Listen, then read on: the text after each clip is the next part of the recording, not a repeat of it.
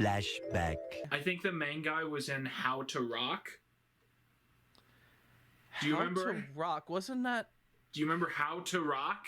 Everyone making their fucking 8-hour retrospectives about How to Rock! If this video is 8 hours long, please end me.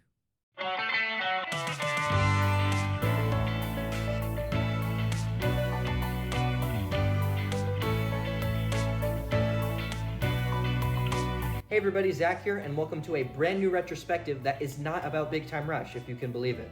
No, today we're going to be talking about the Nickelodeon sitcom How to Rock, which aired from February of 2012 to December of 2012 until its abrupt cancellation. It was created by Jim O'Doherty, who you might recognize as the creator of the masterpiece known as Kickin' It.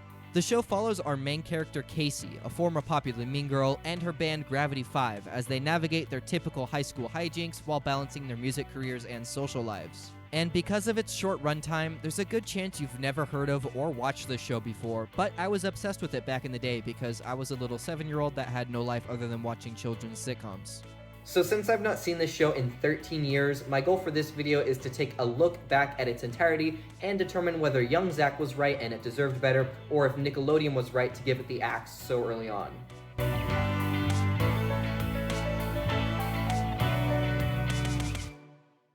And on top of that, I want to get to the root of why this show was canceled, because I can't find a straight answer online. So I did a lot of digging, and I do have access to some insider info that we will get to later. That sounds really dramatic, but it's true. And I'm also going to be reviewing the music, just like in my BTR video, because I never hear anyone talk about it, even though it was a music-centered show airing around the same time.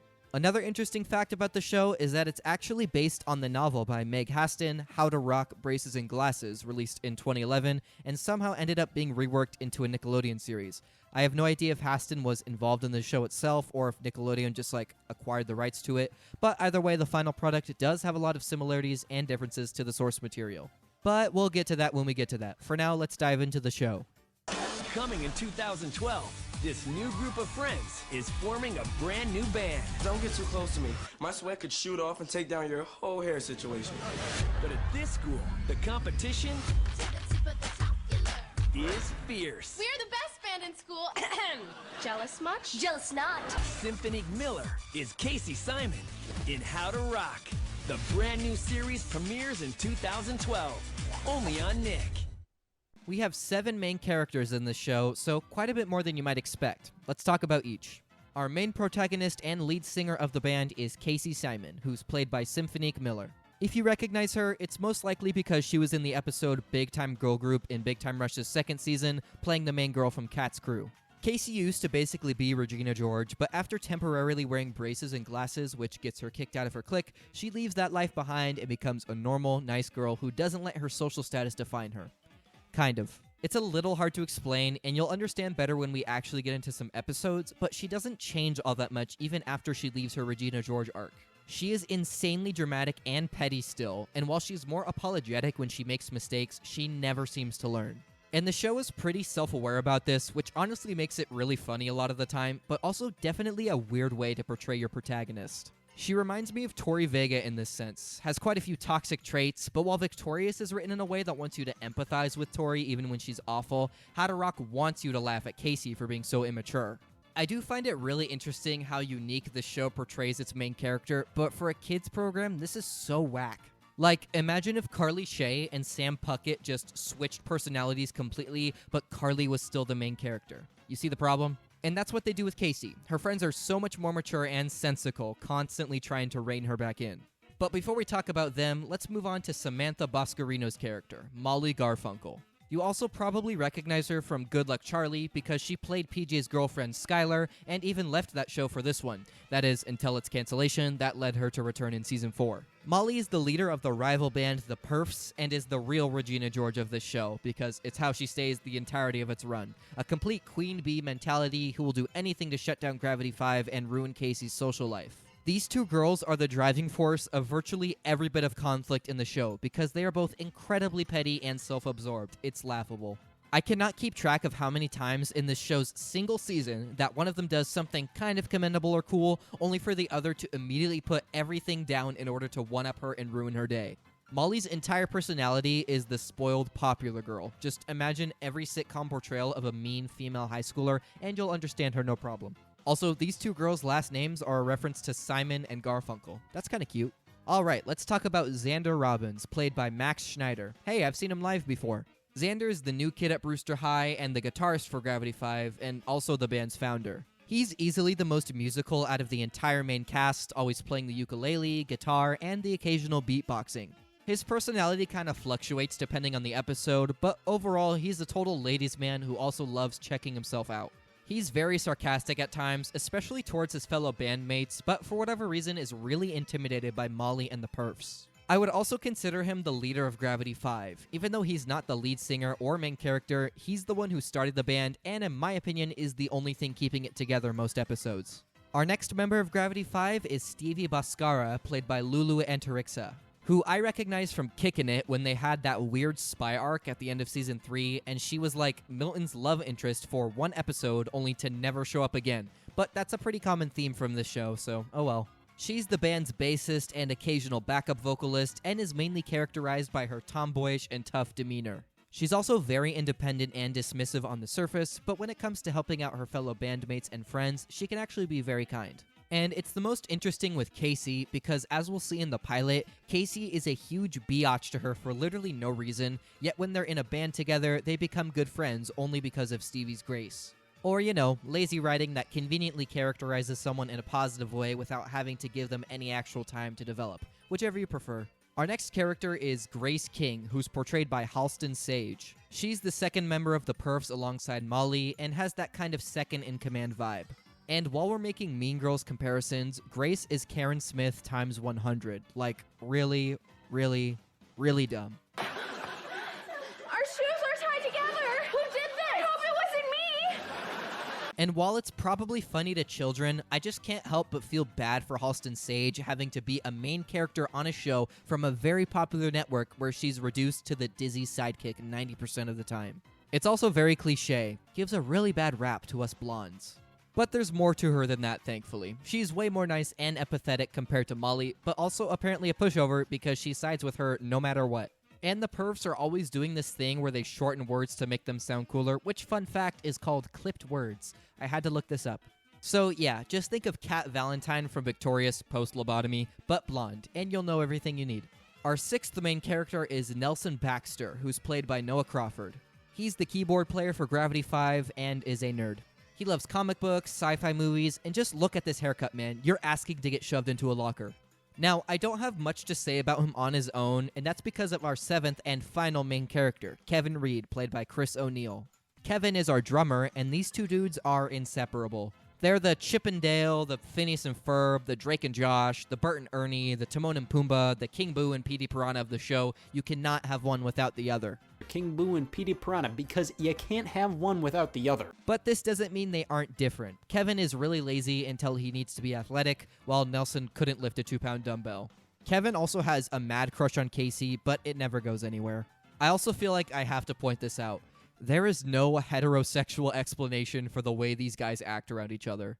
They're always hugging, sharing every single detail about their lives with one another, and they seem to genuinely have separation anxiety when one of them goes away for more than 10 seconds.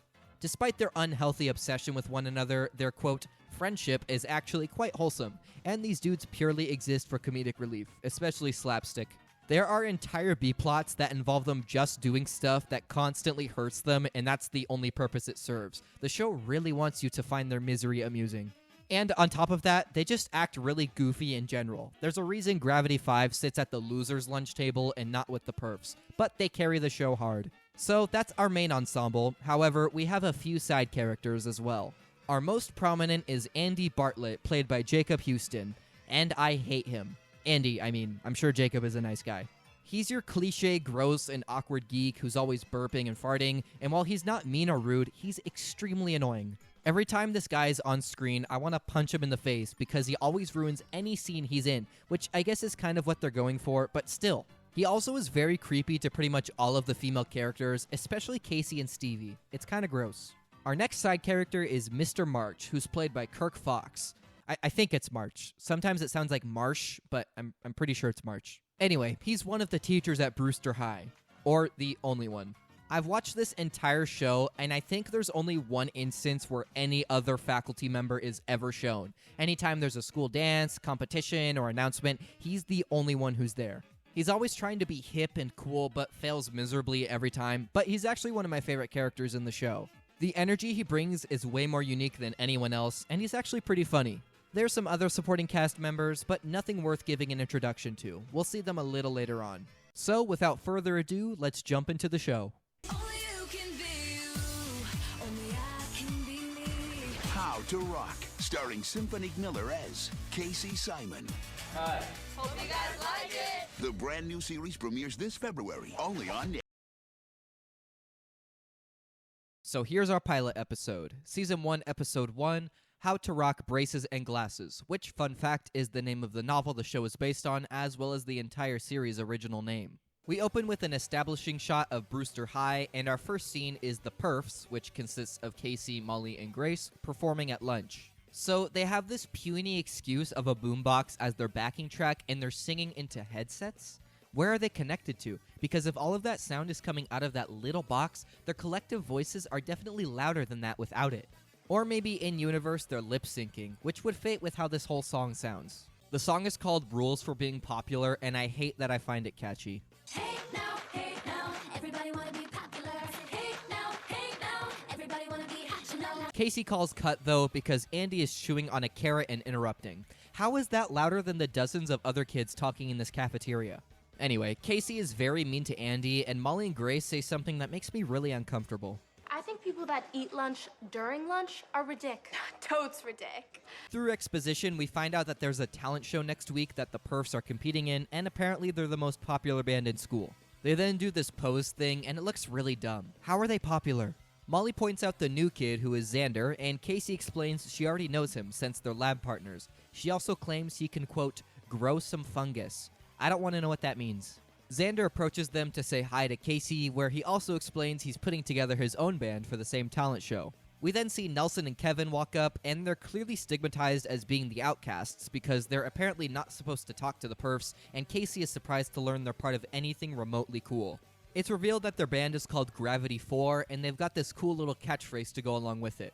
It's kinda cringe, but it's better than this. After a really awkward transition, the Perfs are hanging out at the mall at a smoothie shop called Danny Mango's, and we learn that Casey doesn't have great eyesight, or she wants to look like the Joker. We then see Stevie for the first time, who is an employee at Danny Mango's, and apparently the Perfs already know her. Hello, loserberry. And oh my goodness, this just unlocked a core memory. On our old Wii, my sister and I would spend like hours making Miis, as you do, and I remember we made one and named it Loserberry because of this episode. I gotta see if I can find it. Hold up. Later. Okay, it was mission unsuccessful, but I recreated it to what I think he looked like, and it was something like this. So, here you go. Anyway, Stevie snaps back at Casey by telling her she's the most hated girl in school, which makes her storm off, only to run into this table of fruits and do something to her teeth because she can't see. Okay, she clearly does not hit her mouth at all in the initial crash, and I know she falls to the ground after, but she seems to fall on her side, so I have a very hard time believing this causes significant damage. But regardless, she goes to the orthodontist and optician and discovers that she needs both braces and glasses. No!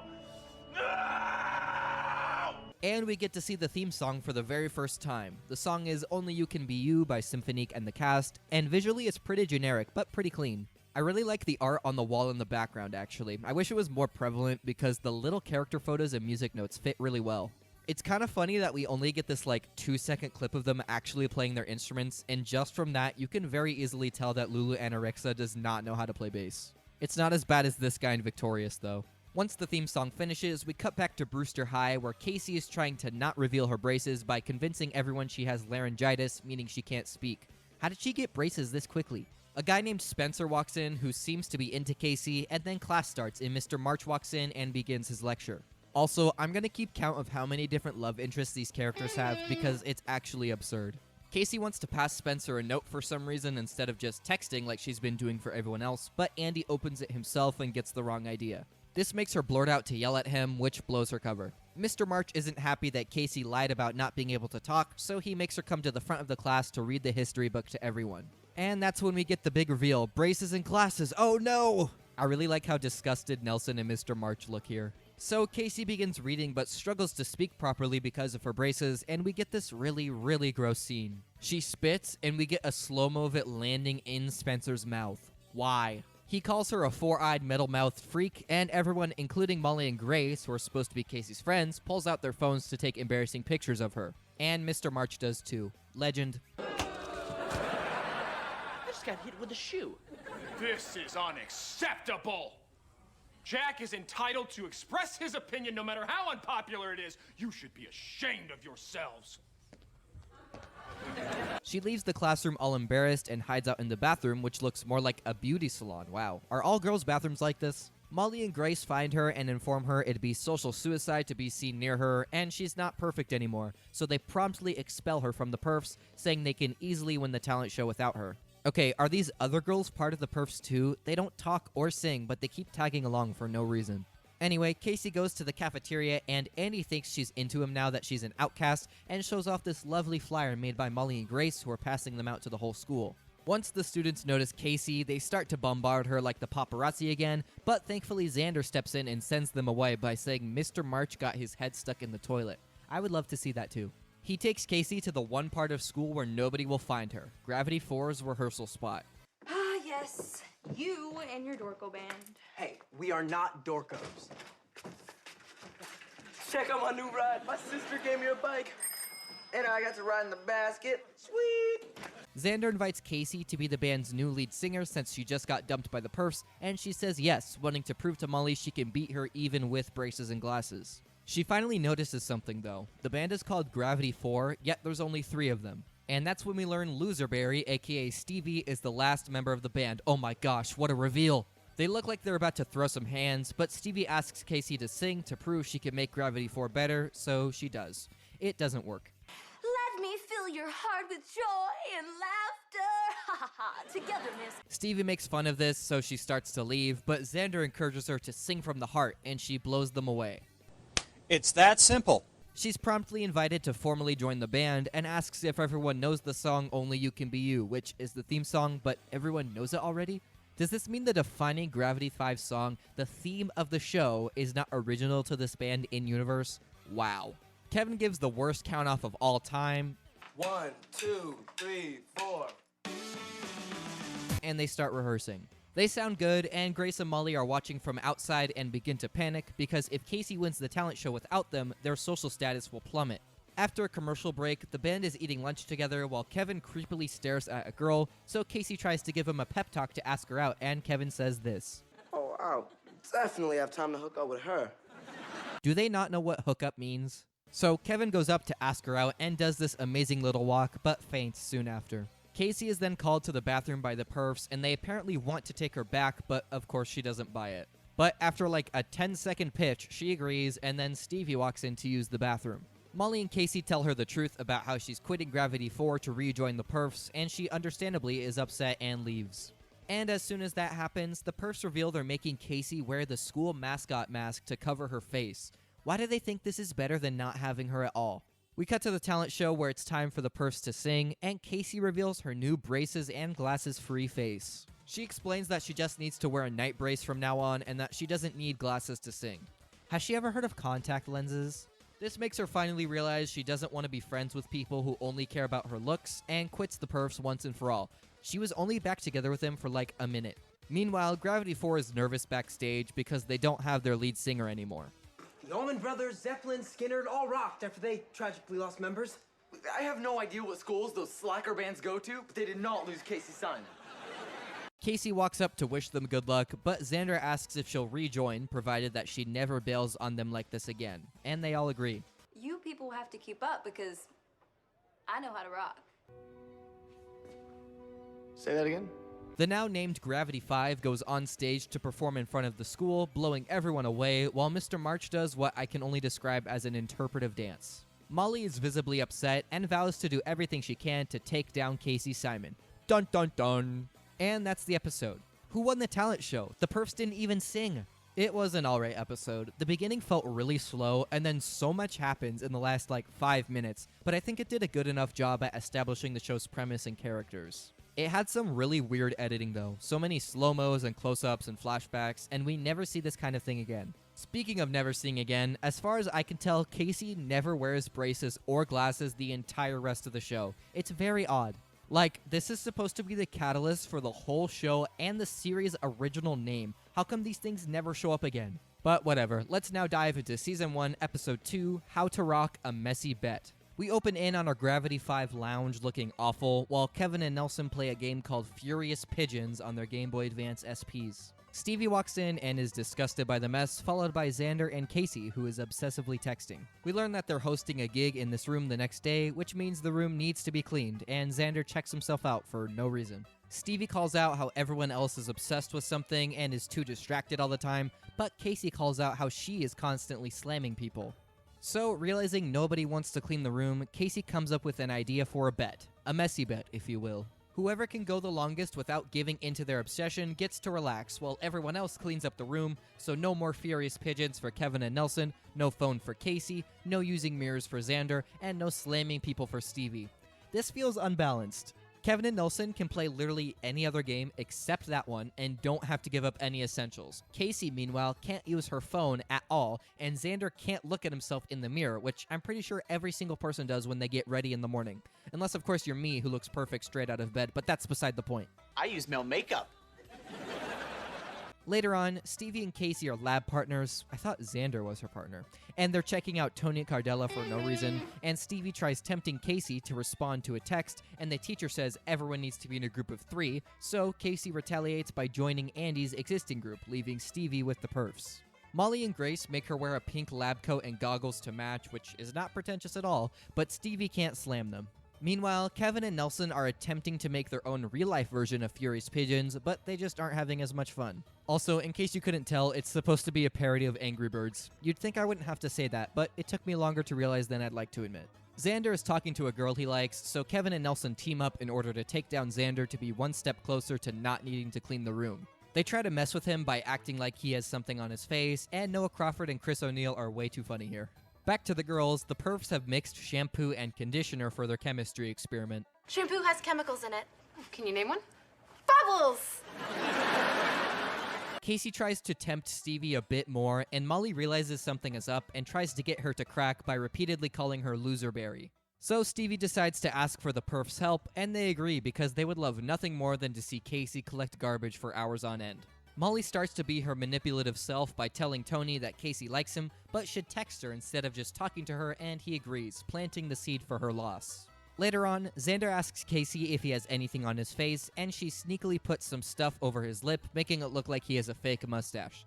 How did she have that ready so quickly? She then tells Nelson and Kevin about some secret level in Furious Pigeons, tempting them to play it again. We then cut to Gravity 5 rehearsing their song, Go With Gravity, while Xander is rocking a killer stash, and he tells Kevin and Nelson Furious Pigeons 3.0 is available for download. On a Game Boy? The room is still a mess, and this unknown creature crawls near them, and Stevie reveals that Tony has texted Casey, and she almost cracks. The next scene, Casey sees Tony in the cafeteria and pretends she saw his text for some reason. Like, why didn't she just say she can't use her phone? So he apparently invited her to a location she doesn't know since she hasn't seen the text, but she still agrees to meet him there. Okay. While this is happening, Kevin and Nelson have taken their real-life Furious Pigeons to the next level, no pun intended, by launching Nelson across the hallway. Xander realizes there's something on his face since the entire student body is laughing at him, and Casey offers him a mirror, so he finally gives in and sees the mustache, eliminating him.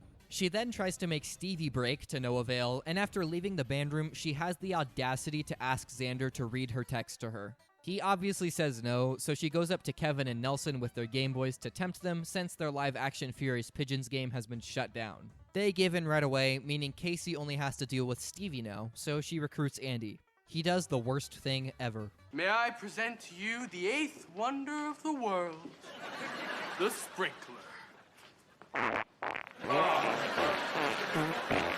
Stevie doesn't break though, and then the perfs come up. Molly threatens to ask Tony out herself, but Stevie thinks this has gone too far, and when she gets more angry, you guessed it, she slams her. So Casey has won the bet, but Molly is still happy because it's time for her date with Tony, and she still doesn't have the location. She checks her phone and sees that he wants to meet her on the other side of the school, which is such a vague location. Maybe the text said an exact location and it's on the other side relative to where they are now, but she does not phrase it like that.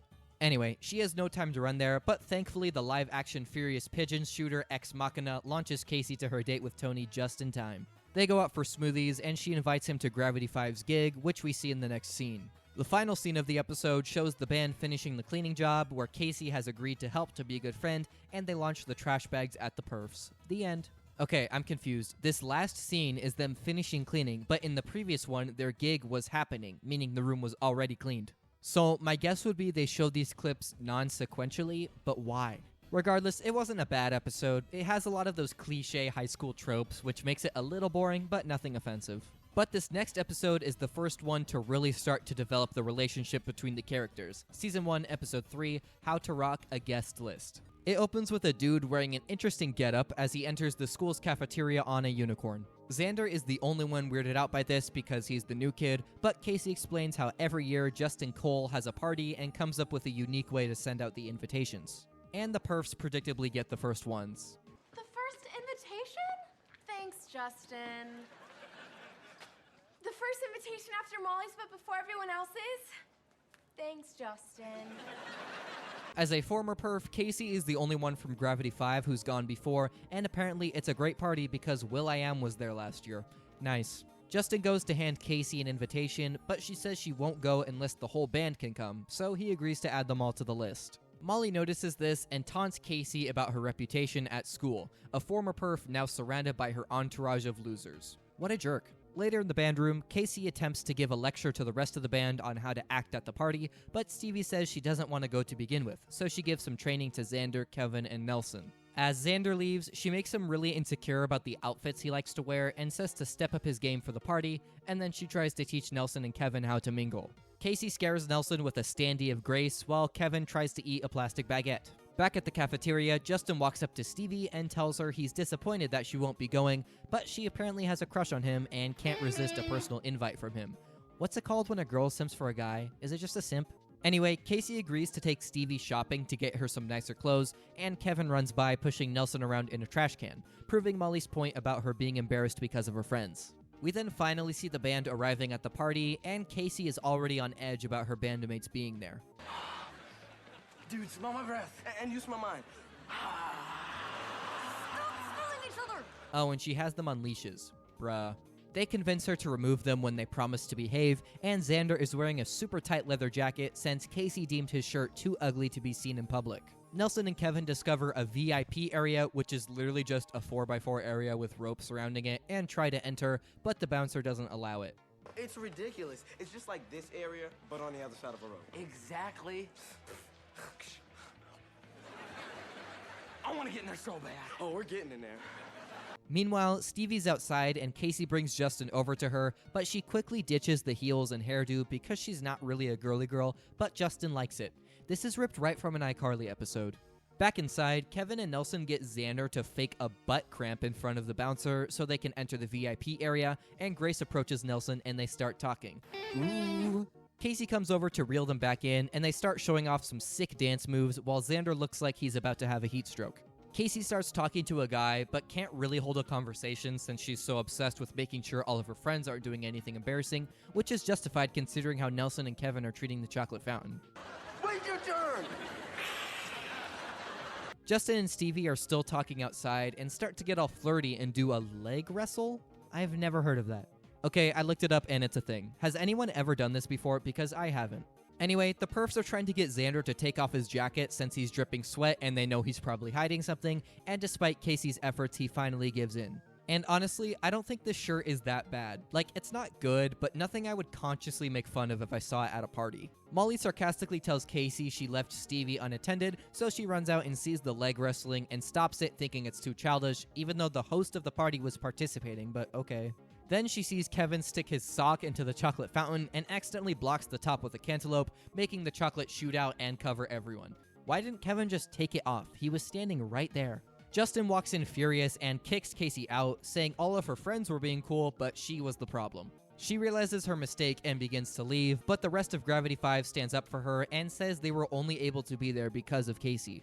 Casey apologizes and says she can make it up to everyone at the party, and Gravity 5 performs their song Hey Now for the crowd. I don't really see how this was making it up to anyone though. They already had live music from someone else, so I guess everyone just thinks Gravity 5 is the best band ever or something. I don't know. Everyone loves the song except for Molly, of course, who constantly has to stop Grace from singing and dancing along. The episode ends with Casey convincing Nelson to talk to Grace, and they have an awkward little conversation about how they saw each other's butts at summer camp in 5th grade. Okay.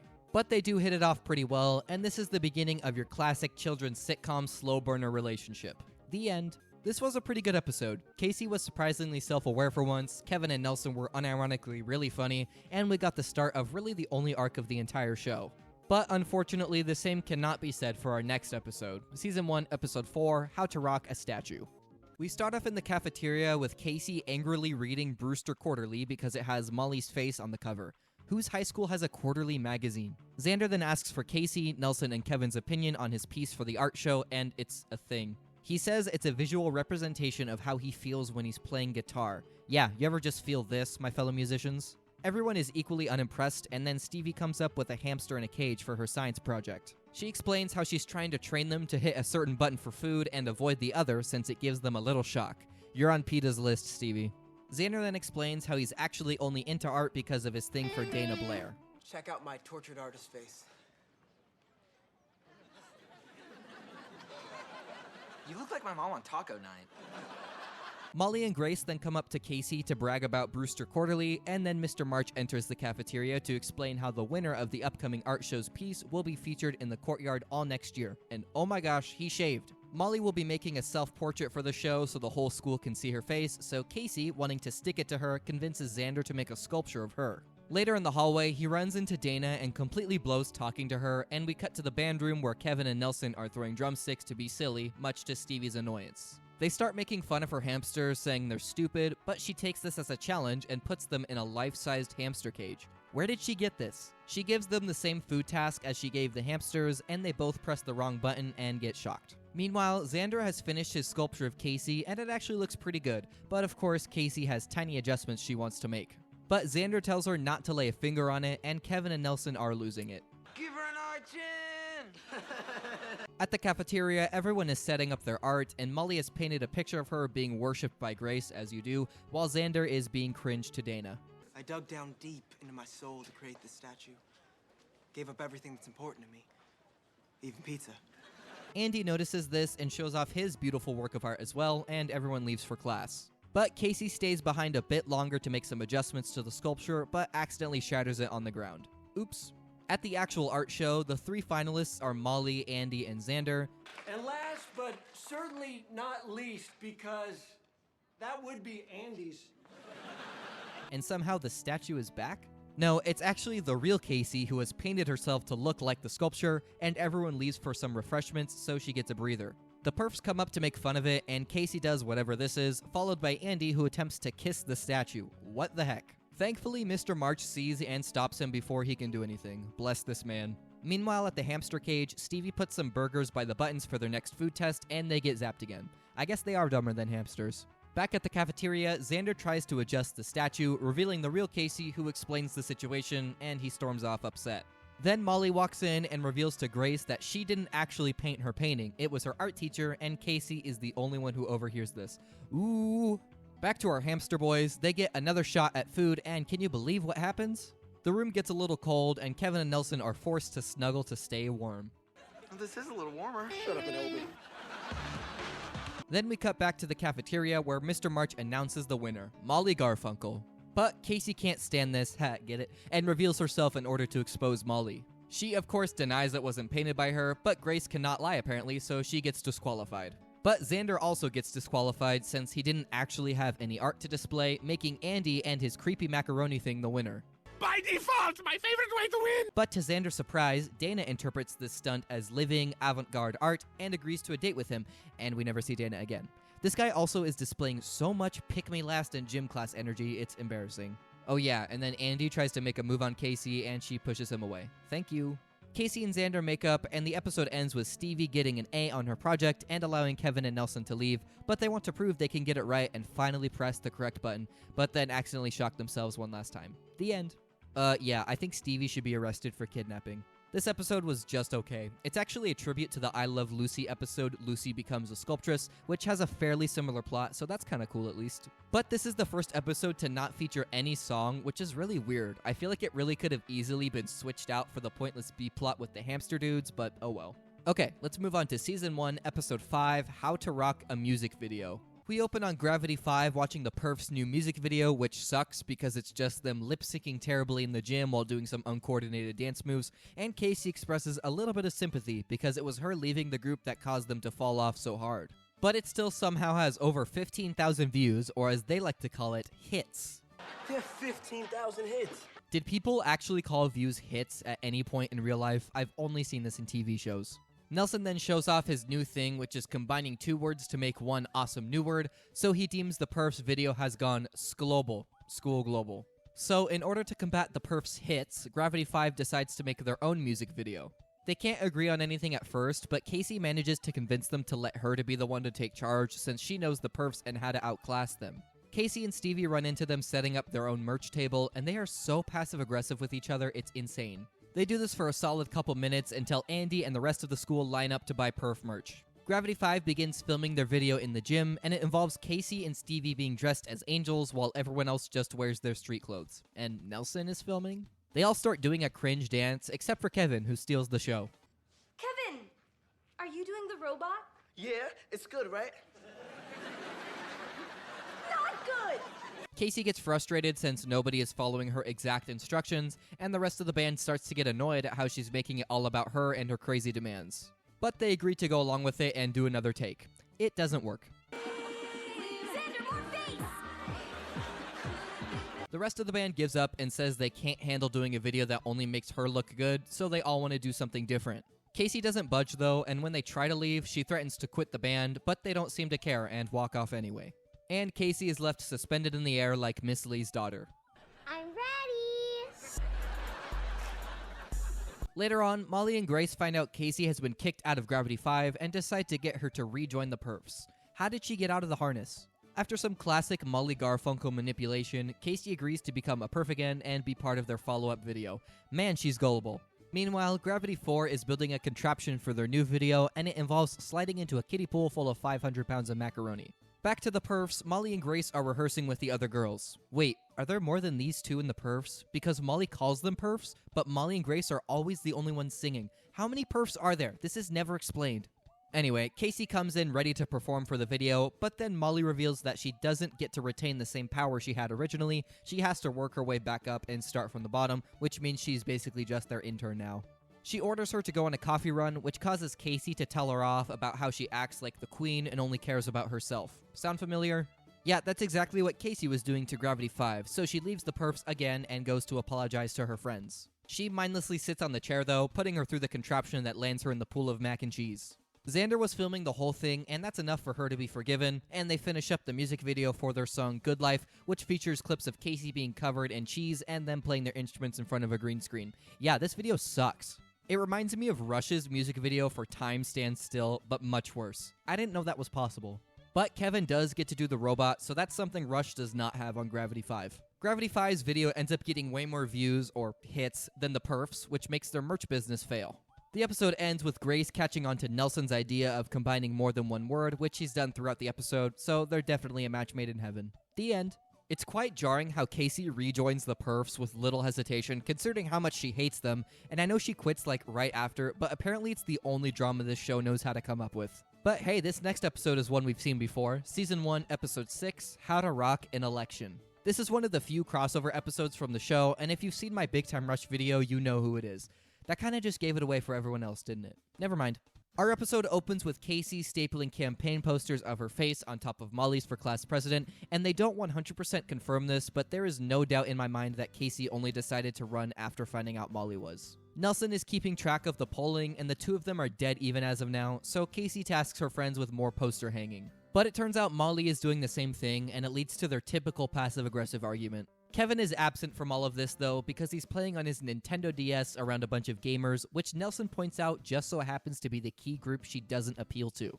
So Casey gets an idea and says something beautiful. What up, gamers? Whoa. I know one of my friends is out there watching this and will really appreciate that quote. You're welcome. Casey's idea is to make Kevin run to get all the votes that she wouldn't get otherwise and have him drop out at the last minute and endorse her so that she gets all of his votes. He agrees, and Stevie, as her campaign manager, suggests she hold a rally. Casey affirms this idea and casually drops that she can get Big Time Rush to perform at it. I totally know them. My cousin Danny's friend Phil is friends with Big Time Rush's manager Steve's girlfriend Melanie's cousin Robin. Wow, you're practically family. I know. All of her bandmates say there's no way she can make this happen, but to prove herself, she and Stevie go to a local album signing they're in town for and tasks the guys with working on Kevin's campaign. I guess I need a campaign manager. Nelson, I couldn't imagine it being anyone but you. Sorry, but I'm an independent pollster. Xander, I couldn't imagine it being anyone but you. Wow, I'm honored. But I'll do it. So Casey and Stevie go to their signing, and oh my gosh, it's BTR. You can never escape them. Kendall autographs a baby's face, and when it's Casey's turn, she awkwardly introduces herself, but they have no idea, pun, who she is. She quickly pitches her idea to get them to perform at Brewster High for her campaign rally, but they politely turn her down, and she gets dragged away by security. RIP. Back at school, the guys are doing a solid job running Kevin's campaign, and he's doing well with his target demographics, and Xander's prepping him for his debate. Kind of. All right, Kevin, again, debating isn't just saying the opposite of whatever the other person says. Yes, it is. Stevie and Casey meet up with them and inform them of the setback. Well, it's, we had a small setback. Big time setback. I understood that reference. Okay, weird side note, they've actually used the phrase big time multiple times in previous episodes. I'm not sure if that's just a coincidence or if they've been teasing this crossover since the beginning, but I'll let you decide. Anyway, Casey still needs to make a campaign video, and they make a decent one, but Molly makes one specifically trashing her, and it's trending. Molly Garfunkel for class president. The choice is totes obvi. Her and Grace start buying votes by handing out stuffed puppies, but Kevin and Xander are still going strong and beatbox for the gamers, and it unironically kinda slaps. This makes Casey happy, but Kevin is visibly annoyed when she brings up how he needs to drop out of the race tomorrow. He then tells her he's earned his votes and is not dropping out of the race anymore and struts away with Xander. Kevin Ree. Later that day at the assembly, it's time for the class president debate, and our three candidates are, you guessed it, Casey, Molly, and Kevin. The moderator, Dahlia, asks Molly what she would do to improve prom, and she describes a very expensive prom that nobody would be able to afford, which Casey points out, and Kevin's rebuttal is, I've been considering this issue carefully, and I'd like to respond by asking my constituents a question. Are there any party people in the house tonight? You know Molly asks Casey if she really wants to bore people on the most special night of their lives, but her response is she has tons of great ideas, like getting Big Time Rush. Okay, wait. Is there anyone in the world who would actually classify prom as the most special night of their life? Because if so, you live a very, very sad life. I never went to prom because The Legend of Zelda Tears of the Kingdom came out that weekend and I wanted to play that instead, and I have no regrets. Anyway, Stevie silently judges Casey from the stands for promising something she knows she can't deliver on, and then we cut to the dogs. They're really mean to Carlos for no reason, and somehow Casey is able to get into their dressing room by disguising herself as a pizza delivery girl. She takes off the disguise and begs them to perform at her school so that she isn't completely embarrassed in front of the whole student body, and they do sympathize with her a little bit, but before they give her an answer, she gets taken away by security again. The next day, it's voting time, and according to Nelson's polls, it's neck and neck and neck. Kevin and Casey exit the voting booth, and Kevin reveals he voted for Casey and actually does want her to win. Okay? Being touched by his deed, Casey stands in front of the whole school and endorses Kevin and drops out of the race, telling everyone to vote for him instead of her, winning him the election. We cut to the congratulations party that's thrown for Kevin, and even though Molly didn't win, she is still pleased that Casey couldn't live up to her promise to get BTR to perform at Brewster High. But then the dogs walk in hiding behind some pizza boxes. How did they know which school Casey goes to? They explain how they realized how much they would have liked to have been bailed out from their embarrassing moments in high school, so they decided to come to congratulate Kevin. They agree to sing a song for everyone and do the song Music Sounds Better. Molly and Grace go to the front of the stage to dance along, and James gives Grace this wink, which apparently is a reference to the fact that James Maslow and Halston Sage were dating during this. I had no idea. BTR pulls off a great performance, and for the last scene, both bands hang out in Gravity 5's band room. They do the hold it down thing that Gravity 5 does all together, and that's the end. This was a big moment in the season too, because the viewership count was the highest it's been since the pilot episode, obviously due to these handsome men. So I totally crapped on this episode in my Big Time Rush video saying how it's a lazy crossover, and I still do think that, but as a How to Rock episode, this is actually really enjoyable. Watching this from the perspective of a Big Time Rush fan, you're really disappointed because they're hardly in it and are treated as any celebrity guest star, but when you're watching this as a How to Rock fan, it's a cool little cameo for an episode with a really solid plot.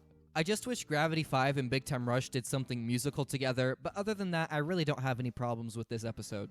Okay, now let's talk about Season 1, Episode 7, How to Rock a Newscast. Our episode begins at school like most episodes, but wow, it's on a new set. That never happens.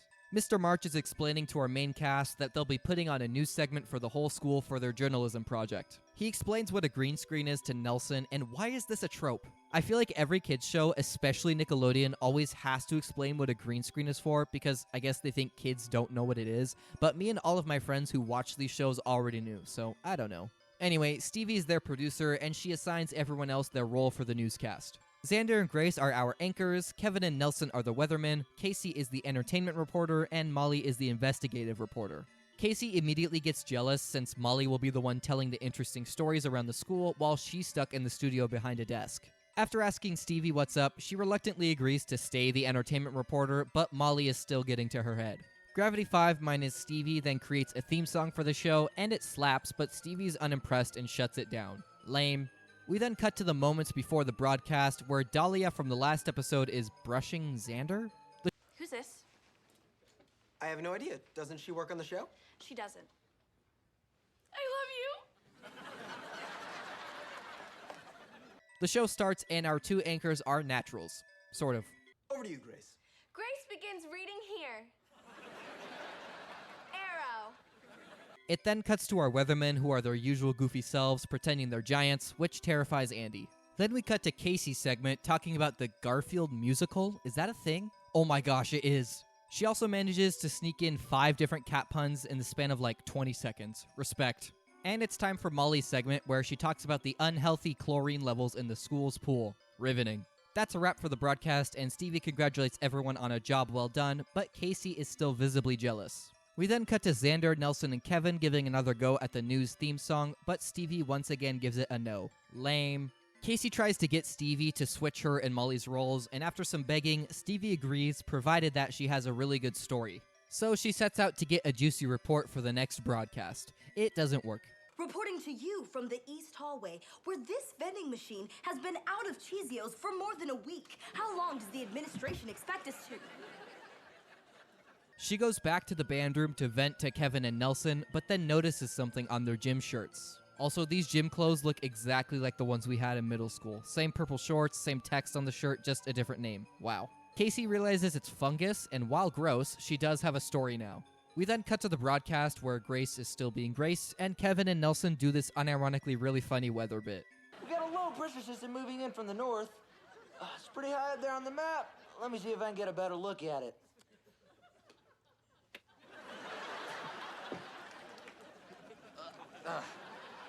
Oh. It's then Casey's turn for her fungus story, and it's very fear-mongering, just like the regular news. And Grace freaks out and runs away, also causing a mass panic at school. What do these people think running around will do to help fungus that has clearly already been contained? Stevie is for some reason really proud of Casey for creating panic across the entire student body, and Molly expresses her jealousy to Grace. So to combat this, she comes up with a plan to get Andy stuck on top of the flagpole so that she can report on it and be the one to save him, also painting her the hero, and then she tries to get Grace to suffocate herself. Meanwhile, in the band room, Xander asks to see the infected shirt and realizes that it's not actually deadly fungus, it's moldy jelly from the food fight the three of them had. He tells Casey she needs to be an honest reporter and tell the truth, but she's hesitant to do so since nobody will believe her again. Think of the boy who cries wolf. The boy keeps crying that he wants a wolf, and all the villagers keep giving him more and more wolves. Then, when he wants something that is not a wolf, they get him another wolf. This reminds me of a story of a boy named Wolf who cried a lot. And after that, his friends never believed him. And then, his grandmother ate him. Casey wants to just hold off and let it all blow over, but then the jocks come in. The gym has been closed due to the fungus, so they have decided to claim Gravity 5 space to do their workouts, and they bench Nelson. Casey is convinced to tell Stevie the truth, but when she comes in and expresses how proud she is of her, she decides to not come clean and agrees to do a follow-up report the next day. Bruh. So the following day it's time for the news, and the whole school is watching, excited to hear what Casey has to say next. But she feels too much guilt and takes the opportunity to instead tell the truth about her story and apologize to everyone. But then it comes time for Molly's story, and since Casey has come clean, she doesn't need to one her up anymore, but Andy is already on the flagpole and she tries to play it off. The cue card boy is also trying to mess with Grace because he thinks she'll read anything out loud, and he starts to get chased. And even though Stevie is disappointed she didn't get a great story for her show, she is proud of Casey for coming clean. Oh, and Andy stays stuck to the pole. Nelson and Kevin do another weather segment with their floating heads and make Casey the sun. The end. So yeah, nothing related to music this episode, but it was still solid. Casey actually was mature for once and cared for her friends, and Andy suffered. That's always a win in my book. And now it's time to break down Season 1, Episode 8, How to Rock a Prank. We open in the cafeteria at Gravity 5's table, and Casey explains how she's waiting to get in line until Dean Hollis walks by so she can talk to him and get him to ask her out. Okay. And wow, this girl is nuts. Accidentally bump into him in line, and then I'll make a joke about how weird it is that a food called chili is actually hot, and then I'll laugh, and then he'll laugh, and then we'll laugh, boom. Dean eventually walks up and Casey accidentally bumps into him, and while she's trying to tell him the chili joke, he runs off to get his wallet. But hey, the lunch lady found it hilarious. The perfs then come up and mockingly offer her some mints to chew on before Dean comes back, and she takes one. Why? Casey then expectedly foams at the mouth and spits in Kevin's cup, but he and Nelson vow to get Molly back and make her rue the day. And when Molly starts chatting it up with Dean, Casey is ready to take her down. So at the band room, Nelson has concocted a revenge plan which involves Molly getting thrown into a volcano by a giant hawk, but Casey isn't feeling it. Forget the hawk. You can never forget the hawk. So they have a new plan which they devise off-screen, and it begins with Casey talking to Dean to get Molly's attention. They drop a fake spider onto the perf's lunch table, so while they're scared and have run off, the rest of Gravity 5 has glued their phones to bananas. Meanwhile, Dean asks Casey out, and when she shares this with her fellow bandmates, Xander gives her a high five, but uh-oh, they're stuck because Xander accidentally got some glue on his hands. They can't get them unstuck, so Nelson tries to make a solvent while Xander lectures Casey about being petty towards Molly and how one of them just needs to be the bigger person and move on. And it won't end until one of you is a big enough person to just let it go. Well, she'll never be that person. Exactly. So I don't see how it's ever gonna happen.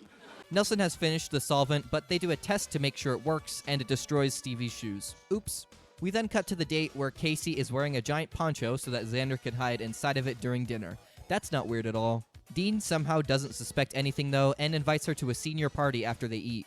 While this is happening, Kevin and Nelson are trying to make another solvent, and Stevie offers to help, and by that she means I'm gonna spray you with glue so you can't touch anything while I make the solvent myself. Pretty based, not gonna lie. She completes the solvent, and Nelson and Kevin have glued themselves to a bunch of different things, and they run into the perfs on the way to the restaurant. And Nelson accidentally reveals where they are, so of course Molly starts to plot. Meanwhile, Casey and Dean have gotten their food, and what kind of salad is this? The chicken has to be cut up though, so Xander and Casey each have to use one hand while Xander can't see and is reaching near a sharp knife.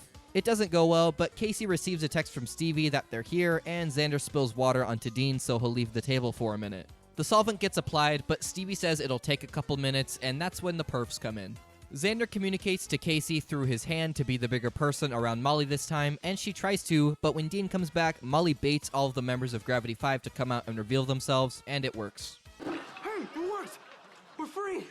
Free! What up? Dean is confused, but as they explain the situation, he's surprisingly cool about it and invites Casey to the party anyway. Oh, and while under the poncho, Xander tied Molly and Grace's shoes together so that they trip, so I guess he wasn't as mature about the prank war as he initially let on. In the final scene, Kevin and Nelson make another scale model to try and rizz up the senior girls at the lunch with the giant hawk. The end. From what I can tell, this episode was released as part of that Nickelodeon prank-themed episode run they had back in the day, like with Big Time Rush and iCarly, and this one was pretty unique because it wasn't a prank war like you'd expect, it's just one prank gone wrong and having to mask it. Once again, no music here, but if it was meant to be part of a Nickelodeon prank series, I'll give it a pass. Okay, let's move on to Season 1, Episode 9, How to Rock a Secret Agent. Fandango at home, why is this the episode thumbnail? Anyway, our episode opens with Xander announcing to the rest of Gravity 5 that he got a gig for a school fundraiser dance this Saturday night to make the gym floor less slippery.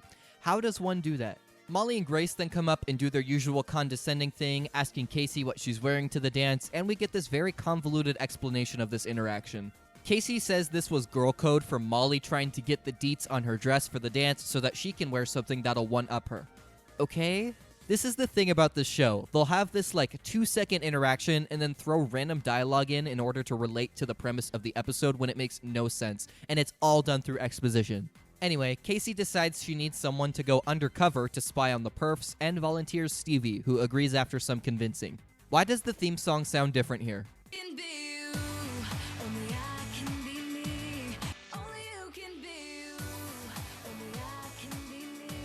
The next scene in the band room, Casey is trying to coach Stevie on how to spy on Molly effectively, and they come up with the idea to fake a fight so that Molly will want to join forces with Stevie to get back at Casey. Meanwhile, Xander arrogantly tells Kevin and Nelson that he'll find a date to the dance quickly and they can pick from who's left, but they claim they're more than capable of finding a date before him. So the three of them make a bet that whoever gets a date last has to wear a dress to the dance. Deal! And no asking each other out. Deal. No heterosexual explanation for that. Later in the cafeteria, Casey and Stevie fake a fight in front of the perfs as planned, and Molly invites her to sit with them. Stevie announces that she's been invited to the perf bathroom, so Casey gives her a full makeover and trains her to be exactly like a perf. Molly shows her around the bathroom, and I know we've seen this before, but how does anyone get away with this type of renovation? And where do they get the money for it? Also, now they have a sushi bar. Are all girls' bathrooms like this? Stevie starts to get a little distracted, and when she can't get the dress info from Molly, she decides to stick around a little too long. She comes back to the band room and has been perf washed. Uh-oh. Could you imagine if we lost Stevie to the perfs? We'd lose our bass player. We'd lose our bodyguard. We'd lose our spider killer. Realizing Molly is too powerful and has sucked Stevie in, Casey comes up with her plan to get her back by disguising herself as the sushi chef. She realizes that Molly has replaced Grace as her number 2 with Stevie, so when she confronts her about it, Stevie just gets mad that she was spying on her and points out that Molly actually cares, while Casey is just using her for information. We then cut to the guys, and Xander tries to show Kevin and Nelson how it's done by asking out a girl named Sarah, but when she sees he's doing it just to impress his friends, she storms off. But Kevin stops her and says he'd like to go to the dance with her, and she says yes to his surprise, and then he does this epic dance thing. Molly and Stevie start chatting, but then Molly asks what Casey will be wearing to the dance because she wants to take her down and one-up her in front of the whole school. Shocker. They come to the band room, and Xander is distraught that a girl said no to him, but still has a little bit of hope since Nelson doesn't have a date yet either.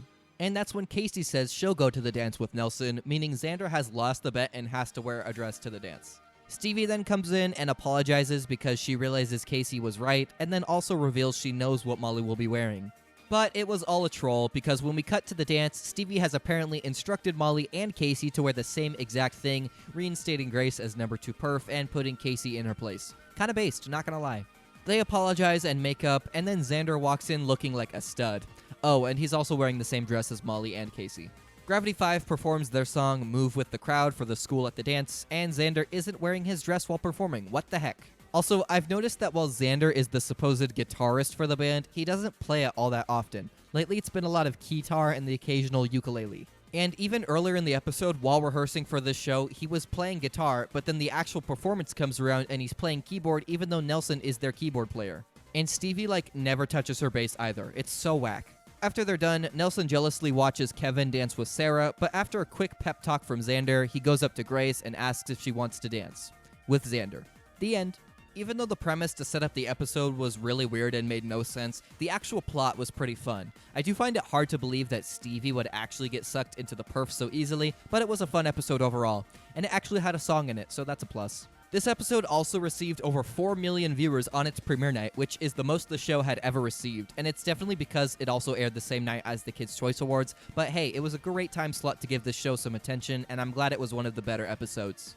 Okay, let's move on to Season 1, Episode 10, How to Rock a Lunch Table. Again, this one has a weird thumbnail, but I'm not sure where it's from. We begin as usual in the cafeteria, and our lead's complaining about the dubious food of Brewster High's lunch, and then birds poop in their food, which implies this is outside? I never would have guessed that. Okay, after some looking, there's clearly an outside backdrop, whatever. Or I can approach it with my normal egomania and just assume that I'm right all the time and everyone else is an idiot. So I'm gonna go with that route. Xander is excited to bust out his ukulele and perform Gravity 5's new song, only to be interrupted by the perfs lip-syncing to their song for like 5 seconds. Not only do they only give the perfs one song in the whole show, they can't even come up with anything other than half a verse and a chorus.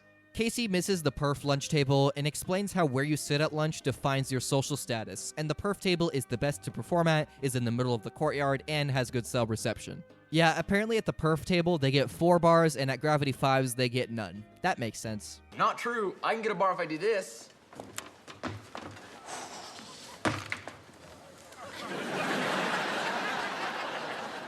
Yes!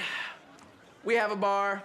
Xander, being the new kid, doesn't care about where he sits at lunch and tries to play their new song again, but Casey says they need to save it for when they have a good spot to perform it at, like the perf table. Molly then goes up to them to brag about her amazing table with Grace, and then the birds poop in Casey's food again, making her vow to reclaim her table.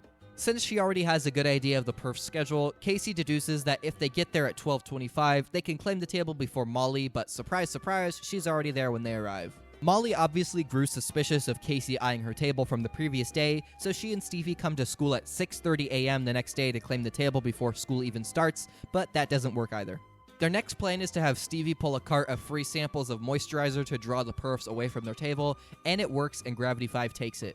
So they begin to bust out their new song, but oh no, Molly has put paint on their seats, so now all of their butts are red. Okay.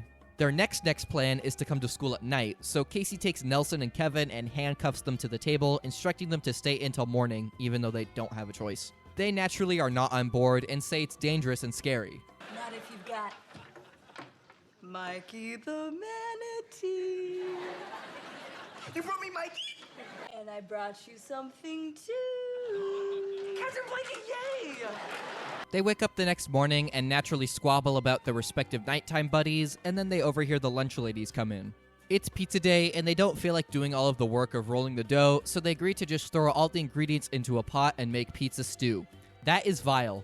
Casey comes up and thanks them for their bravery, and then does some questionable actions to the table before leaving, without unlocking their handcuffs. And on top of that, there clearly wasn't any attempt from the perfs to take the table the whole night until Casey got back, so they literally didn't need to do anything to reserve it. Andy then walks in and is distraught when Kevin and Nelson tell him about the pizza stew, and they all start plotting. Meanwhile, Molly's approached by Grace in the perf bathroom to inform her that Gravity 5 has taken the table, and it's really distracting how they don't let this extra talk. Make the foam into a little heart. No, wait, a flower. An orchid. Okay, that's just a blob.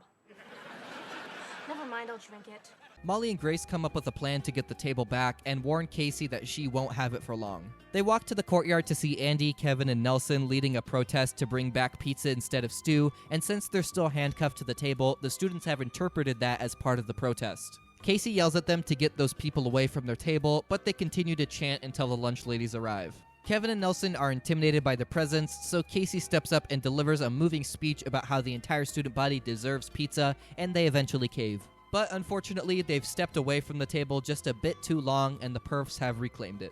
Oops. So Gravity 5 is forced to sit at their bird poopy table for pizza day, but Xander busts out the ukulele one last time so Gravity 5 can perform their new song that he's been itching to play, and Casey actually complies. Wow. They put on a cute little show for the students in the courtyard singing Go With Gravity, and the last scene showcases Casey and Stevie putting the bird feeder on top of the perfs table so that they'll poop on them instead. The end. I thoroughly enjoyed this episode, but it's really obvious that this was meant to be aired in the show's earlier run, like the episode right after the pilot. It acts as if Casey joining Gravity 5 is still fresh since she misses the perf table, Xander is still being characterized as the new guy, and they say Go With Gravity is their newest song even though it's already appeared in episode 2. So it makes the most sense if you treat this one as episode 2 in my opinion, but it's still a fun time nonetheless. Okay, let's get straight into season 1, episode 11, How to Rock a Birthday Party. And we got another iCarly thumbnail. We begin with Nelson and Kevin reading a nerd book, and the perfs pointing out to Casey how her birthday is this Friday and will be the first one since leaving the band, meaning she'll likely have a very lame party. You know, since we kicked you out of the perfs. I left the perfs. Whatevs. Totes Water Bridge. But Casey responds she'll have an awesome party with Gravity 5 and goes to their table, and we get that sitcom thing where she's vague enough to make there be a miscommunication as to what they're talking about. The TLDR of this is it turns out Casey and Nelson have the same birthday, so they agree to throw a joint party for them on Friday. Share my birthday? I can do that. Bring it on, birthday girl. No way she can do that. A bit later in the band room, Casey reveals that she reserved Loft 49, a very expensive and competitive party location. Nelson likes the location, but wants a bouncy house there for fun, only for Casey to shut the idea down. Kevin, Stevie, and Xander reveal that they have a comprehensive list of everything Casey wants, including gifts, their prices, and what to write in the birthday card, while Nelson doesn't have any specifics. But they all decide that he'd love a signed copy of that nerd book thing he was reading earlier, and all go to see if they can track one down. Meanwhile, Casey has said no to virtually all of Nelson's ideas, and she has this mile-long guest list while Nelson has one sticky note. Really? It's front and back. We then see Molly explaining to Grace how she wants an invitation. Not because she wants to go, but because she wants to be invited and then say no to snub Casey. That makes sense. So they walk up to Casey and say they assume they aren't invited, but Nelson wants to add them to the list, presumably just for Grace, but Casey doesn't take the bait. Also, look at how in this close-up Grace is wearing this red jacket, but when it pans out, she's not. And then it comes back. While this is going on, Stevie, Kevin, and Xander are on the computer placing a bid for the signed book, and the computer audibly tells them they have the highest bid, just like eBay, right? But at the last second, they're outbid. RIP. The birthday people then walk in, and Nelson is wearing that wrestling suit that they have in that one episode of The Office. I hope Nelson doesn't fall in the water and float away. And Andy, where is he? Where the hell is Andy? Where is he, Pam? Casey doesn't approve of the suits, and when she leaves to make a call, Nelson expresses to the rest of the group how he's kinda bummed she doesn't like any of his party ideas. We then see Casey and Stevie creating the invitations in the courtyard, and Molly sends Grace over to them for Plan B. Did someone say birthday? No. Nobody said birthday. Wonderful!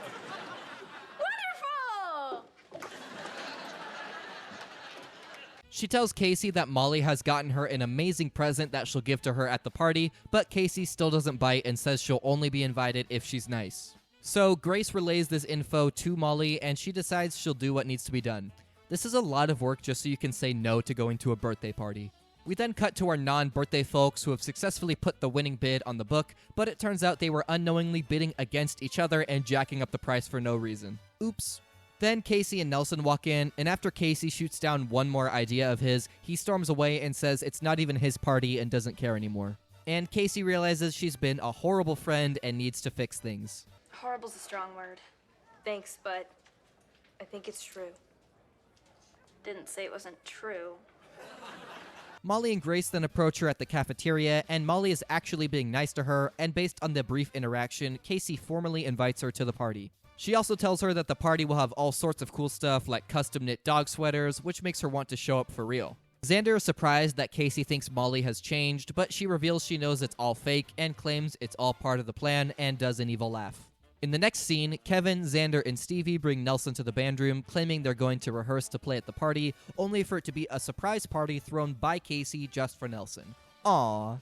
She's gotten all of the things that he wanted for his birthday, and Grace pops out of the cake. Is that a bounce house? Yeah. I always wanted one, but my mom thinks I'm too small and it will deflate and crush me. Nelson then receives his signed copy of the Dork novel, and the rest of Gravity 5 performs for him. They play their song Last One Standing and bring him on stage to play with them for the last half of the song. How wholesome. Our two birthday people do the wrestling suit thing, and I bet you're wondering, where's Molly during all of this? Well, if you remember, she was invited to the Loft 49 party, and she's there only for it to be closed and realize the actual celebration is elsewhere, and then her dog pees on her. The end. I really liked this episode. It characterized Casey to actually be selfless and consider her friends' feelings. Grace and Nelson have a great moment, and they actually perform a song. Surely Casey will never be a bad friend again, right? No. In fact, it'll happen in this very next episode. Season 1, Episode 12, How to Rock a Part-Time Job. We begin in the band room where Gravity 5 is rehearsing Last One Standing again for like 2 minutes straight, even though it has nothing to do with the rest of the episode, and we literally just heard it. Casey's phone was blowing up during the song though, and she's trying to ignore it because she knows it's her mom who's very unhappy ever since her latest credit card bill came in and Casey has racked up a bunch of debt. Nelson graciously answers her phone and relays the information to Casey. How many times have I told you that credit card is for emergencies only? But those furry boots were an emergency, and so was that cute vest and the skis I need for when I learn how to ski. Well, all I know is somebody owes me $411. But Mom! But Mom, me? Stevie suggests she get a job at the mall like the rest of them, and there just so happens to be an opening at Danny Mango's. Wow, they actually acknowledged the continuity from the pilot. I did not expect that. After the theme song, Casey has gotten the job, but is not the best at customer service. Honestly, for $7.25 an hour, I don't blame her. Casey tells Stevie she doesn't want Molly and Grace to see her there, but is told interacting with the customer is part of the job and she shouldn't care what the perfs think. But then she hides again. Meanwhile, it turns out Xander does not actually have a job at the mall. He just plays ukulele for the shoppers and they throw spare change into his case. He's then approached by the security guard who tells him unless he works at the mall, he has to get his tiny guitar out of there. It is a ukulele, musicator. It's okay, baby. He didn't mean it. Casey is complaining to Stevie about her uniform's look, but feels better as soon as she discovers what Kevin and Nelson's jobs are. So Kevin and Nelson work for a pizza and burger place respectively and are in charge of handing out coupons to the mall shoppers. Are you sure they're not the new Diddley Bops? And then, as expected, the perfs walk in and Molly is ecstatic to see Casey working at the mall for minimum wage. Why does she care? She sees a sign that says, "We won't rest until you're 100% satisfied," and takes the opportunity to make Casey's life difficult with an extremely convoluted order while simultaneously never being satisfied, forcing Casey to keep remaking her smoothie. Kevin and Nelson start to bicker over which of their restaurants is better, and we then see Xander back at it again on the uke, except wearing a single hat to disguise himself. I can't believe that didn't work. Molly and Grace eventually get bored and leave, and Stevie hides Xander from Paul Blart under the counter and makes him a smoothie. She explains to Casey how employees get a free smoothie, but decided to give hers to Xander, and then leaves Casey in charge while she picks up the paychecks. She spills juice all over herself, and hey, it's Dean! We see a love interest more than once. This episode is so impressive so far. Casey says she can hook him up with a free smoothie, which turns into giving all of his friends a free smoothie, which turns into her giving everyone a free smoothie. Molly and Grace enter to see Casey squirm again, but only to find out the customers love her and the free smoothies they're getting. Kevin and Nelson, meanwhile, continue to squabble over their restaurants and decide to each claim a half of the mall so they can't sabotage one another. Xander is still on the run and backs into Nelson accidentally, who explains his evil plan to throw crickets in his suit, and when he does so, they begin a food fight. While all of this is going on, Stevie comes back to find out Casey has been giving away dozens of smoothies for free, and to make matters worse, Danny Mango walks in soon after. He's impressed by the business and goes to check how much money is in the register, and he keeps referring to himself in the third person, which is really weird. Anyway, he finds no money in the cash drawer, so Casey is forced to fess up, resulting in both of them getting fired. Oof. The next day at school, Molly takes great pleasure in finding out Casey has been fired, and she finds Stevie walking through the courtyard, who tries to ignore her. She apologizes again and again, and Stevie appreciates that, but a simple sorry doesn't cut it. So Casey decides to talk to Danny Mango himself at the mall. Coming to Danny Mango's. Buy 25 smoothies, get the last one half price. You take this coupon. Buy a dozen smoothies and get your 13th smoothie at 10% off. Yes. He initially doesn't budge, but they do come to an agreement when Casey volunteers to be the coupon passer outer for Danny Mango's. If I was approached by someone dressed like this, I would never step foot in that store again. But it works, and Stevie gets her job back, and then Kevin and Nelson walk in. They both got fired for their fighting, so they referred each other to the other place and have basically switched jobs. I legit didn't notice they were wearing different costumes until this was pointed out. The episode ends with Xander telling the guard he got a job at Milkshake Shack, meaning he is technically able to perform at the mall now. He then secretly tells Nelson and Kevin there is no Milkshake Shack, and the guard overhears this. Did you just say there's no Milkshake Shack? Well, first of all, that was a private conversation, and second of all... How does the security guard of the mall not know what stores there are? Well, in any case, that's the end of the episode. It was alright. You can kind of tell they were trying to pad out the runtime with this one, given the long song rehearsal at the beginning, the useless B-plot scenes where Xander just runs away from the mall cop, that kind of thing. And on top of that, this is exactly the plot you'd expect from any generic high school sitcom, and it doesn't really do anything to stand out, which is kind of lame. Oh well, let's move on to Season 1, Episode 13, How to Rock Halloween.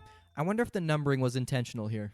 Our episode begins with Gravity 5 minus Casey dressed as fingers. Okay. Nelson is the pointer finger, Kevin is the ring finger, Xander's the thumb, Stevie's the pinky, and they're waiting on Casey to complete their group costume. So they never say this out loud, but Casey is the middle finger. That was definitely planned. But when she does come in, she looks like Marie Antoinette and not the bird, and explains how the Perfs band canceled last minute for their Halloween party and Gravity 5 can play instead. but nobody else really wants to, as they've been planning on trick-or-treating for months and leave Casey behind. She says she doesn't need them, points to a bass when she says guitar, and then her dress gets caught on the drum set and she hits her head. This causes her to doze off on the couch and she wakes up in an alternate reality. Ugh. It's one of those episodes. Character falls asleep, wakes up in another world, only for it to be a dream all along. Casey discovers she is a werewolf and explores the school to find out everyone else is Halloweenified as well. She finds her friends and begins eating with them, and the perfs are now vampires. That's fitting.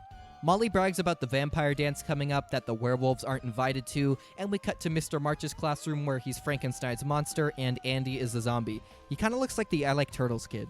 Mr. March recaps the class from the previous lecture in which they were talking about the legendary Chosen One who appears once every 100 years and has mystical powers. Ganondorf?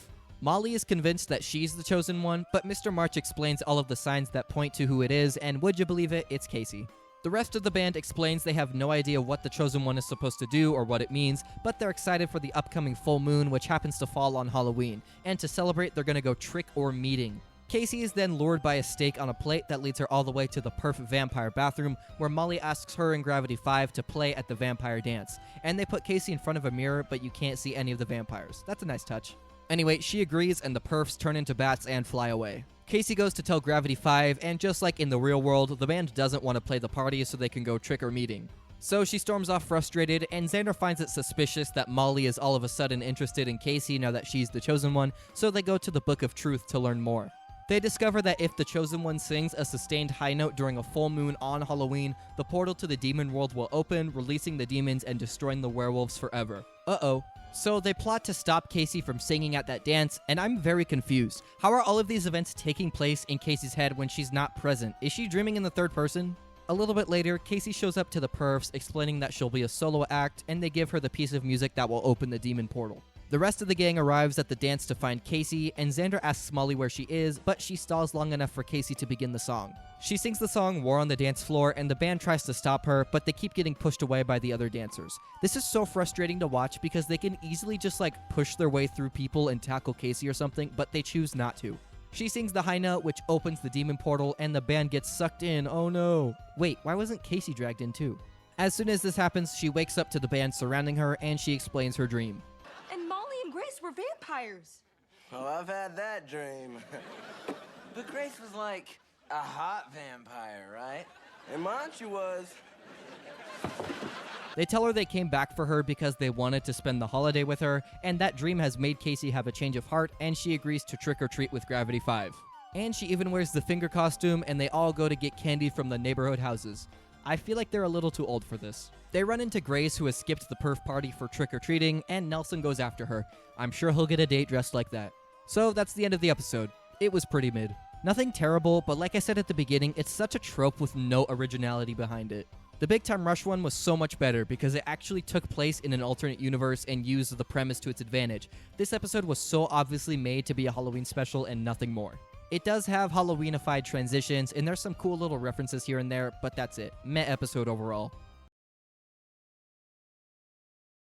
So if you're familiar with my content format, you'll know that I like to do different segments and intermissions in between seasons and take some time to explore other media that relates to the show and its cast. But since How to Rock only has one season, I'm going to put our intermission in between the first and second half of its run. And I know what you're thinking. How could there possibly be anything about this short-lived show to talk about? Well, I'm glad you asked. Before we get into the actual intermission, I want to take a look at How to Rock's source material, the novel by Meg Haston. There was actually a sequel to this book as well that we'll talk about later, but for now, let's dive into my book review of How to Rock Braces and Glasses. This was published on October 24th, 2011 and has 337 pages. Holy crap.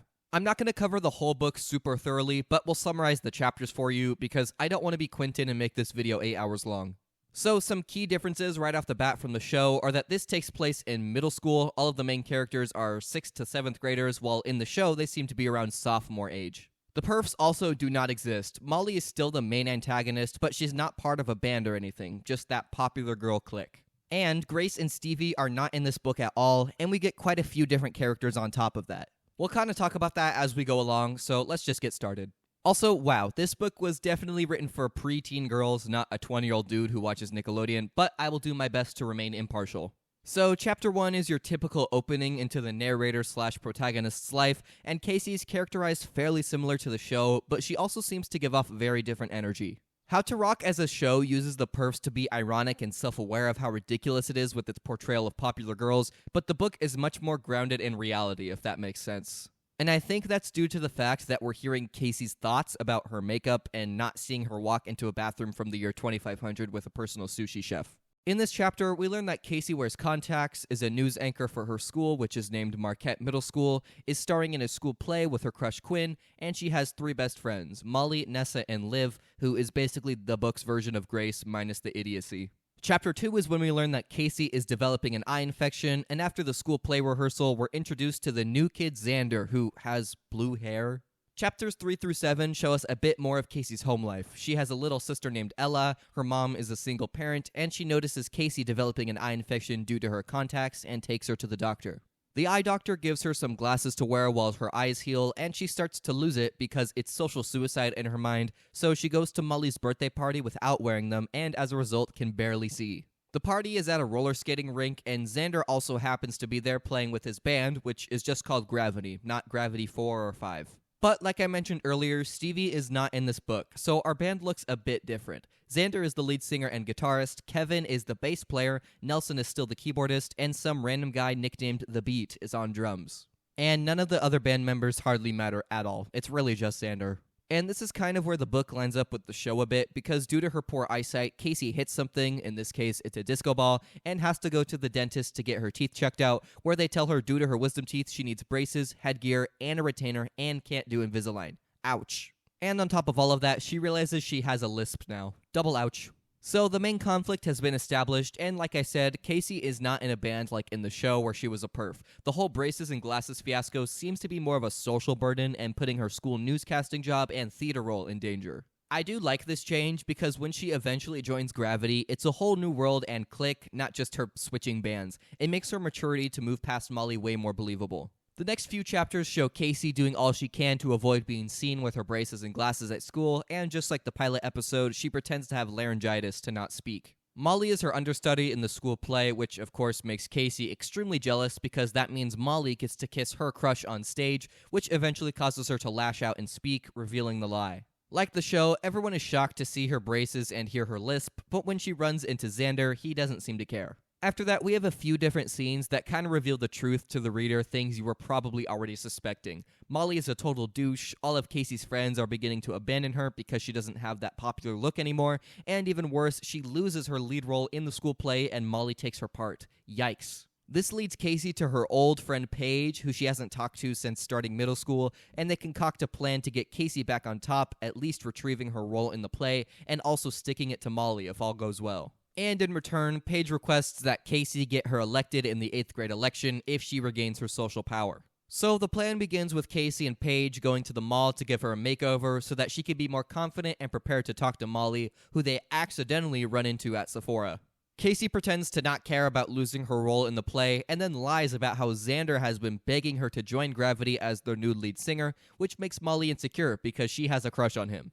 Knowing this, Casey says she'll get her a date with Xander if she removes the viral YouTube video of her doing a broadcast with her lisp, and she accepts the deal.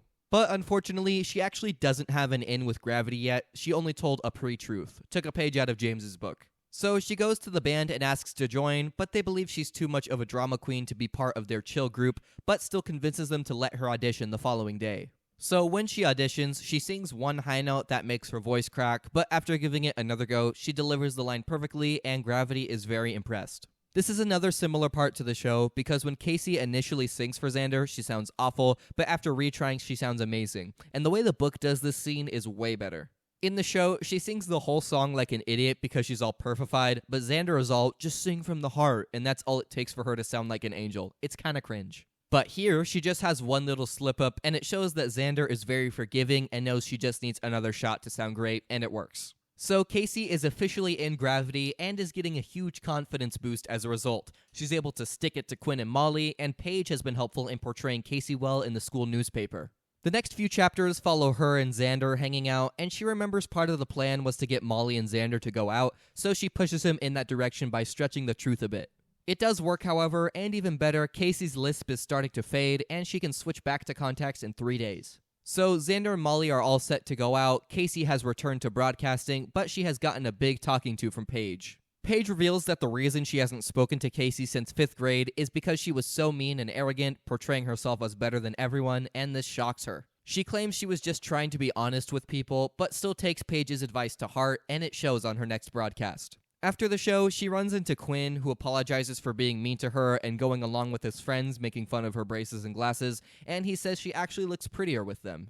And then they almost kiss, but are interrupted by the bell. Ooh. So we're kind of at this spot now where Casey is getting her normal life back, but isn't totally sure that's what she wants. She seems to be enjoying being part of Gravity and not being close with Molly, even though originally that was just going to be a temporary deal until she climbed back up the social ladder. But this is where things turn to crap. Molly invites Casey over for coaching on her date with Xander, and it seems to go really well, and Molly seems to be officially reinstating Casey as a popular girl again. And she even offers the lead role in the play back to her, but there's a caveat. She has to quit the band so that she won't spend as much time with Xander so Molly can have him to herself. After thinking about it, Casey accepts the offer and goes to tell Xander she's quitting, but then realizes something. She has a mad crush on him. But instead of making her move, she flat out tells Xander she's done with Gravity to pursue the play, and Xander is pissed.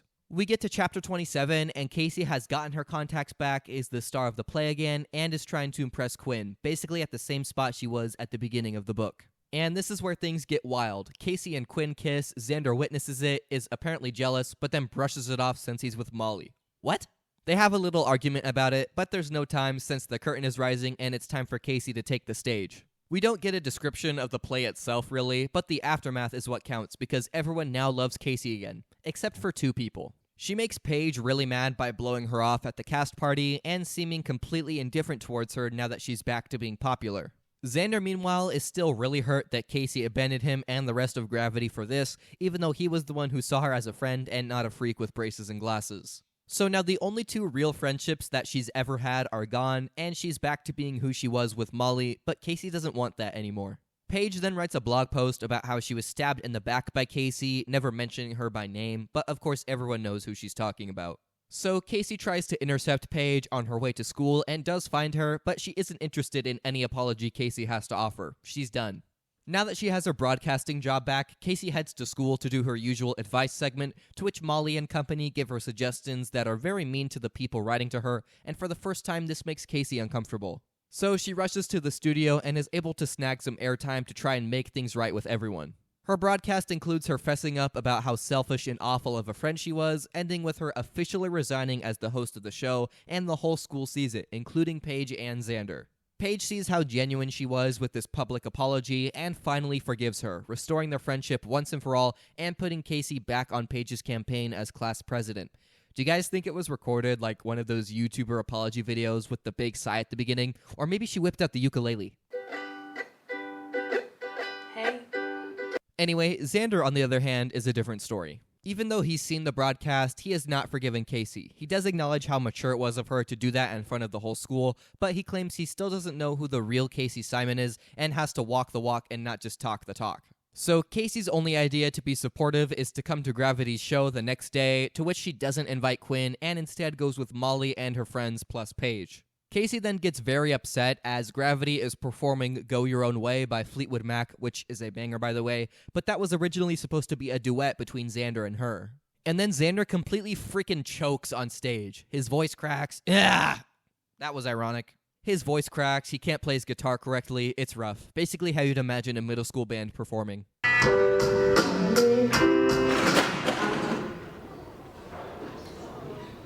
Molly is very embarrassed that her boyfriend is humiliating himself and her in front of everyone, and that's when Casey jumps to the rescue. She goes on stage with Gravity, sings the song with Xander like it was originally intended to, and they kill it, everyone loves them, and they get 2 encores. This finally is able to restore their friendship and maybe something even more. Ooh. I say this because they have a little one-on-one moment in the final chapter, and of course Casey rejoins the band, but they also act a little flirty, and Casey narrates that she senses some deeper connection between the 2 of them. And then the book ends. It was a bit of an abrupt ending. Like, there was no final scene where Casey can, like, stick it to Molly and say they're not friends anymore once and for all. Quinn and her never interact after that kiss, and Molly and Xander don't break up, and she's completely unaware of their feelings for one another. This book definitely could have used an epilogue or something, but guess what? We still have its sequel that I will talk about later because this was way too much reading for this short-ish segment. But that being said, I did unironically enjoy this book as much as I hate to admit it. I'm not the target demographic in any sense, but most of the characters that are prevalent actually feel like real people, and they definitely feel like middle schoolers as well. This is one of the few things this book does way better than the show, because like I said earlier, it's way more realistic, while the show uses sitcom tropes for that kind of ironic comedy, which at times comes off as lazy writing. So if you have children aged like 9 to 13, this would probably be a fun read for them. It's also Meg Haston's first novel, which I found interesting. But is the sequel better, worse, the same? We'll find out later because my brain is fried. And you know what that means. Intermission. For this intermission, I want to discuss the Nickelodeon show You Gotta See This, aired from 2012 to 2014. Kinda. We'll talk about that later. And you might be wondering why I've chosen the show you've probably never heard of, and that's because it's hosted by none other than our two favorite Furious Pigeons players, Chris O'Neill and Noah Crawford. And yes, I said hosted. This is a reality show which was basically Nickelodeon's version of America's Funniest Home Videos, but hip and for the kids. But also, was that show still relevant in 2012? I know it's still airing to this day, but I haven't heard anyone talk about it in forever. Anyway, I digress. Nickelodeon obviously saw the amazing chemistry between these two dudes and gave them their own show, which was short-lived, but it has some interesting lore to it as well. I mean, in terms of its backstory, not the plot of the show. So I have 13 episodes to watch, but there were apparently 20 of these things, but some of them were unaired or were only shown in different countries, and this show is a pain in the butt to watch on any streaming service. I had to buy each episode individually. There was no season bundle or anything, so it took me way longer than it should have to access this show, and on top of that, some streaming services offer different episodes. Now, you could access different episodes if you had a VPN, which is where today's sponsor No, I'm just kidding. This isn't sponsored. But if it was, that would have been such a smooth segue, and I wanted to share that. Okay, I'm rambling. So let's start with the 13 episodes I do have access to. I'm not going to break them down as heavily as How to Rock because it's not nearly as substantial, so don't worry. So episode 1 is titled Dancing Don'ts and Sneezy Cereal, no clue what that means, and we get this warning thing where they say not to try this at home. You know, the fun killing part. So our boys introduce themselves, and this is apparently Chris's bedroom. Sure, buddy. This is like modern MCU green screen, but slightly better. Don't do it! This was fun! No! They show a guy fighting a goose, and then we get a compilation of epic dance fails which look like they were filmed with a toaster. Was video recording this bad in 2012? I do not remember that. The main thing I want to highlight in this first episode is the One Direction prank, which apparently Noah and Chris organized, but I seriously doubt it. Anyway, Zayn and Louie are pranking the other three and have hired an actress to pretend she's the Nick executive producer and is going through labor. And she's also really weird. And they do that thing where they don't show the whole segment at once and have a bunch of breaks in between. Like, come on, who does that? So uncivilized. But before we get back to that, look who we get to see. Kendall and Logan are here to introduce to us exclusive bloopers from Big Time Movie. Holy crap. And yeah, these are not featured in Big Time Rush's official bloopers episode, so this is pretty cool, and they're actually kind of funny. They move on to that classic Diet Coke and Mentos experiment, except they say soda and candies because they can't say any actual brand names, even though I'm pretty sure Diet Coke and Mentos are the only ones that give you this kind of reaction. They do some other clips that are pretty lame in my opinion, and we get to see the One Direction prank again, which is honestly very anticlimactic. They're just kind of like, oh, are you okay? And sit with her until she's like, you've all been pranked, ha ha ha. And Zayn and Louie are like, haha, you guys totally fell for it, but like nothing really happened. They didn't react in any funny way, but then Chris is all, oh man, my sides hurt, what an epic prank. It's really awkward. Episode 2 is called Funny Foxes and Tumbling Toddlers, and it starts off with this clip of a toddler who is very flexible and climbs out of his crib. Respect. We then get one of those Rube Goldberg contraptions, and One Direction is here again to show off a soccer trick shot, and then we get a set tour from the iCarly gang. Yay! We have Miranda Cosgrove, Jeanette McCurdy, Nathan Kress, and Noah Monk who show off the groovy smoothie and web show set, but Miranda gets something wrong. Oh yeah, we have this hammer from one of the first episodes. Jerry throws it across the room and almost hits me in the head, and it lands in the wall. It wasn't Spencer who threw it, it was part of a Hammer fan. What a noob. Bouncing Babies and Water Wipeouts is the name of the third episode, and it's nothing special. I should note, though, that they have this recurring character called Crazy Jackson, who Chris and Noah call whenever they want him to do a dare, whether it's Diet Coke and Mentos, slip and slide bowling, or making bottle rockets with baking soda and vinegar. And they always give him this little title card, and it's so unnecessary. So much of the show uses a crazy amount of filler to hit that 22-minute mark, and it's really tedious to get through. I don't know why they made these episodes so long. It should have just been like a weekly segment, not its own show. This episode has this like 5-minute long segment where they have this random guy dress as a gnome and go hang out with kids. It's really weird. Episode 4 is called Gamer Grandpas and Snappy Seagulls, where we get a bunch of animal clips and wow, something actually How to Rock related. Chris and Max Schneider play a prank on Noah where they give him keys to a golf cart which they're not allowed to ride on, and they hire this guy dressed as a security guard to reprimand him and him only. This is so mean. He lets Chris and Max off scot-free, but pretends to not know who Noah is, saying he doesn't recognize him from the show even though he's a main character. The guard administers some whack driving tests, and he of course fails. You hear that sound? Yeah. That's the sound of failure. And they tell him he's been pranked, but not before he asks for his mom. Is this real? One Direction is also here again. What the heck? They do a Nerf fight and introduce a clip of a dog playing the piano, and that's it. How did these guys end up in so many episodes? Episode 5 is titled Playful Piggies and Fashion Fails, where Crazy Jackson karate chops some food, and it has One Direction doing the music clip thing again.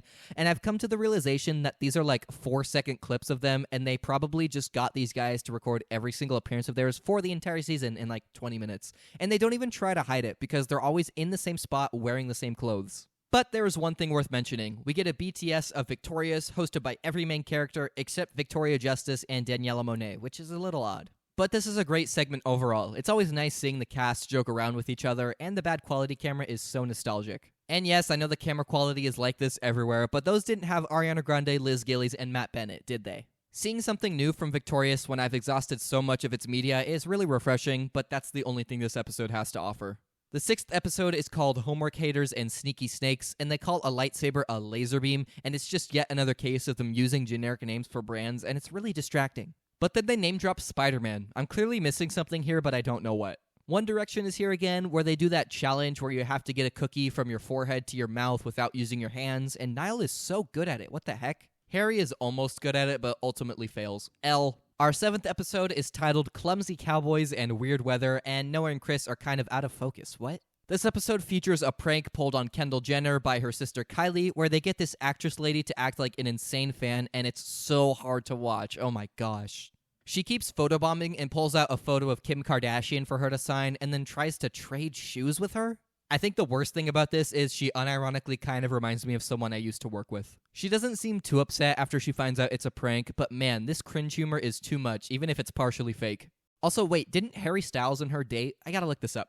Okay, so apparently they pretty much did, but never officially said so. Dang it, Google, give me the drama. They also get Crazy Jackson to bob for apples and whipped cream. I feel like that's very easy. Definitely not harder than water, but okay. And One Direction shows off a clip of 2 dudes trying to break boards with their faces, and it doesn't work out too well. Who would have thunk? Episode 8 is called Surfing Santas and Wild Watermelons, and they show this clip of someone doing this stuff with their fingers for no reason. Like, am I supposed to be impressed by this? They also do that rubber band watermelon explosion thing, and it's unironically the best one I've seen, because it falls over and then shoots out. It's pretty cool. One Direction shows off a basketball trick shot, Santa plays tennis, and that's it. I don't know why the episode is titled Surfing Santa, because he's playing tennis, unless that's a move in tennis or something, but I don't think it is. Oh well. Our 9th episode is called Powder Pranks and Donkey Duets, and there's a How to Rock segment. Yay! It's a BTS featuring Symphonic Miller and Max Schneider showing off the sets. Noah and Chris engage in an epic ping pong duel, and we get a montage of them just hanging out and having fun on set. It's actually pretty wholesome. Crazy Jackson, then Male's Pudding? I guess the writers of the show thought that just doing random stuff with messy substances would be fun for kids to watch, but it's really not. In other news, though, Chris O'Neill actually does play the drums, so that's pretty cool. It's very obvious that Lulu Anorexa doesn't play bass and Noah Crawford doesn't really play keyboard, so at least someone knows how to rock, if you will. This episode also features One Direction playing charades, and Louis gives a very generic impression of Justin Bieber, but they somehow guess it, huh? Anyway, let's move on to episode 10, Pick Pranks and Tiny Turtles. They show a guy hanging with the gorillas, shirtless Santa Claus getting bitten by a raccoon, and cats doing karate. They also show this girl doing voice acting impressions. Is that Brizzy? Yeah, it is. Wow. She has a great video of doing the Poke Rap as the voices of the Pokemon, by the way. The main segment of this episode is when Noah and Chris go out in public and photobomb strangers' pictures, and none of them react. It's still kind of funny, but a little sus, if you know what I mean. The 11th episode is called Pizza Pros and Basketball Bros, and it has lots of animal stuff, and dang, these bike fails actually make me cringe.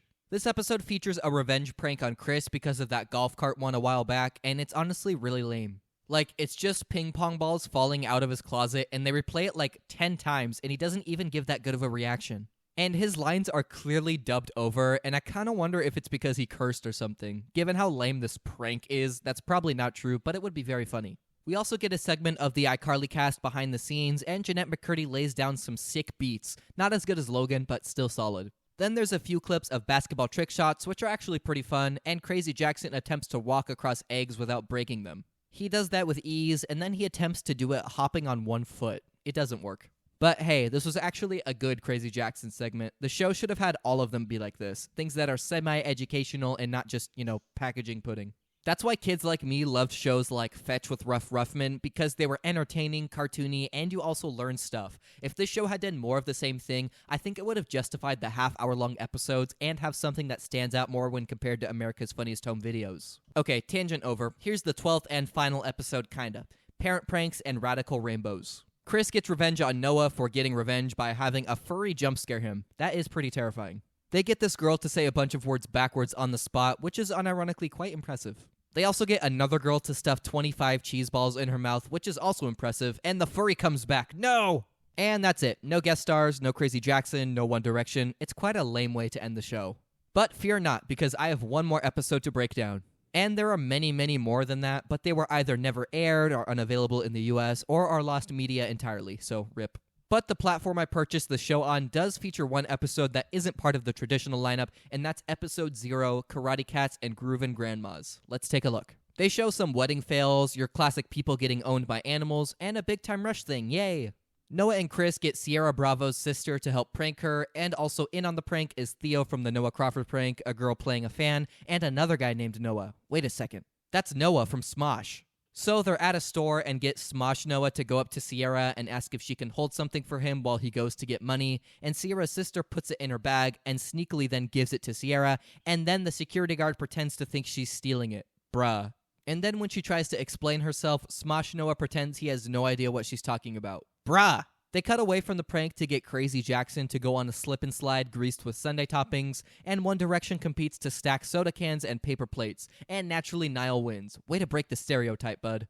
So the Sierra prank continues, and a fan comes up to her and starts recording her getting in trouble, and then the guard asks if they can take a picture together since his daughter is a big fan of BTR, and then goes back to the bad cop. He reveals the prank by showing her a sketch of the suspects, and this poor girl. Noah and Chris keep saying, oh, she's so sweet, we feel so bad, and she is so polite, and the officer is a total douche at first. Oh my goodness, I cannot with these pranks.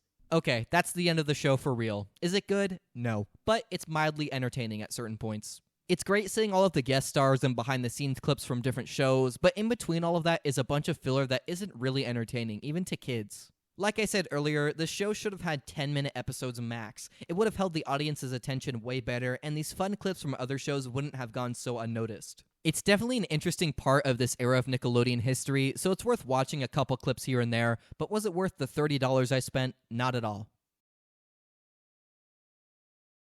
So with the first book and intermission now done, we can finally resume to the show we're all here for, How to Rock. We've got 12 episodes left to go, so let's start with Season 1, Episode 14, How to Rock a Basketball Team. We begin in the courtyard where our gentlemen are exhausted from gym class running, and Stevie is all excited about her basketball game. Casey comes up and says they're late for rehearsal, and they explain that they had to run 5 miles for cross country because they're required to participate in a sport for gym class. That is evil. Fun fact, I never took any sort of PE class in high school and still got all the credits I needed to graduate, and look at me now, all big and strong. Anyway, Casey tells them they only need the school to think they're part of a sports team because they don't actually check, and that's why she's part of the non-existent badminton team. She hands out some posters for Gravity 5's upcoming gig with a giant picture of her face because of course she did that, and the perfs come up furious. It turns out the principal found out that the badminton team was fake, and since Molly and Grace were also part of it, they are all now required to join an actual team sport. I tried joining the Quidditch team, but it turns out we don't have one. But Casey is in luck because Stevie is the basketball team's captain and recruits her right away, and surprise, surprise, she doesn't know how to play on a team. But it turns out she's cracked and nails a free throw first try. After rehearsal, the guys are still exhausted from running and don't want to get up to grab their snacks, so Nelson passes out these neck baskets that allow them to eat like dogs. But they run out and don't want to get up to refill them, so Xander tasks Nelson with creating a device that can grab them snacks without having to move a muscle. Back at the court, Andy and some other nerds creepily cheer Stevie on, and then her and Casey are approached by the new Perf basketball team. They'll get to play each other in the championship if Casey and Stevie's team win, and we get a montage of them doing really well, but Casey keeps stealing the spotlight and scoring all the points. Stevie grows jealous of the attention she's getting now, and we cut to the big game against the Perfs. Just kidding, it's some random team, even though they said a few minutes ago that they were in the semifinals, but okay.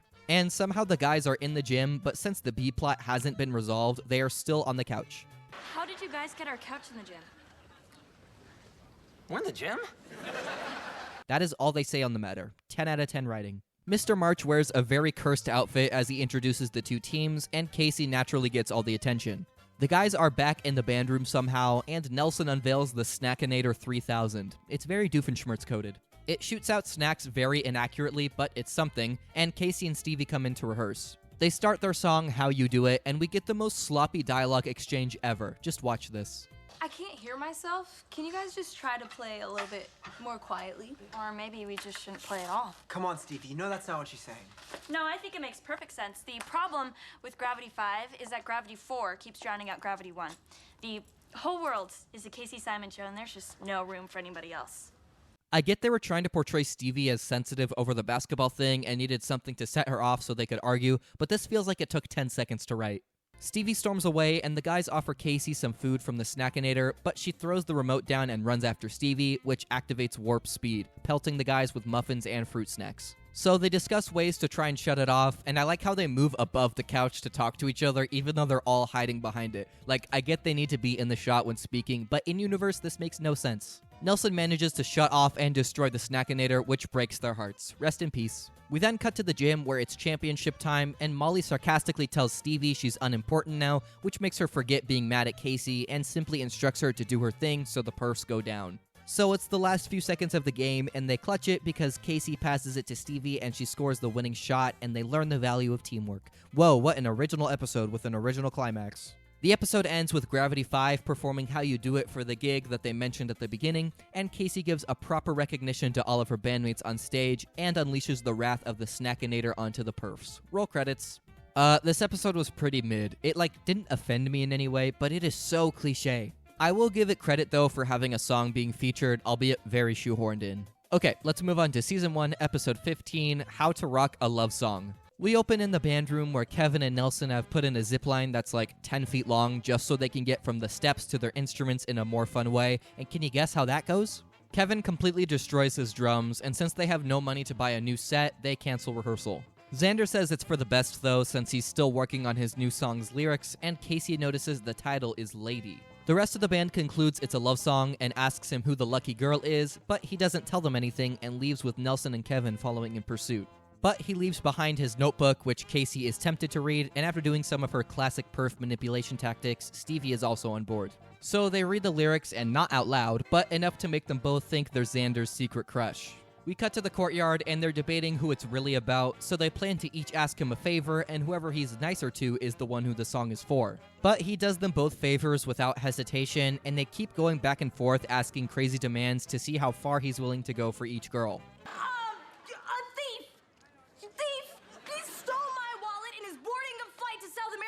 Can you stop him? I don't think so. Because you're getting hay for my horse? Because I'm going to Spanish.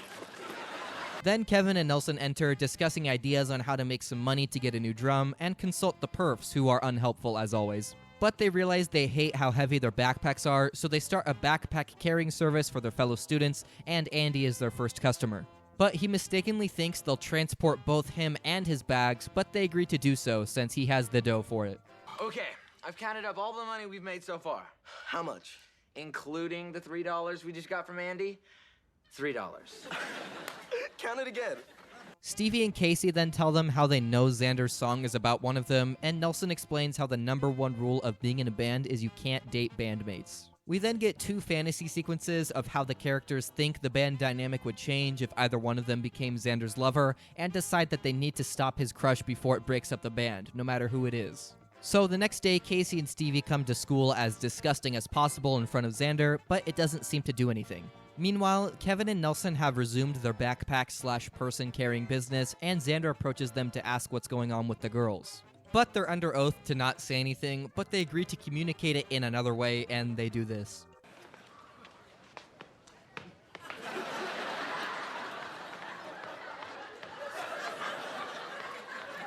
After a painfully long game of charades, they just write down the truth for him, and he leaves to confront them. They stay behind to refine their business and have switched to rickshaws and race to see who can transport a perf to the mall the quickest. Then there's a 1 minute long montage of them racing and failing to even get there, so the perfs end up transporting them.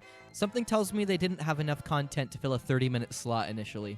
While all of this is happening, Stevie and Casey get a text from Xander saying he wants them to listen to his now completed new song, and they meet him in the band room ready to let him down easy. He tells them he knows they read his notebook, and he gives this very dramatic prep before he starts to sing. Then a dog wanders in. Wait, what? Okay, so it turns out he took a page out of Paul McCartney's book and wrote a song about his dog who is named Lady. That's honestly kind of sweet, but also so predictable. Oh my goodness. We then get another fake out where Casey and Xander kind of flirt, but it turns out Casey was also talking about the dog. And even though this doesn't come up again, I wouldn't be surprised to find out this was a foreshadowing of a potential romance between them in the canceled season 2, because kids shows always love to do these really slow burners. In the final scene, the girls spray the guys with liquid dog food, even though it's clearly just water, and they summon a bunch of dogs on them. I don't see this as a bad thing. Like, who doesn't love dogs? Anyway, that's the end of the episode. It was fine, but like quite a few of them, it's really predictable and fillery, not to mention the perfs only had about a collective minute and a half of screen time, but I also kind of like how the conflict was internal with the band. Okay, but now we've come to a very special episode in the series. It's the only 1 hour-long special and includes a celebrity guest as the main catalyst. Season 1, Episode 16, How to Rock CeeLo. I might be hyping this up too much. Our episode begins in the courtyard with some advertisements for the upcoming Battle of the Bands while Kevin and Nelson do whatever this is. The band discusses how much they want the win, as they would get their names engraved on this big trophy and get to perform at prom, but Casey is distracted. She's listening to the radio in order to win tickets for CeeLo's sold-out show coming up soon, and the perfs walk up to make her jealous with their front row seats. I guess it pays to know people. Like her dad. Yes, Grace, I know my dad.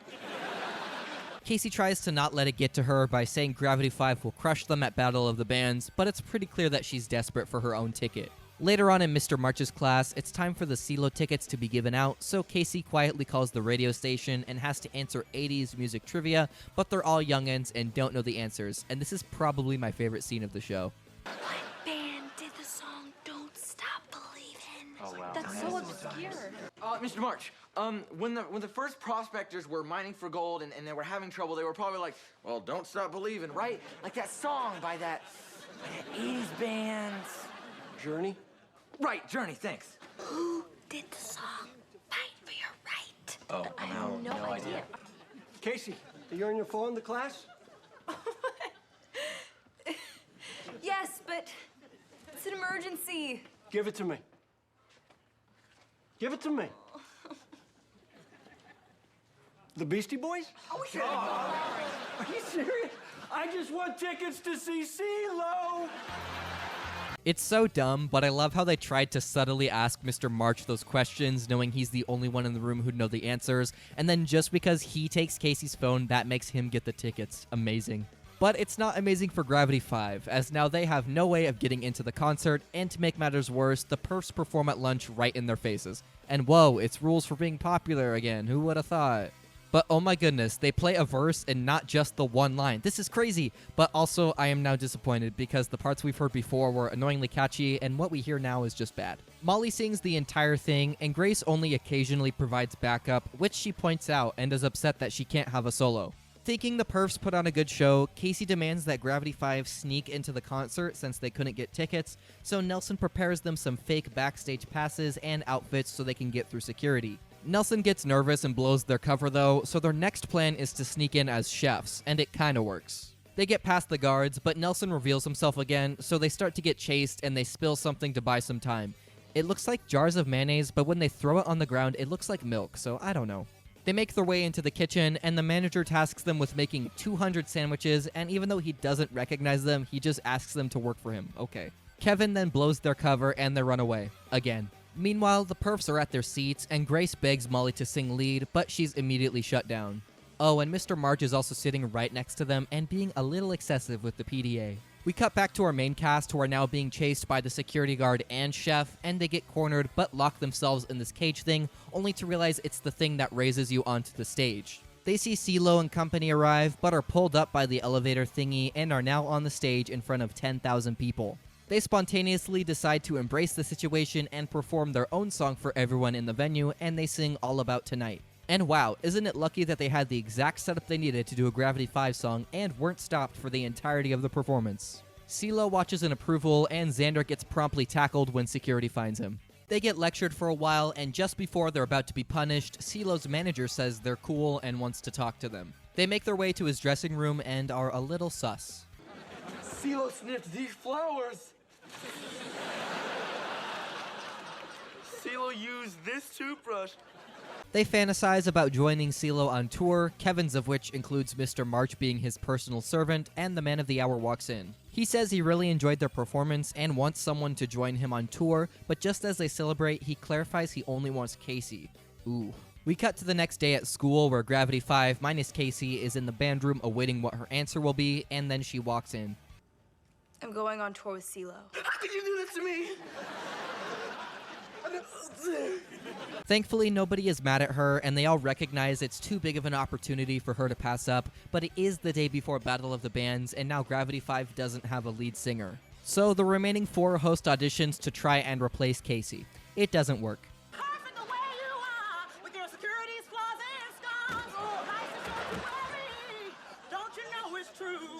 Okay, she actually sounded good.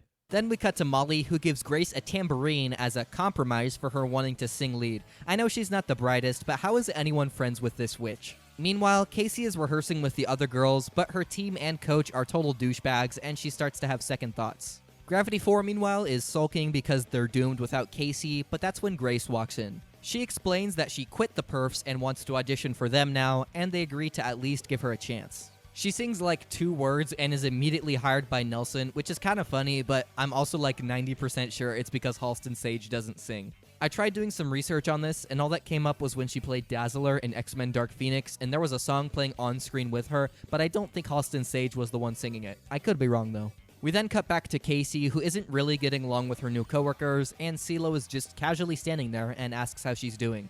She explains how she feels lonely without friends being there to tour with her, and he empathizes with her since he felt the same way when he was her age. The next scene is the Battle of the Bands, where Molly is performing as a solo singer, so I guess when Grace said she quit, it was off-screen. Like, it seemed that she was going behind Molly's back in secret to audition for Gravity 5, but I guess not. Casey approaches everyone and says that she wants to stick to her roots for the time being, meaning she's back at Gravity 5. Grace tries to leave, but is reassured by Xander and Stevie, saying they will win the Battle of the Bands with her since she won the audition, and Casey is totally supportive. So the band gets on stage to perform, but before they start, Grace calls Casey up to sing instead of her. Okay, they were this close to doing something really cool, where Grace sang with Gravity 5 to humanize her as a perf a bit more, but then they change it again at the last second, so what was the point in all of this? Again, it's probably because Halston Sage doesn't sing, but then why would they get her all the way up on stage and strip it away at the last second? That's just a weird way to go about it. In any case, they get interrupted by CeeLo entering, who explains to Casey that he wanted to see her perform since he admires giving up such a huge opportunity to stay with her friends. So since Gravity 5 stole CeeLo's stage previously, they return the favor and let him take over, and they collaborate on the only CeeLo song I know. Crazy, but it's a bop, so good choice. Also, side note, Steven Kramer Glickman, aka Gustavo from Big Time Rush, did an amazing cover of this song. This guy can sing like crazy, pun intended. Gravity 5, well, I guess Gravity 7 because of Grace and CeeLo, put on a great show for the whole school, but unfortunately are disqualified from the competition, meaning the perfs have taken the W. But this doesn't make the band mad, as performing with a huge star is way better than a trophy, and Grace takes the opportunity to negotiate with Molly. She demands that she sings lead, and Molly agrees actually, so the perfs are back to normal. Lame. Nelson is disappointed that the love of his life isn't in his band anymore, but Kevin provides a platonic hug to comfort him. Roll credits. This was definitely one of the strongest episodes, but the pacing is just so whack. It's like this with most episodes where they'll spend a ton of time setting stuff up and resolve it with just a few lines of dialogue, but it is so jarring here because of its double length. You would think that with a 45-minute time slot, they'd be able to explore Casey struggling with CeeLo's dance team a bit more before she slowly realizes it's not what she wants, or have Grace stick it to Molly before leaving the perfs, but instead we get 4 minutes of Gravity 5 running from guards and making sandwiches, which never comes up again. So while it's kind of a mess, the fact that they got CeeLo as a guest star is pretty cool. Most kids shows will just get some professional athlete or something, but How to Rock managed to get a real relevant musician at the time, and the show is actually about music. So yeah, TLDR, good episode, but wasted lots of potential. And with that aside, it's time to move on to Season 1, Episode 17, How to Rock a Singing Telegram. And I have no memory of this one, so let's see what it's all about. We open in the band room with Nelson, Xander, Stevie, and Kevin doing something with sticky notes. They explain to Casey the upcoming Singing Telegram fundraiser, where students can purchase a message to get delivered to a student of their choice in song form. I did something very similar to this in my high school choir, except it was for Valentine's Day and we recreated the bathroom serenade video. But I digress. Their first one is to Eliza Simmons, who's being asked to the upcoming dance by John Berger. How do they manage to have some sort of school event every episode? My high school did like 3 dances a year and no Battle of the Bands or anything like that. And Molly and Grace are in the background talking to each other about how much they enjoy rejecting guys. What a bunch of jerks. After the theme song, we see Dahlia trying to buy 10 singing telegrams for herself, all sung by Xander. That's not creepy at all. Stevie, meanwhile, is eyeballing a guy named Phil, and Casey is trying to encourage her to ask him to the dance, but she's too afraid, so she instead arranges for him to get his own singing telegram. Casey decides to personally deliver it in class per Stevie's request, but the song fails to mention who it's from, so Phil says yes, thinking he's going to the dance with Casey. Oops. But Stevie doesn't appear too upset and encourages Casey to actually go with him, so she decides to do so. Well, this is gonna end badly. Andy then goes up to the guys asking to buy a singing telegram for Stevie, and they try to gently tell him he has no chance with her, but at the same time they aren't going to pass up on the money, so they agree. And Andy gives them a very promising request. I want you 3 to sing it like my favorite band in the world, Big Time Rush. He provides his own lyrics, and they do this. You know it's you, babe. Since I met you, can't look away, babe. It just wouldn't be true. Ever since I saw Star Wars, I knew the one. You're my Princess Leia, babe, without the heaven, without heaven. I'll take you to dinner, girl. We can't split the bill. So go to the dance with me, Stevie. Just say you will. And she says yes. Big time Riz, am I right, guys? Xander is very confused as she's not going with Phil, the guy she likes, and is instead going with a dude who can fart any song pitch perfectly. Casey meets up with them and learns who Stevie's date is, and she tries to reassure her that if she doesn't want her to go with Phil, she won't, but Stevie promises she's cool with it. Casey then brings out this huge fan that she was mentioning at the beginning of the episode so that her hair can blow around like a star while on stage, and gives it a whirl, and it gives them a whirl in return. The singing telegram boards have been knocked over and all of the sticky notes are now completely mixed up, so now they have no way to know who the telegrams are for or what they're supposed to say. Casey thinks she can figure it all out, but then accidentally delivers one to Lunch Lady Ivern from Mr. March asking her to the dance, which is not correct. But at least we get some epic beats from Kevin and Xander. Molly realizes that her and Grace have been too busy trying to reject guys that they don't have dates themselves, so out of desperation they approach Kevin and Nelson. But they aren't direct enough and the guys don't take the hint, so the perfs have no dates. Take the L. The next scene is the big dance, and Mr. March and Ivern are actually hitting it off, but Andy and Stevie not so much. He tells her he wants to be a fart doctor.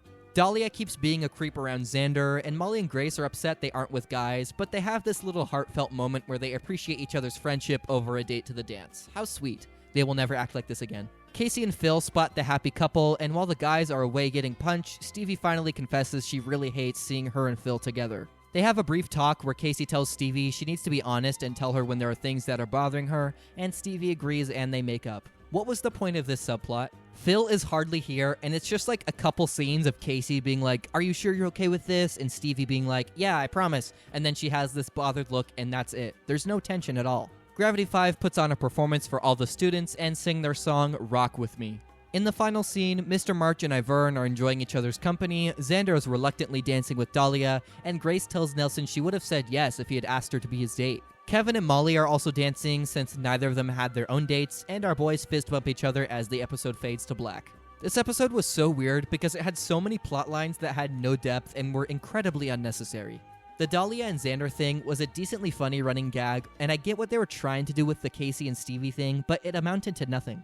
And I thought that when all of the cards got messed up, that was going to be like the conflict of the episode, but nope. It only served to have a joke about Mr. March and Ivern being a thing, so what happened to all the other singing telegrams that got messed up? We never find out. And it's not like they had no material to work with. I think an actually intriguing storyline would be Nelson being too chicken to ask Grace out, but with the help of Gravity 5, he does so through a singing telegram and they end up being each other's date, but instead we get this hodgepodge of nothingness. So yeah, very mid-episode, but maybe this next one will be better. Season 1, Episode 18, How to Rock a Yearbook. The episode starts with Casey pitching her idea for Gravity 5's picture in the school yearbook to Kevin and Xander, and Kevin is being a doof. Stevie then walks up and announces that they will be playing the concert in the courtyard, which will be live streamed to schools across the state. Okay, I've noticed this, you've probably noticed this. They have no creative way of making sure they perform a song at the end. It's always a school dance, or a school battle of the bands, or a school assembly, or a school concert in the courtyard. They never come up with anything else other than, this is something going on at school that we're playing at. Now, don't get me wrong, this is better than having them not play songs at all, since this show was supposed to be about music, but I feel like they could have come up with better reasons for them to showcase their songs. Anyway, it's revealed Nelson is the yearbook photo editor and has, for whatever reason, inherited a British/Australian accent, I think. Hair, not fab.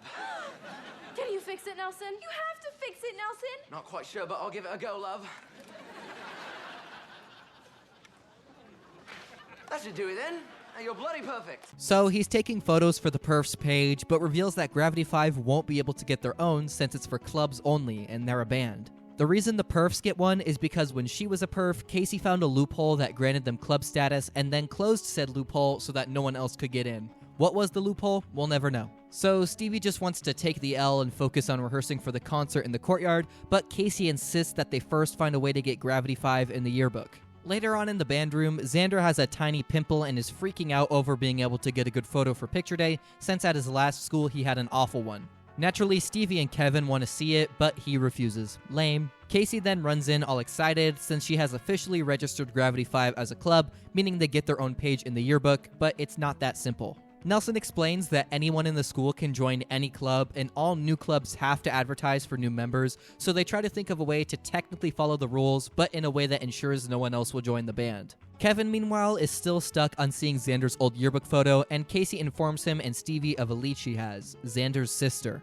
They presumably give her a bag of methamphetamines, and in exchange she forks over the yearbook. But unfortunately, Xander has already cut out his picture. RIP. The next day, Casey shows off her flyer for the club, which is so tiny it's unreadable, and tasks Nelson and Kevin with standing in front of it and blocking it all day. The Perfs immediately walk up and grow suspicious, so Grace seduces Nelson and takes him away, and Molly does some classic emotional manipulation to break Kevin, and she finds out. They go to the band room and show off their new flyer they made for the Gravity 5 club, seconds before Kevin and Nelson are able to arrive to warn them. How did they get this giant flyer made before these two dudes were able to run to a different room? And in no time, a ton of students roll in to join Gravity 5, and yeah, they're screwed. The concert in the courtyard is tomorrow, and they have like 30 people, and Casey lashes out on Nelson and says it's his fault because he refused to break the rules as yearbook editor. Bruh. So they need a new plan, and Casey comes up with something. She instructs all of the new members to grab any object they see and hit it against something else in sync with Kevin's beat, and they actually are able to create something musical. Ryan Higa did it better, though. Handshake song, handshake song. That's why I made the handshake song. We get a little scene of Stevie finding the company that made Xander's old yearbook, and she calls to order one, and in the next scene, it's picture time for our handsome lad. Stevie and Kevin enter just as it's about to be taken and show off his embarrassing photo, and I'm kind of disappointed. It's really not that goofy. But it is enough for him to accidentally make the same face just as his new picture gets taken, so I guess this is his thing now. We then cut to the concert in the courtyard, and Nelson isn't playing with them because he has to be the one to take the photo, and he's also kinda upset. Casey comes up though and apologizes for being selfish, so he agrees to perform with Gravity 22, and they sing the song Just Do Me. That title makes me uncomfortable. But they manage to incorporate every single new member of the club into their performance, and even Grace joins in for a bit. In the final scene, Gravity 5's video has gotten over 100,000 likes, and the principal also found out about the Perfs loophole and required them to also become an official club to be in the yearbook, so now there are a ton of new Perfs as well. Roll credits. This was a pretty fun episode. The premise was a bit of a stretch, but overall it had coherent storytelling, and even though it was a bit High School Musical-y with everyone joining the song, it had some good moments all around. The only weird thing here is the Stevie and Kevin trying to find Xander's photo subplot. Not the storyline itself, but they kept having scenes of them like in the courtyard plotting something, then in the next scene they're with the rest of the band trying to deal with the club. Now, obviously it's unnecessary to assume that they're in exact sequential order, but I feel like having them separated would have given it more of its own identity, because it's not like they add anything to the other scenes they're in. But rant aside, let's break down Season 1, Episode 19, How to Rock High School Sensation. We open with Gravity 5 watching a video by the show High School Sensation, who's hosting a competition for high school bands across the state, and the winner gets a prize of $10 grand. But here's the catch, only one act per high school will be featured, so naturally the Perfs and Gravity 5 are going to be competing against each other. Oh my gosh, another competition with the two bands being at odds. Who would have thunk? Well, at least it's not something put on by the school. And then Xander gets all flirty with Molly, just like the book.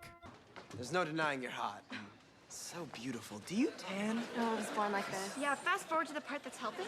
So they decide that instead of fighting, they'll just each put on a performance for the school and let the majority decide who gets to represent Brewster High on High School Sensation. They're setting up this itty-bitty stage in the courtyard and are arguing over who gets to use the outlets and stuff, and end up frying the stage equipment. Mr. March gets fed up with this and makes the executive decision to force Gravity 5 and the Perfs to work together as one group to represent the school, and if they win, they have to use the prize money to fix the broken sound system.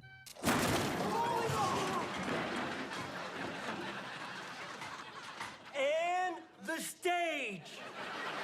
Since there's so many of them, they decide to divide and conquer, so Kevin and Nelson are in charge of shooting and editing their video, Xander and Stevie get to choose the song, Molly and Grace get to be in charge of all the visuals, and Casey gets to just sit back and relax, I guess, because she isn't tasked with anything. Gravity 5 is given some hideous outfits at first, but Grace works her magic and gives them a cool look, and even though Kevin and Nelson are a duo in the recording and editing process, Nelson has made Kevin his assistant and nothing more, which is in line with what he was doing in the last episode. But he doesn't have his accent here, minus 10 points. Casey sees this and instead gives Kevin the most important job of them all, pressing send when they submit their video. After delivering a cringe intro, they record their song Me, Myself, and I, and the Perfs just dance and nothing more. I find it very hard to believe they were okay with that. But regardless, everyone is happy with their submission, and Xander and Molly flirt again. What happened? And Nelson tries to do the same. Hey, Grace. Maybe you and I can... I got nothing. Mr. March then walks up frustrated, one, because he has a broken neck, but more importantly, he called the producers of High School Sensation and was told that Brewster High never submitted any audition before the deadline. Casey immediately asks Kevin what happened, and he assures them he sent it right before the deadline and closed his laptop immediately so he wouldn't mess anything up. Of course I did. Look, I'll show you. Awesome. Great. Oh. Now it's sent. Bruh.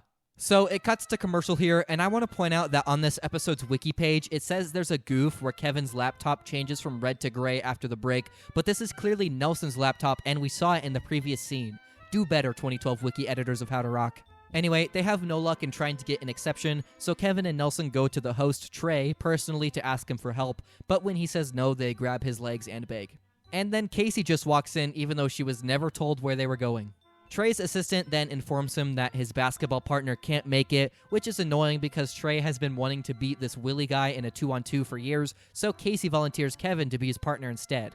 Okay, why Kevin? Like, I get he's tall, but he has never been seen playing basketball in the show before. And beyond that, Casey has been characterized as the best basketball player out of the 5, so this makes no sense. I guess that's just what happens when you're trapped in episodic sitcom purgatory. So the deal is, if Kevin helps Trey win, Gravity 5 and the Perfs get their video submitted, so the pressure is on. All of the bandmates come to cheer him on, but they're against two huge dudes, one more so than the other. Kevin and Trey begin to get steamrolled, but after hearing Kevin try and trash talk Willie, Casey and Molly decide to join in order to psych him out, and it works. Kevin sets up a screen for Trey, allowing him to score the winning basket, and even though he got knocked on his butt, which there's no way this is legal, it was worth it because now Gravity 5 and the Perfs are able to submit their video. They successfully make it on the show and are able to perform their song live, and Trey raps for them. What the heck? Okay, I looked it up, and it's because Trey is played by Romeo Miller, aka Symphonique's brother. That makes sense. Gravity 5 and the Perfs win the $10,000 prize, but are reminded they have to use it to fix the broken stage and sound system. But is that really $10,000 worth? If so, that was a scam and a half. The two bands admit they had fun working together, and Xander gets one more flirt from Molly. The end. I really like how this episode forced Gravity 5 and the Perfs to team up, but they hardly did anything with it. They put more emphasis on Kevin's basketball game, which is just mind-boggling. I'm not gonna dog this episode that much because it's not bad by any means, but when you imagine an episode of a show where two rivals have to work together, it's usually funny and satisfying. Here, it's like, oh, we have to work together, that sucks, and nothing more. Slightly disappointing episode aside, let's move on to Season 1, Episode 20, How to Rock a Good Deed. We begin outside where Gravity 5 is doing a community service project for a school assignment that involves a vegetable garden and manure, and Kevin tries to disperse the manure on a bike only to spray in Andy's face. Deserved. The Perfs project is housing for chihuahuas waiting to be adopted, and being jealous of the attention and being surrounded by dogs, Casey wants to join in, which Molly has to agree with since it's volunteer work and there are a bunch of people around. Meanwhile, Stevie chats it up with this guy she likes named Mark, but he's a little dismissive towards her, and she doesn't understand why, since they always get along during class. But Xander explains that it's probably because outside of class, she's always with the three of them. Hello? Gun show! I gotta get to the veterinarian because these pythons are sick! I mean, look at this jawline, classic. Casey is working on the roof of the doghouse, and when she sees a chihuahua eating chocolate, she tries to stop it, only to trip and fall off, which injures her foot. Okay, this roof is like 2 feet off the ground. Why didn't she just do a quick hop or step down? Upon seeing this, Andy and everyone around her start to be excessively caretaking, and this continues the next day where we get a teacher who's not Mr. March, wow, and Andy volunteers to be her footstool. This, of course, bothers Molly because it's taking away the attention she was getting for building the puppy house, but Casey's loving it because of course she is. We then cut to the Gravity 5 guys in the garden, and they're all terrified of putting the worms in, and Stevie tries to talk to Mark again. But the guys ruin her chances with him, so she throws the worms onto them. A little bit later, Casey is being interviewed by Dahlia for the school newspaper, and she's being cringe. Did I get injured? That's not the point. Although I did. Can I walk? That's not important. Although, I can't. Kevin is being especially over the top about taking care of Casey because he's in love with her, but everyone else is frustrated that they have less help now. Nelson returns to the band room to get the shovels, and he sees Casey standing on her feet and walking no problem. From our point of view, we can see that she is surprised at how much better she feels and wasn't faking anything, but when you look at Nelson's, you can see he doesn't quite have the full picture. Some students then enter to get a picture of her for the newspaper, and she pretends to still be hurt so that she'll be carried outside. Nelson runs up to Kevin, Xander, and Stevie to tell them what he saw, and he took pictures of her being carried, which proves nothing because that's when she was faking, but okay. I think this only happened so this line could be said. This means nothing. I have thousands of pictures of Casey sitting. The Perfs see Casey getting all the credit for their project, and as they walk away, they overhear that Casey is faking it, so they all devise a plan to expose her. So the plan is for Molly and Grace to show off these new boots Casey really wants and pretend to leave so she's alone with them, and it works and she can't help but put them on. She's immediately called out by the two bands spying on her, and after a bit of scolding, she apologizes to everyone for not coming clean as soon as she started feeling better, and promises to make it up to everyone by putting on a concert to raise money for the project. Later that night, Gravity 5 is setting up for the show, and Stevie sees Mark but decides to not strike up a conversation because she's with the guys again, so Xander decides to walk up to him and make it clear that they're all just friends. Nelson and Kevin go a bit too far with it, but Stevie interjects and explains everything, and they agree to hang out after the show, and we never see Mark again. Gravity 5 performs their song Just Do Me, which they did just a couple episodes ago, but this time not with 1 million people, so I guess it's different enough. The school loves the show, but Casey has more retribution to pay. She has to ride that bike and spray the manure everywhere all by herself, and she hurts her foot again. The end. Yeah, this episode was mid. They had no way to incorporate music into its premise, so they had to just shoehorn in a way for there to be a performance at the end, and it was a song we've already heard before. Not to mention, Casey is very unlikable here. I know she's always kind of in her own world, but here she was much more of an attention seeker than normal, which was a little off-putting. It was kind of nice seeing the Perfs be in the right for once, though. But anyway, let's talk about Season 1, Episode 21, How to Rock Camping. We begin in Mr. March's class, where the gang is speculating where they'll be going for their annual class trip, and since it's U.S. history, Molly is convinced they'll be going to Washington, D.C. But then Mr. March comes in and announces the original plan was D.C., but due to reasons we're never told, the class is instead spending their trip camping. okay. The band shows off their supplies for the big trip, and Xander has a purse, but it's not actually a purse, it's his Falcon Scout bag. It doesn't make you look more masculine, bud. They arrive at the campsite, and Mr. March drops the bomb that they have to give up virtually all of their items that the Pioneers didn't have access to, and splits the class into 2 teams, the Woodchucks and the Pinecones, and the team that camps better gets an A on their midterm. This is turning into an episode of total drama. When do you think they'll jump off a cliff into shark-infested water? Our main cast is separated amongst the teams, with Casey, Nelson, Molly, and Grace being Pinecones, and Xander, Stevie, and Kevin being Woodchucks, so our inseparable pair has been separated. No! But Xander and Stevie are confident they'll be the winning team. Well, let's compare teams. You got me, highly decorated Falcon Scout, Stevie, toughest girl I know, and Kevin, who... Life is so unfair! Casey really wants to win because of course she does, so she attempts to take charge and put together the tent, but she kinda sucks. The Woodchucks, meanwhile, have the expert Falcon Scout. Don't worry. My Falcon Scout skills are about to kick into high gear. Now, who has the tent instructions?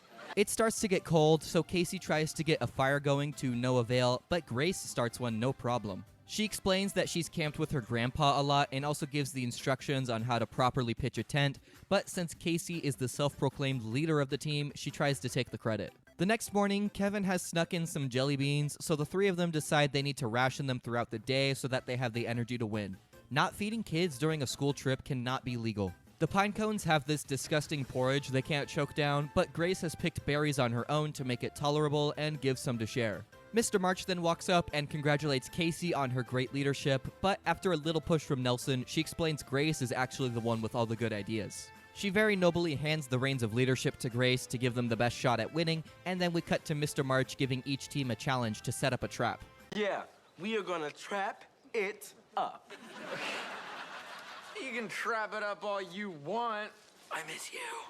Oh, it's on. I miss you more. Grace is being a little bossy, specifically towards Casey, but she knows what she's doing, and her team gets a point by successfully trapping Mr. March. I like how he just stepped near the rope and it somehow tightened and pulled him in the air without any sort of mechanism. Later, they do a fishing competition where Xander and Kevin fall in the lake, and Nelson and Grace go to fish together, leaving Molly and Casey to chat. Casey explains that she feels weird not being in charge, but apparently Molly doesn't really have the same problem because she realizes her social powers mean nothing when in nature, so she's just trying to relax. And then she catches a fish, not only giving the Pinecones another point, but also providing them with dinner. The Woodchucks are desperate and try to trade jelly beans for fish, but being the good Samaritan Grace is, the Woodchucks can enjoy it with them at no cost. Nelson and Kevin are joyed to be reunited, but it's short-lived because Xander accidentally eats some poisonous berries, which causes him to hallucinate. Casey wakes up Mr. March to tell him to take Xander to a hospital ASAP, but he's lost the keys, so the whole class wanders around to find their way out. Grace is no help in leading them out because of the immense pressure, but after a quick pep talk from Casey and Molly, she's able to use the stars and stuff to lead them to a nearby store, which luckily has the antidote for the berries Xander ate. Okay, this was supposed to be like the conflict of the episode, and it lasted for about 90 seconds. They're like, Xander ate poisonous berries, we gotta help him. Grace feels inadequate to lead, and then after a 10-second hype up from Casey, she leads them to help, and we're all Gucci. Anyway, Mr. March gives all of them A's for their bravery and teamwork, and Xander and Casey play us a song to celebrate. They just do an acoustic version of the theme song, which is honestly kind of a vibe because the whole band and perfs join in, but like, where is the rest of the class? I think they died from the poisonous berries. The episode ends with Mr. March finding the keys in the Woodchuck's rope trap, so he accidentally trips it off and everyone leaves him hanging there even though he gave them all A's. What a bunch of jerks. This episode was solid. I liked how Grace had something actually going for her this time around, and it was nice to see Molly just be normal for once, and it actually makes sense as to why. I also really liked the acoustic version of Only You Can Be You. That was definitely the highlight of the episode. Okay, let's break down Season 1, Episode 22, How to Rock a Fashion Victim. It begins with Casey showing off her jumpsuit of a work uniform for her summer job at her uncle's carpet cleaning company, and Xander and Stevie say she should probably find other work, but I feel like that would make you good money for a high school summer job, even if you look a little silly. Kevin and Nelson are disgusted with their lunch food, so Kevin goes to confront Ivern, vowing to pack his own lunch from now on, and she threatens him with a spoon. Nelson and Xander are on board though, and they ask Kevin to pack their lunch too, which I can't believe he agrees to, while Stevie searches up jobs for Casey. She finds a summer internship with a fashion designer she's interested in, claiming she can pick up things really fast. But the only way she can get this internship is if she wins a fashion design contest next Friday, and she has zero experience in the field. After the theme song, Kevin has made Xander and Nelson meatball subs, which are amazing, but it doesn't take Andy long to notice and demand a half. But Xander realizes the business potential with this idea, and the three of them come up with their own stand to sell food to fellow students at lunch.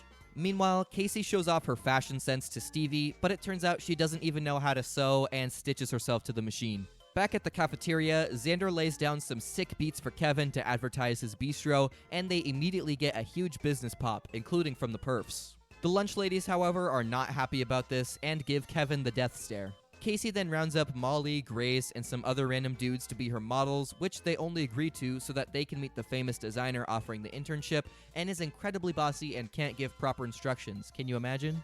The next scene shows Nelson and Xander prepping the food with irons, and Casey is there with Stevie? This show does this so often, it's so weird. They have an A and B plot, but all of the characters will be in both of them, so you'll cut to this scene where Casey is in a different place doing something completely different, even though the episode makes it seem like it's happening at the same time as the scene that just took place in the cafeteria. I don't get it. Anyway, she's dressing Stevie in a toga for some reason, and when the band minus Casey meet in the cafeteria, they decide they need to be honest and tell her that her designs aren't good enough for the fashion show. Kevin, however, is stopped by Ivern, who's trying to intimidate him by saying it's a shame he sold out of all of his food, but I feel like that's a good thing, right? Casey is still in the band room trying to dress Molly and Grace, but it's not going well. She realizes she sucks before her friends even tell her, but they still try to offer some encouragement. Stevie stays up all night helping her create some awesome designs, and when the morning time comes, Kevin accidentally sprays marinara all over the white clothing. Oops. And to make matters worse, Dahlia and Andy point out how their lasagna tastes terrible today, and they begin to lose business. Casey also has no luck getting the marinara out of the clothes, which causes Molly and Grace to quit as her models, so she's in a bit of a pickle and the entirety of her fellowship is aware. I wrote this late at night, please forgive me. I've found myself in a bit of a pickle and the entirety of my fellowship is aware. People living in tundras view me as an acquaintance. Nelson points out how he kinda likes the splash of color given to the clothes, which gives Casey an idea. We then cut to the fashion show where it's Casey's turn to present, and she has doubled down on the colorful on white thing. Kinda. This is really ugly, I'm sorry, but good on Gravity 5 for agreeing to model for Casey. Also, Nelson wears a dress. Beautiful. Hi, Nelson. Hi, Grace. He's actually very pretty. He is. We don't find out who won, but the next day at school we can tell what happened. Even though she has to clean carpets this summer, Casey thanks her friends for helping out and realizes that she's not good at everything, and that's okay. How mature. And the episode ends with the guys failing at their chili sales, and Andy tells them their food just progressively got worse and worse, choosing quantity over quality. Kevin realizes that's exactly what he criticized Ivern for doing, and now he's becoming one of them. Now you have become the very thing you swore to destroy. And that's the end. It was an episode. The pacing was actually quite good compared to almost all of the other ones, but unfortunately that doesn't disguise the fact that the plot is really uninteresting. The perfs, Stevie, and Xander do basically nothing the entire time, and the B-plot had no real substance to it. But I will give credit where it's due in that it has a pretty profound message of accepting you can't be perfect at everything, and Casey actually realizes this for once, so well done. But that's where my praise ends. It's arguably the most forgettable episode in the entire show's run, since it has nothing to do with the band, music, or the antagonists. So let's see if this next one is any better. Season 1, Episode 23, How to Rock a Uniform. It begins with Kevin and Nelson discussing some nerd graphic novel thing, and they're excited because the author of their favorite series, Warkeeper, will be at their book fair for a signing. Molly then shows off this ridiculous hat, and we discover her and Casey are in the middle of a fashion war, which I assume is because of the last episode, but I also have a feeling it's a coincidence since this show is clearly not meant to be watched in order. She heads to class where Kevin and Nelson are busy coming up with their own Warkeeper comic, and Grace makes it sound like she wants to sit next to Nelson, but she actually just wants Kevin to move so she can be with Molly. Ouch. Casey tells him they're just from two different worlds and are interrupted by Mr. March starting class, and look, he shaved again. Molly walks out of class to get her book, but she accidentally pokes Mr. March in the eye with her hat, which causes him to slip and get wrapped in Casey's tie thingy, gravely injuring him. So the principal calls a meeting in the courtyard, okay, and enforces a school uniform starting tomorrow because of Molly and Casey's disregard for the dress code. I don't get it. Why not just, suspend or give detention to the only two people who caused this? That doesn't make any sense. So it's the next day, and Grace is particularly flustered because it's hard for her to distinguish perfs without their outfits, but it actually works in Nelson's favor because it allows them to not be separated by clique as easily. Xander is really unhappy, Stevie is indifferent, and Kevin is upset because now Grace is stealing Nelson away. Andy also attempts to join the perfs, but come on man, not even Grace is that dumb. Casey and Molly are both wearing accessories that aren't in line with the uniform, so they rat each other out, and this makes Xander even more frustrated because his outfits are apparently like 90% of his riz. Bro clearly doesn't remember that shirt he wore in episode 3. Stevie, on the other hand, is actually really pleased with the extra time she has every morning since she doesn't have to figure out what to wear, but Casey still goes to find Molly to try and fix things. As she leaves, she instructs the two of them to go be Kevin's Nelson. Well, at least we could be half Nelson. Oh, that's a joke. Half Nelson is a wrestling hold. Oh, I know. It was just incredibly unfunny. Come on, that was funny. They offer to help him out with his Warkeeper fanfic and attempt to be just like Nelson, but it's not the same. We then cut to Molly in the perf bathroom, but a bunch of other girls who aren't perfs have taken it over, and I really wonder how just wearing a different outfit gives you access to a special bathroom. Casey then rushes in and says they need to set aside their differences and fix this because of how much trouble it's causing the whole school. Because this school is really getting out of control. I could not agree more. Meanwhile, in the band room, Kevin is pitching his ideas to Xander and Stevie, and Molly and Casey walk in. There's a perfect out hangout.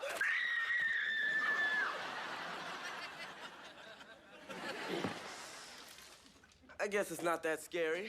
Man, Chris O'Neill carries the show so hard. Speaking of carrying the show, Nelson and Grace are having a grand old time. How cute. Anyway, Molly and Casey are looking for a loophole in the school rulebook, and they're initially stumped, but after some thinking, they realize the book states what they have to wear, not how to wear it. They get the whole school on board for the book fair, and everyone is wearing their outfits all whack. While Casey and Molly are confronting the principal about this, Nelson is hanging out with Grace and notices how bummed Kevin has been lately. He brings his custom comic to the author of Warkeeper during the signing, and he likes it but is very dismissive. After some convincing, the principal agrees to revoke the dress code and all of the students can wear what they want, but with the caveat that Molly and Casey still have to wear theirs. The two of them agree they had fun teaming up and go back to kinda hating each other, and we get this kinda sad for no reason scene between Nelson and Grace. They kinda agree to just go back to their separate cliques and hug each other, but she's still staring him down at the perf table, so there's still a spark.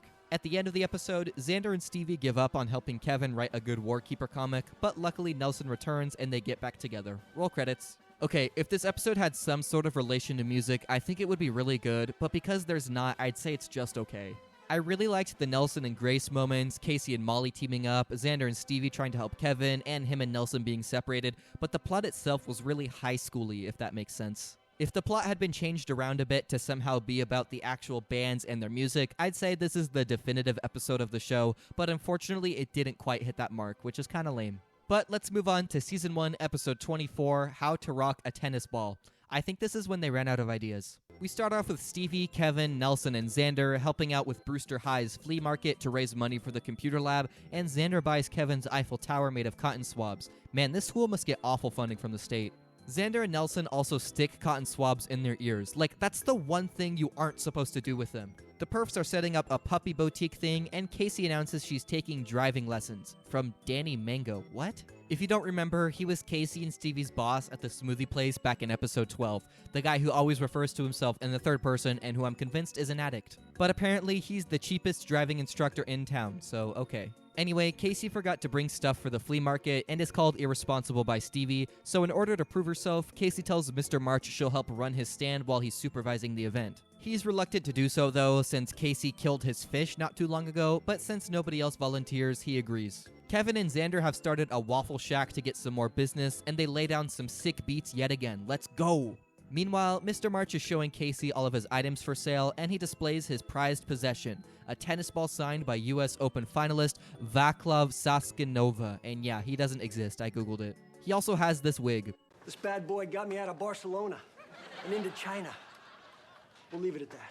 But the ball is not for sale, it's just for eye candy. But I don't even think it's that. I can guarantee you not a single kid in that school cares about professional tennis, and even if they did, there's no way they'd recognize some handwriting on a ball from far away. Also, Mr. March keeps describing his stuff as March Mania, and this was a complete missed opportunity to call it March Madness, I'm just saying. Anyway, he leaves to get his teeth cleaned and tells Casey not to sell or lose the tennis ball under any circumstances. Man, I wonder what's gonna happen. Andy, meanwhile, has a chimpanzee for sale. What? And he's also running a kissing booth, but he's the one paying for kisses, so it does nothing to raise money for the school. Casey then gets a text from Danny Mango saying he can give her a driving lesson now, so she leaves and tells Xander to watch the ball. This guy has quite the car, and he makes Casey wear a Danny Mango hat, and it turns out they're just going on product deliveries, which is why he's the cheapest in town. That's actually really smart. Xander gets a little distracted when he joins Andy's kissing business, so he asks Nelson to take over Mr. March's booth for a bit, and he agrees. Grace then comes up and asks if he has anything that her puppies would like, and being the simp he is, Nelson gives her the tennis ball. Bruh. Stevie realizes what's going on and tries to get the ball back from the perfs, and in a very out-of-character moment, Molly gives the ball back. How sweet. Andy's monkey then takes it from Stevie and throws it to Molly just as Casey comes back, and she tosses it to Casey, but misses, and it lands in Kevin's waffle maker, and he cooks it. Don't worry, I can fix it. Who's the man? Casey gets mad and everyone involved starts to blame each other, but Xander points out there might be a sports memorabilia store around that sells the same ball. There isn't, but Vaclav Saxonova is playing in a tournament nearby, so Casey calls up Danny Mango so that she can drive all of them there. Why they didn't just ask a parent, we'll never know. They get seats at the game but aren't close enough to the court, so Casey volunteers Kevin and Nelson to be ball boys. How does this work? Like, they are just literally on the court in the next shot. How did they get the outfits and just wander down there like it was nothing? They're also terrified of the balls and Nelson runs off, but Kevin is able to retrieve one and brings it to Backlog Saxonova, but he refuses to sign it and instead pelts him with tennis balls. After Kevin runs off, they use a net to steal Sackblow Vaskanova's ball, and out of frustration he signs it, so they rush back to the school. They make it back, but Kevin has the ball and is busy hurling in the bathroom, and Mr. March returns with the ball still not at its pedestal. After distracting him for a few seconds, they successfully place the ball down without him noticing, but he takes one look at it and knows it's not his ball. Casey tries gaslighting him to no avail, so she fesses up and takes full responsibility.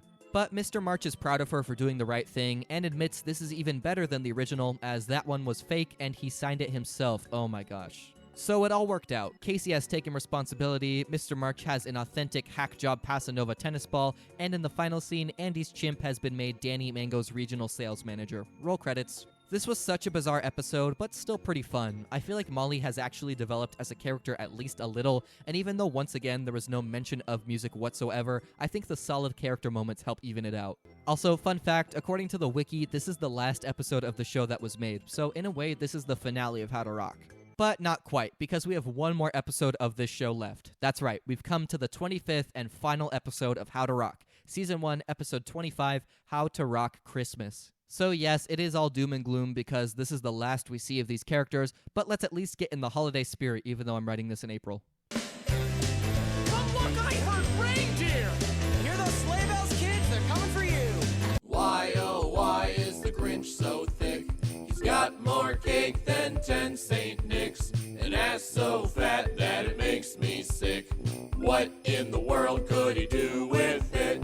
He's got a dump truck too big. Outside the snow is falling and friends are calling you. Come on, it's Christmas Day kinda sucks. Christmas Day kinda blows. We wait all year for a day. And then whoop, there it goes.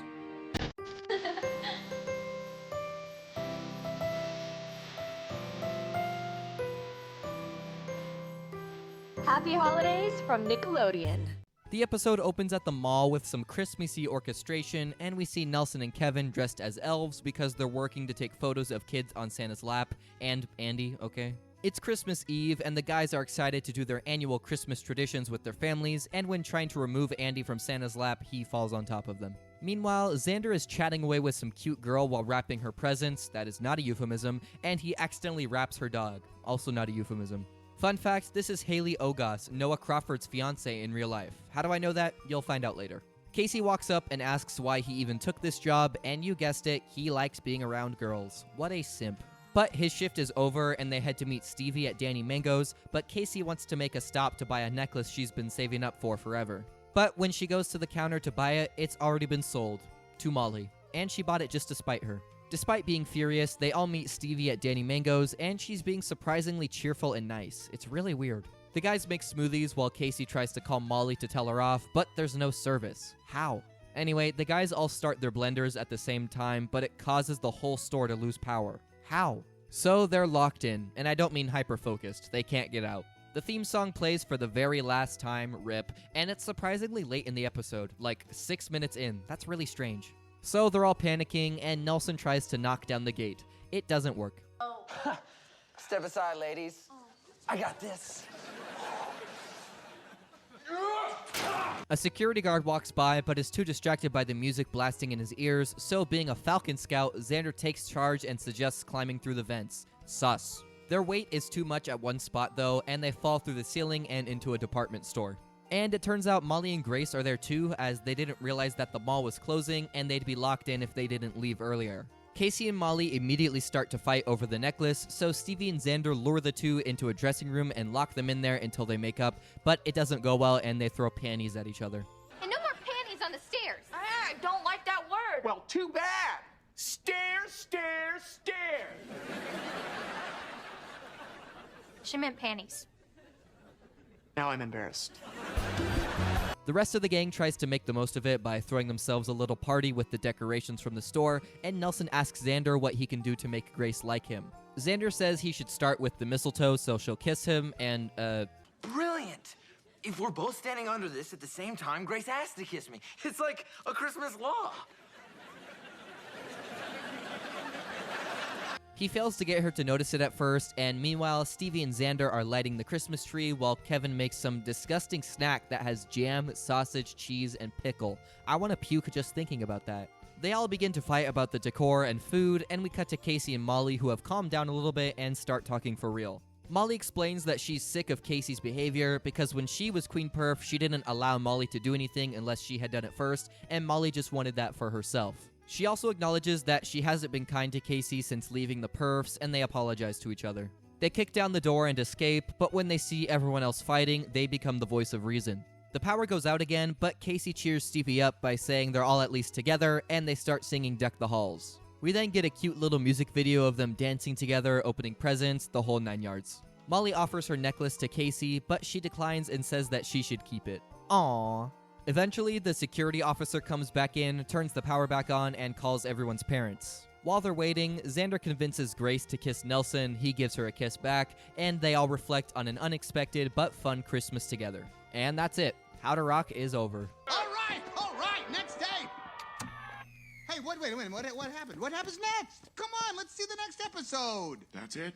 What? The show was canceled after that. Now, this was obviously not meant to be a finale, but I was pleasantly surprised at how well it worked as one. Casey and Molly stop fighting, Stevie shows a softer side to her, Gravity 5 and the Perfs get along, and Nelson and Grace have a pretty big step in their relationship, even if it was only a kiss on the cheek, but that's good enough for me. Now, of course, the only times these moments happen in these episodic children's programs are for the holiday special or finale, and this one just so happened to be both, so by complete accident, we get a somewhat satisfying ending to the show. And it was also just a very wholesome episode overall. Definitely one of the better Nickelodeon Christmas specials. So we are done with the show, but trust me guys, there's still a lot to talk about. But let's start with our season character appearance graph. This is every notable character, in my opinion, ranked by number of episodes they appeared in, and there were quite a few more than I was expecting. Obviously, our main 7 were in every episode, but Andy and Mr. March had a whopping 16 and 10 respectively, way more than I thought. And then you have some lesser characters like Dahlia and Ivern who do almost nothing, but it is still nice how they showed up more than once. So, where do we go from here? The second book, of course. Meg Haston released a sequel to How to Rock Braces and Glasses titled How to Rock Best Friends and Frenemies, or How to Rock Breakups and Makeups. I'm not sure why it had 2 names, but it's the same thing. My only guess is they did a reprint for the book after the show was released because it has this little advertisement for it for breakups and makeups, but not the other, but I still don't really understand why that would warrant a title change. In any case, though, our story continues book Casey Simon's journey with this very novel, so let's take a look. So here's a brief recap of where we were at last time. Casey had an accident at Molly's birthday party that caused her to need braces and glasses, became a social outcast, and joined Xander's band Gravity. Molly and Casey also kinda stopped being friends because of this, and Casey recruited her old friend Paige to get her back on top.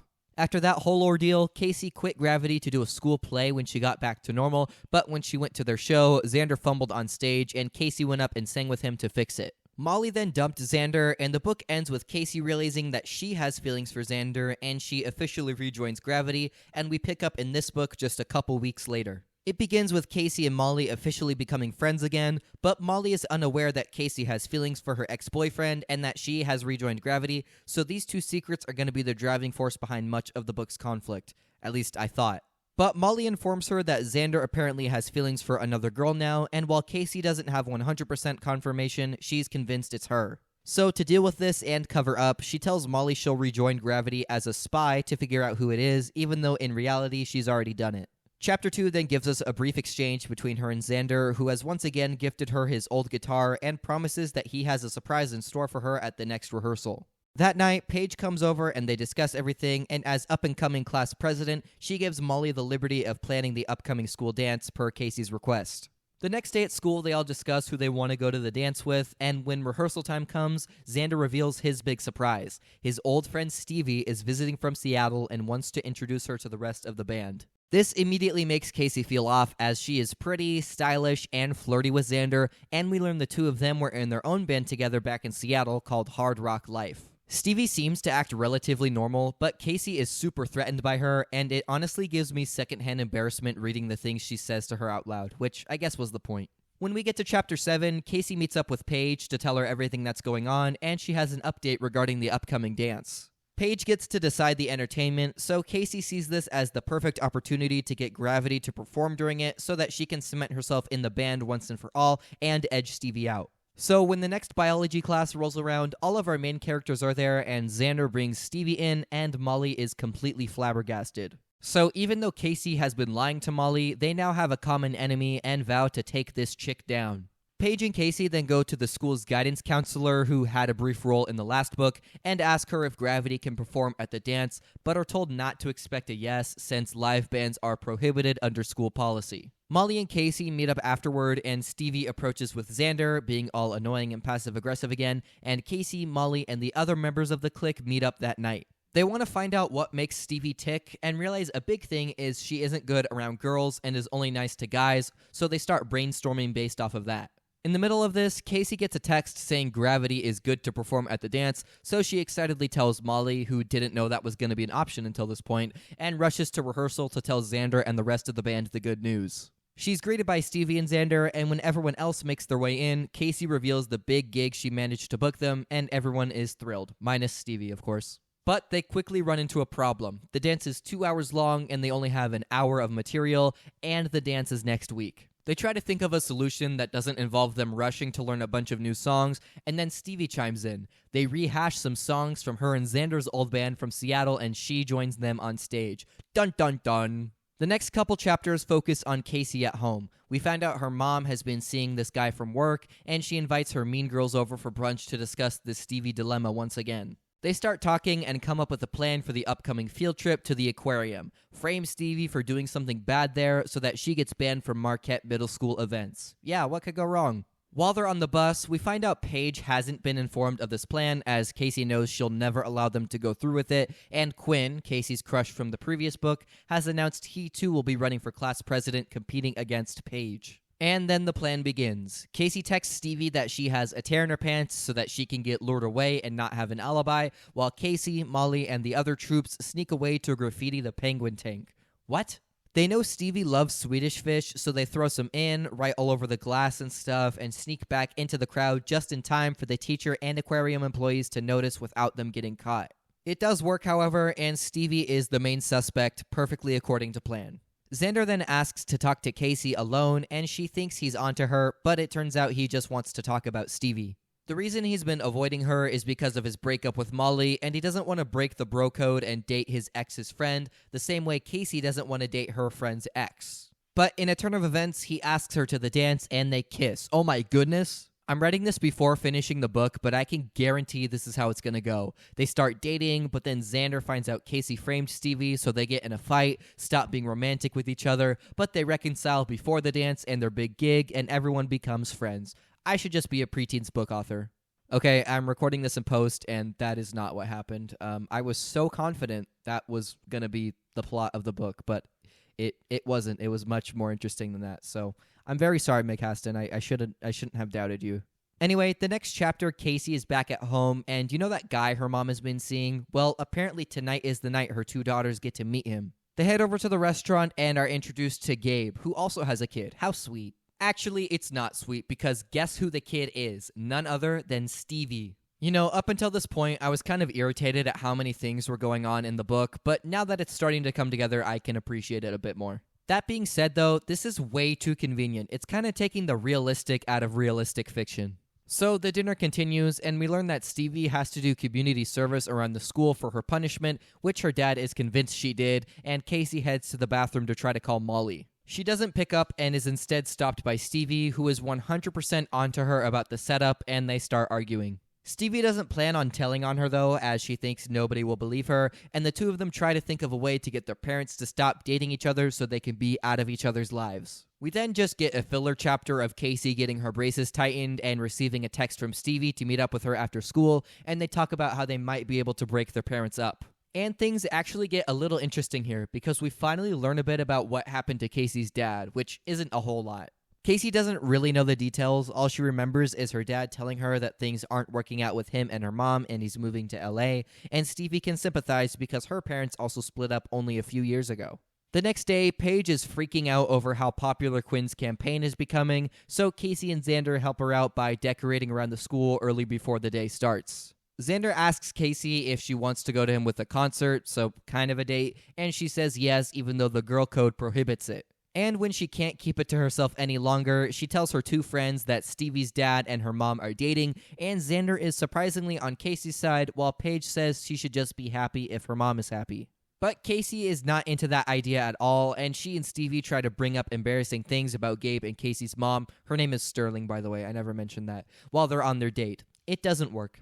The next day at school, Casey and her crew are planning the dance, and unfortunately for Paige, Quinn's campaign is growing, and hers is slowly fading into the background. So Casey takes her shopping for her big campaign speech, and she gets a call from Stevie saying Gabe is planning Sterling some big romantic hot air balloon date the same night as the dance, so they try to figure out a way to stop Casey's mom from showing up. In the next chapter, Casey is on her date with Xander at this violinist show thing, and it's hard for her to focus since she's still trying to come up with a plan. But then it comes to her, and it's a weird one. Her and Stevie hack into her mom's work email, remember she's a reporter, and send an invitation to a musician named Levi Stone, and pretending to be her mom, asks if he can play at Marquette Middle School's dance, and do a brief interview afterward for Paige, who is dying and this will be her last dance. What? Why would she think Paige will be okay with this? Why not some random student? Anyway, her rationale is since the dance is the same night as Sterling's big date with Gabe, she'll go in and do that instead, blowing him off and hopefully ending things between them. But there's still one problem that Stevie points out. If this guy plays at the dance, Gravity will not, which I'm sure would not make Xander happy. But she sends it anyway, and I'm curious about the logistics of this. Like, how would anyone think this random news reporter lady could have a say in who plays at this random middle school's dance? Anyway, the next day rolls around, and it's class president candidate speech time. Casey has yet to get a response from Levi Stone, and Paige unfortunately kind of fumbles her speech while Quinn gets a resounding applause, despite obviously being less qualified. Everyone knows it. The election is over, but Paige is not doing so hot. We then cut to Gravity's final rehearsal before the big dance and their gig, and Xander has been working on a new song that he shows to the rest of the band, and Casey sings it flawlessly. Stevie then chimes in, and everyone expects her to steal the spotlight from Casey, but she instead gives Xander a tip on a good harmony, making the song even better, and Casey is pleasantly surprised. And then Casey gets a voicemail from Levi Stone's manager. Oh my gosh. Wait, how? I want to read you parts of the email she sent him because it sounds like it was written by a 12-year-old, which I guess is true in universe, but shut up. Tragically, Paige is dying of infection from a terrible, rare, green flesh-eating bacterium called Verticopulus. Don't bother looking it up on Wikipedia. It's a very technical medical term. P.S. Please come. P.P.S. If you do come, don't mention this email to Paige. She's very self-conscious about her cracking green skin. Poor thing. How anyone could respond positively to this is beyond me. The next chapter, Casey and her girl gang minus Paige are all getting ready, and when she sees Sterling all dressed up for her big date with Gabe, she starts to feel bad that she's about to break them up. I wonder where this is going. So the dance finally comes around, Gravity has finished sound check, and they play a Bruce Springsteen song. I'm very curious how a middle school band cover of that would sound. And as they're about to jump into the next song, Levi Stone arrives, Casey and Molly get Gravity off stage, and Sterling is also there. How did this plan actually work? Well, I guess it didn't really, because this chapter is where everything goes to crap, as you were probably anticipating.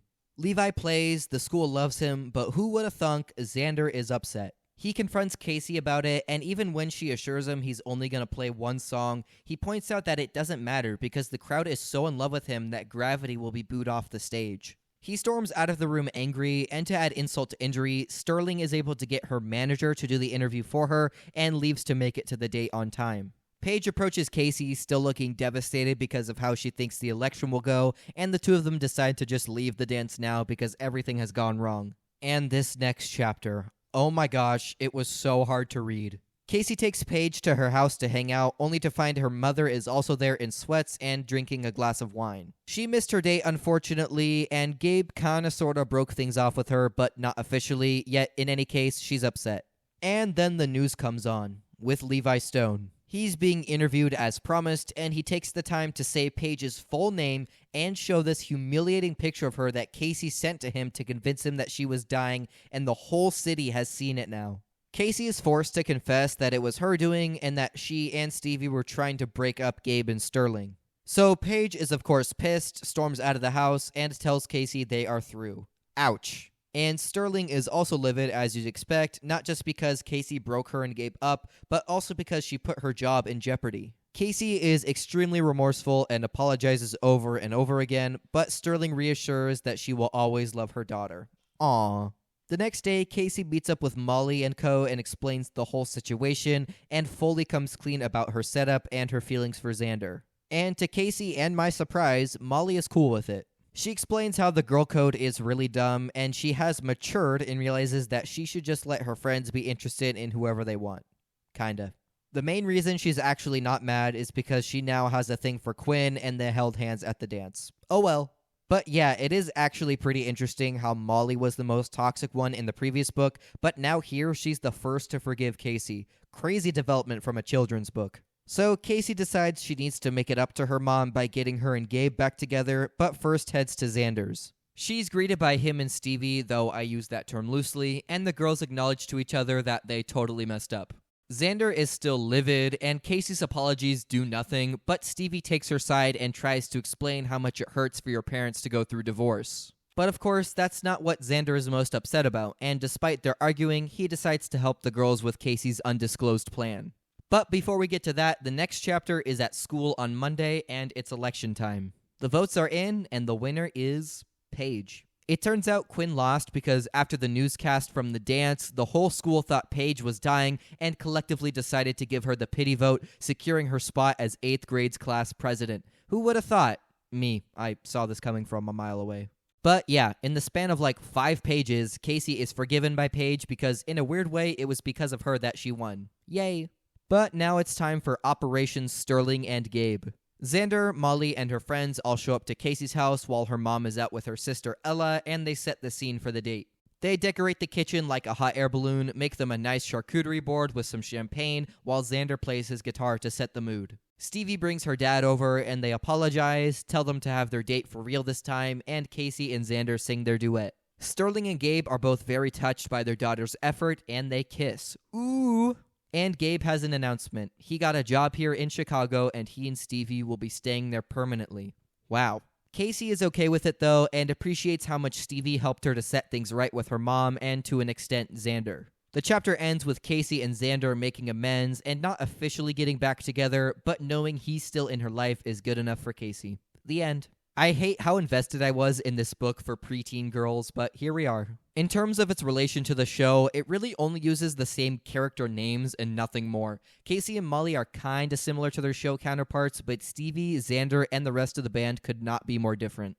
That being said, this is a good children's book. It's easy to follow, but also teaches good lessons and has relatable quotes and moments for its demographic. My main issue is just the pacing of this one. It sets up so much stuff really slowly, and then it's not until like halfway through the book that the main conflict is set up fully. And then when the falling action occurs, it takes no more than 3 chapters to resolve everything, and it feels pretty rushed. I also kind of wish we got more of the band as a whole. Like, it sort of sets it up as, oh, Stevie's gonna replace Casey in Gravity, but then nothing happens, nor do we get to know the other members any more than the previous book. But like I said, this is a kid's novel, so I seriously doubt this would detract from anyone's enjoyment who's actually in the target demographic. And despite being even less similar to the show than the first book, I do think this was more enjoyable overall. It's got more heartfelt moments, and I'd say more relatable dialogue overall. And holy crap, this was such a rabbit hole I was not expecting. When I was outlining this retrospective, I was like, oh, there are a couple books the show is based on, let me check them out, not realizing both were almost 400 pages in length, not to mention I suck at reading comprehension. But I was able to get through the first book in a timely manner thanks to today's sponsor, Audible. No, I'm just kidding. I did use it though, and it was very helpful. So are these books worth checking out? If you are/have a kid around the age of 10 to 13 or love How to Rock and want to visit an alternate timeline of these characters, then yes, I suspect neither of those apply to anyone watching this though. So we are done with the show and books, but I have 2 questions I still want to answer before the main one, being did the show deserve better? 1, where's the cast today? And 2, why was the show canceled? And I'm here to tell you now, I have very juicy answers to both of them, not clickbait. So let's start with our lead, Symphonique Miller.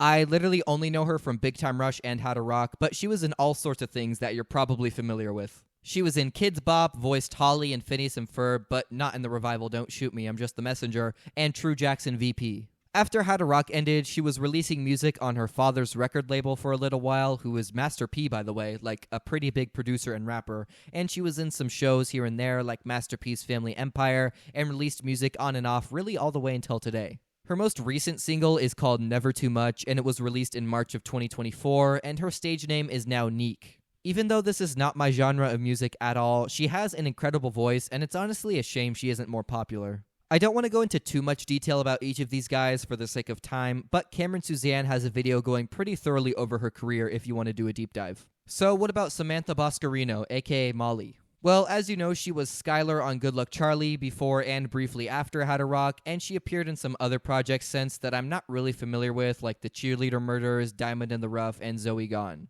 The main thing about her, though, is she's currently in a relationship with Shane Harper, aka Spencer from Good Luck Charlie, which is hilarious if you've seen the show. For those of you who don't know, in Good Luck Charlie, Bridget Mendler's character Teddy dated Spencer and was kind of the it couple of the show until he cheated on her and they broke up for a while. And you know who he cheated on her with? Skylar. But here's where it gets even crazier. Because of their time on the show, Shane and Bridget dated during its run until about 2015 from what I can tell, and the rumor is that they broke up because Shane cheated on Bridget with Sam. What? If this is true, which take it with a grain of salt because there's no real evidence, that is insane because the actors literally followed the same thing from the show. But it ended differently because while not like 100% confirmed, she most definitely is married to him now because everywhere on the internet it says they're still together and I see rings on her Instagram. I feel like such a stalker when I make these videos because I'm Googling the most random facts about each of these actors, but it's for your entertainment. Anyway, that's all there really is to talk about her, so let's move on to Max Schneider, who played Xander. He's probably the most relevant one today, and that's due to his very successful music career starting around 2016. His single Lights Down Low was his most successful hit, reaching triple platinum status. Holy crap. And I didn't know the song was by Max. I feel like everyone knows this chorus because of how much the song was on the radio, but I never connected the dots until now. Some other notable songs from him include Blueberry Eyes, It's You, Love Me Less, and many, many more. You also might recognize him from the Nickelodeon original movie Rags, which premiered around the same time as How to Rock. His latest project, as of writing this, was his 4th studio album titled Love in Stereo, which was released in February of 2024. He has an interview with Zach Sang from not too long ago talking about this and his career and stuff, so if you want more details, I definitely recommend checking that out. Okay, now let's talk about Lulu Anarixa, aka Stevie. I'd say her most well-known work after How to Rock was her role as Penelope Park on the TV drama Legacies, but I know her as Gray from that one episode of Kickin' It in Season 3. That was especially weird because she was portrayed as a love interest for Milton, and even when the show got renewed for Season 4, she was never shown again, so I don't know what happened there. From what I can tell, her most recent acting gig was in the show Station 19, where she appeared in one episode in 2023, but it turns out she's dabbled in music too. She has a cover of It's Time by Imagine Dragons with almost 1 million views, and dang, she has a great voice. I don't get how she barely sings in How to Rock, and when she does, it's with a bunch of auto-tune, because she could have at least led 1 or 2 songs. But then again, maybe they were planning on giving her more lead vocals before the show got canceled. Who knows? She got married in 2023, but ever since then, she's kind of been off the grid from what I can tell. She deleted her Instagram recently and hasn't posted on Twitter since How to Rock ended, so I could not tell you anything that she's up to nowadays. With that said, let's talk about Grace's actress, Halston Sage. I know her from that one scene in Season 2, Episode 1 of Victorious when she played a girl named Sadie who mercilessly rejected Robbie. Poor guy. I was just wondering if maybe you'd want to get dinner with me this Saturday night at the Olive Bargain? Look, I would go out with you, but I'd really rather just stay home and do nothing. She had fairly minor roles in some movies like Grown Ups 2 and Bad Neighbors, and also played Taylor in the 2015 Goosebumps movie. Her latest major acting role from what I could find is The List, where she plays the main character Abby, and I couldn't find much else. She's semi-active on Instagram and isn't married from what I can tell, and that's literally all I've got. Chris O'Neill, who played Kevin, is also kinda in the same boat. He co-starred in the Nick movie Swindle shortly after How to Rock and has some other acting roles here and there, with his most recent being in the 2024 horror Amp House Massacre, which I've never heard of. He has a YouTube channel which was active until only about a year ago, where he made cooking videos, which is very wholesome. He also has an active Instagram and a pretty abandoned Twitter, and that's all I could really find. And last but not least, we have Mr. Noah Crawford, the actor for Nelson. He's had some minor roles in children's sitcoms like Pair of Kings, True Jackson VP, and Casey Undercover. His Instagram is also pretty active like Chris's, and his big thing now is writing, directing, and editing short films. He did a live-action Poppy Playtime short, and his newest one is called Dev, or D-E-V, and they're very well made. But my favorite thing is him and Chris O'Neill did a vlog about 5 years ago on Chris's channel where they watched How to Rock together, and I'm so glad these guys are still friends, because even off-camera they have great chemistry. That's all I really have to say about the main cast. JK. I actually got to talk one-on-one with Noah Crawford himself and do an interview and ask questions like why the show got canceled, and I was given a very juicy response. But before we jump into that, why don't we talk about the music? You know, the main point of the show, at least on paper. There aren't that many of these songs, but I'm going to go through each one of them and do some rankings. The most iconic and recognizable one is, of course, Only You Can Be You, because it's the theme song and it's featured in several episodes, and funnily enough, it's one of the only songs from the show that has a full version. As for the song itself, it's pretty catchy, but man is it repetitive. I think the chorus is too long, and they repeat it so many times, but like I said, it's fun to nod your head to. There is no bridge, and Symphonique Miller instead does a rap verse, which you guys know I do not like, but I think it fits decently well here. This one also has a music video on YouTube that you can watch in low quality, and I'm pretty sure it's the only song of theirs that has a music video separate from what you see in the show. The synth stuff in it is kinda cool, but that's the only instrumentation that stands out to me personally, so if you're not viewing this from a nostalgic lens like me, you'll probably see this song as very mid. It has an acoustic version though, which is actually really good, and I honestly might prefer over the original because Max and Sam sing in it. Crazy. But our second song, Go With Gravity, really slaps. It's got a nice ukulele intro, a fun drum beat, and Symphonique's vocals are really powerful. My big problem is it doesn't have a bridge, so like Only You Can Be You, it repeats the chorus over and over and over, which is a little lame, but I think if the structure was refined just a tad, it'd be a really great song. The lyrics also stand out a lot here. I like when bands have songs that relate to their band title, and this is no exception. Unfortunately, there doesn't seem to be an official version, and I could only find audio with the laugh track and stuff in the background, which is disappointing. The third song we've got is Last One Standing, and this is one of the few songs to also feature Max Schneider's talent. He takes the second verse and also plays some ukulele again. Let's go. I wish he did more in the chorus than just do the classic background improv stuff, and once again, there's no bridge. In lieu of that, he does some scatting, which I am not a fan of, but the end where he and Symphonique sing together is pretty cool. But for some cursed reason, during this section, they decided to crank up the autotune to a 10, which is stupid because both of them clearly do not need it, and it makes it sound so cheesy. Aside from all that, though, I do enjoy this song. The lyrics are nothing special, but definitely not bad, and the melodies are very catchy. I like the anthem vibe it has, but once again, it really needed a bridge to fully deliver on that. Our fourth track from the show is Hey Now, which was in one of the earlier episodes, and it's solid. Once again, that cheesy 2010 production is there, which really retracts from it, but its main hook is still pretty catchy. And I know I might be contradicting myself given what I said about the Big Time Rush songs, but also shut up. No, for real, it's because I have way more nostalgia for them, and it adds a little bit of charm in a weird way, and it does not here.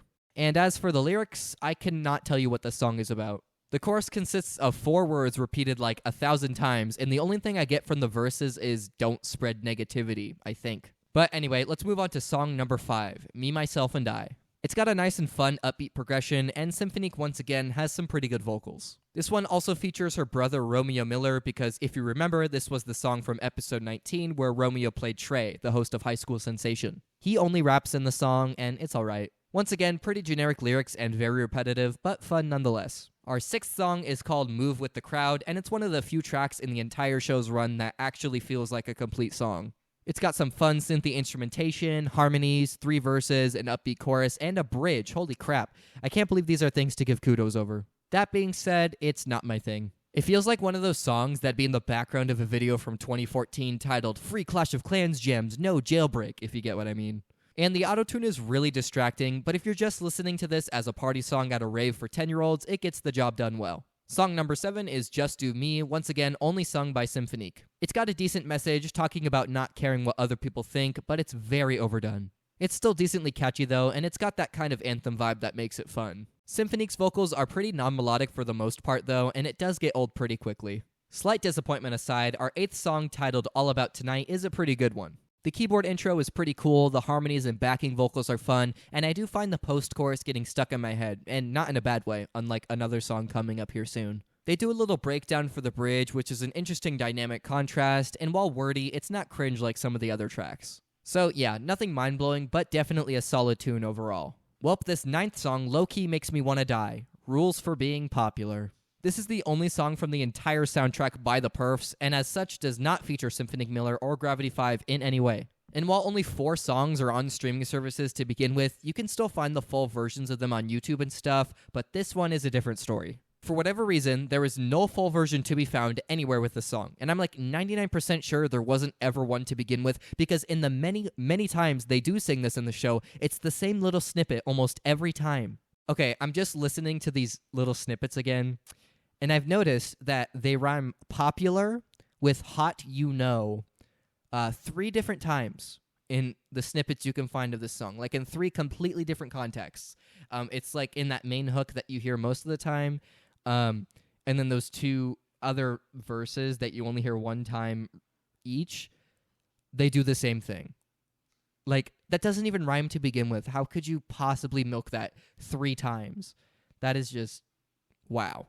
And I hate how freaking catchy it is. It's funny because they have another song called Hey Now, which is not this one, but the main line in every part of the song starts with those words. There are a couple fan-made full versions online, and they're not bad actually, but not much can save this, quote, song. I know Xander thinks it's catchy, and unfortunately, I concur. Song 10 is War on the Dance Floor. That is such a dramatic title. This was the song from the Halloween episode, and as such does not have a full version without the dialogue and laugh track in the background, but I'm okay with that. This definitely comes off as a throwaway song made only for this one scene, but it's decently catchy at some spots. It ends abruptly because if you remember that episode, Casey hits a high note and a portal opens to kill everyone. That's everything. So let's move on to Lady, the 11th song and the only one to solely feature Max Schneider. And he unfortunately gets the short end of the stick because this song also does not have any full version released, yet he somehow got his own album cover? It's that classic Xander song with just a ukulele and vocals, and I kinda would like to hear a full version because the little bit that we hear has potential. But unless Max Schneider is feeling really nostalgic and decides to finish this song from 13 years ago when he was on a children's sitcom, I don't think it's gonna happen. Song 12 is How You Do It, and I unironically like this one. It's got fairly generic lyrics, but it's a ton of fun. The piano is so energetic, the backing vocals really add to everything, and my only real gripe is the autotune once again. The other big problem with this one, though, is there's no full version. It's kinda lame. But this song contains by far the most interesting piece of trivia from their entire catalog, and it's a weird one. I noticed online people were saying the song had an uncanny resemblance to the K-pop band SHINee's song Dazzling Girl, and after listening, there is something sus going on here.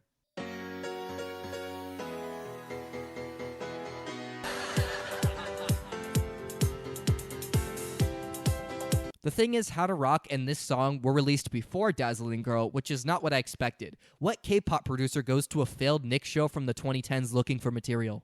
The 2 tracks share the same composer, so it definitely doesn't seem like there was plagiarism involved, and there's no record of it, and we for sure know it wasn't a coincidence either. So the only other option in my mind is that they somehow acquired the rights to How You Do It and reworked some stuff and added original lyrics on top. How this happened, I have no idea. There's very little information about this online, but let me know if you have any other insight in the comments. Just listening to them back to back is so strange because these are about as disconnected as music gets. But as for the song itself, it's one of the better ones to come from this show, and I will be the first one to say it's better than the K-pop version.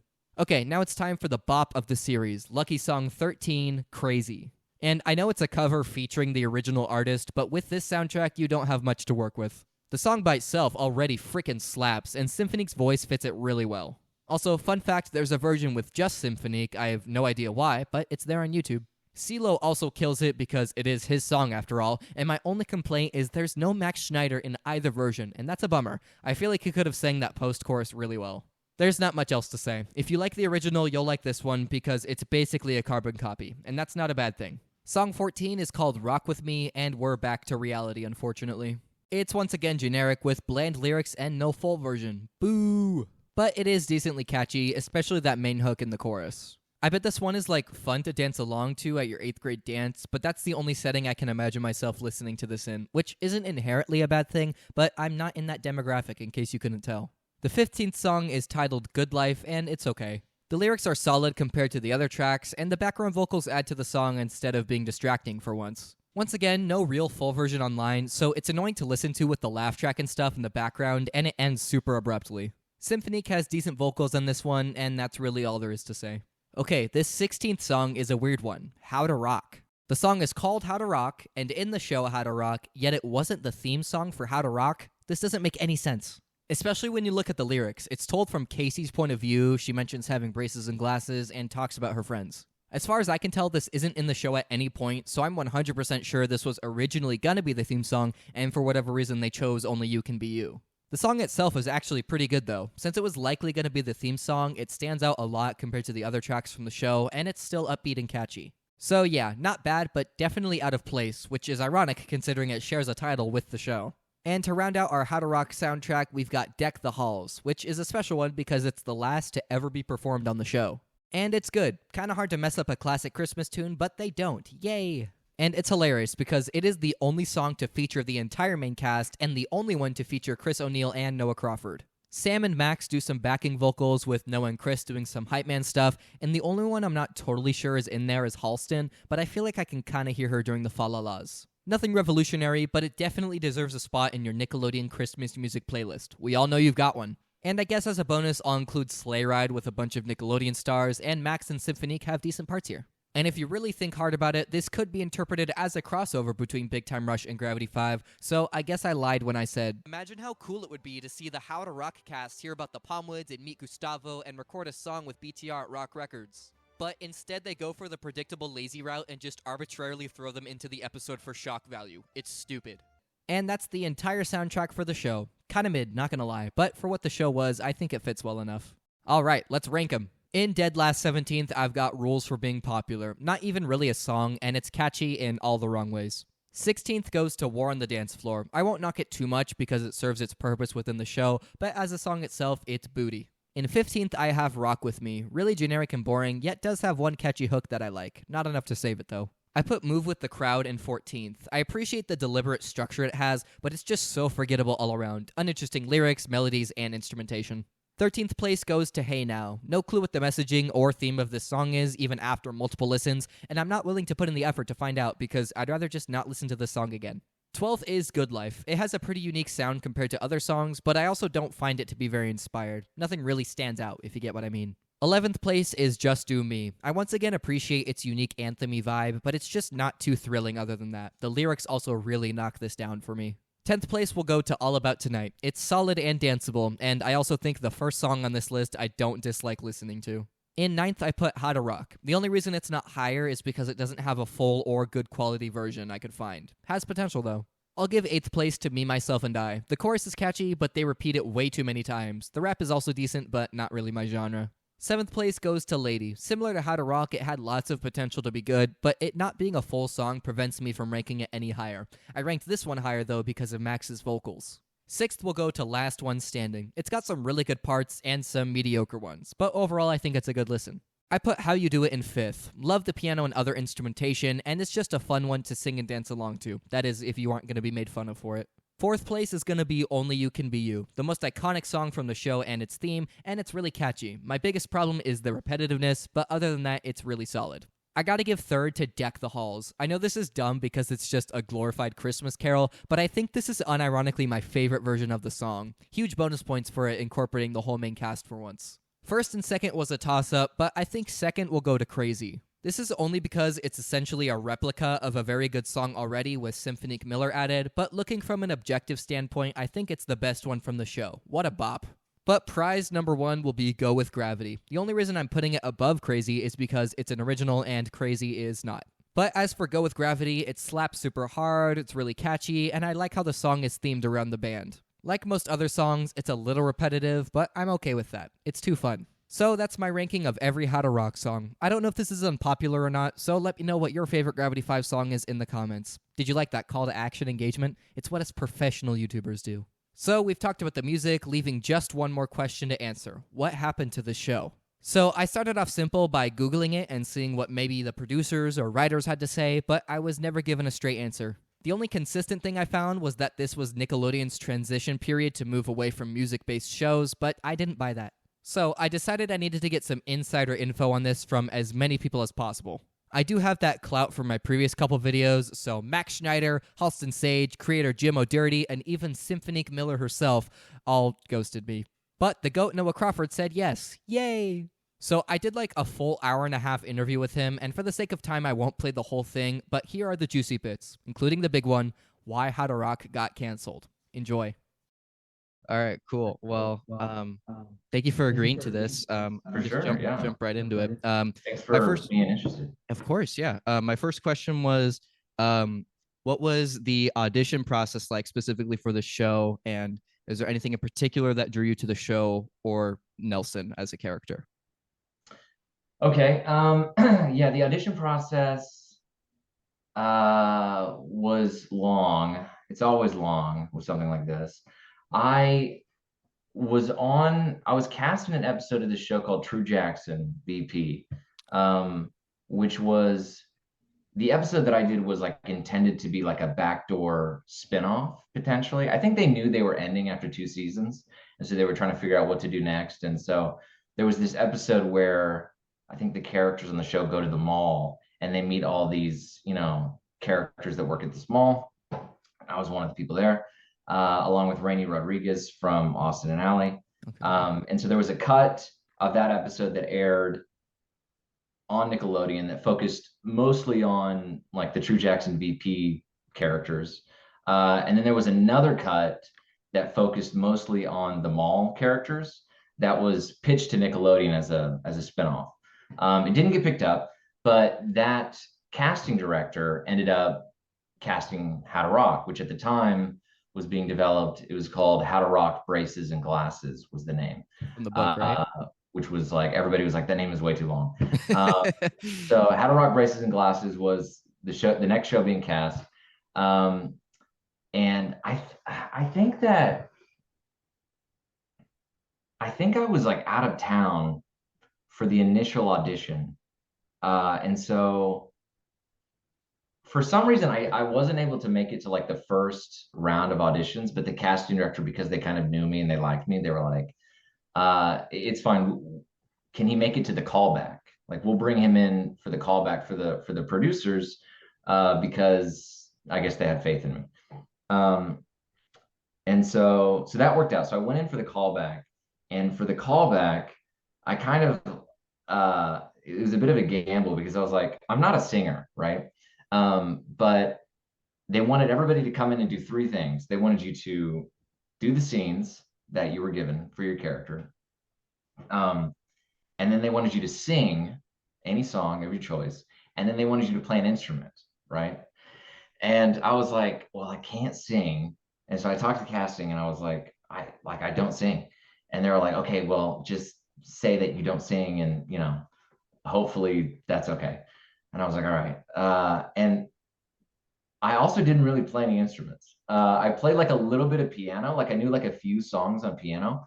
And so I thought, well, if I go in and I tell them I play piano, like surely they're not going to have a piano there to like make sure that I can play. So I'll just tell them that I can play. and then I'll do the scene, and the scene will be really funny, and hopefully they'll just like me from that. So so I went in, and this is my first time doing it, and it's in front of the producers.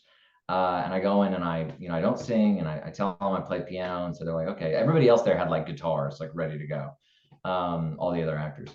And so I did the scenes, and they laughed a lot, and they really enjoyed it, or seemed to. And then I left, and then got the call to come back, and this time it was for network. So it was all these Nickelodeon executives in this like big, huge room. Same kind of thing. Went in there, did the scenes. They laughed.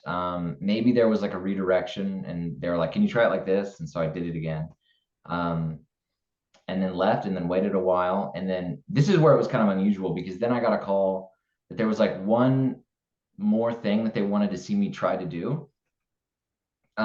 But because I'd already seen the producers and I'd seen network in person, this third time I only had to go in to see the casting director. So it was just me and her, and we did the scene with the little adjustment.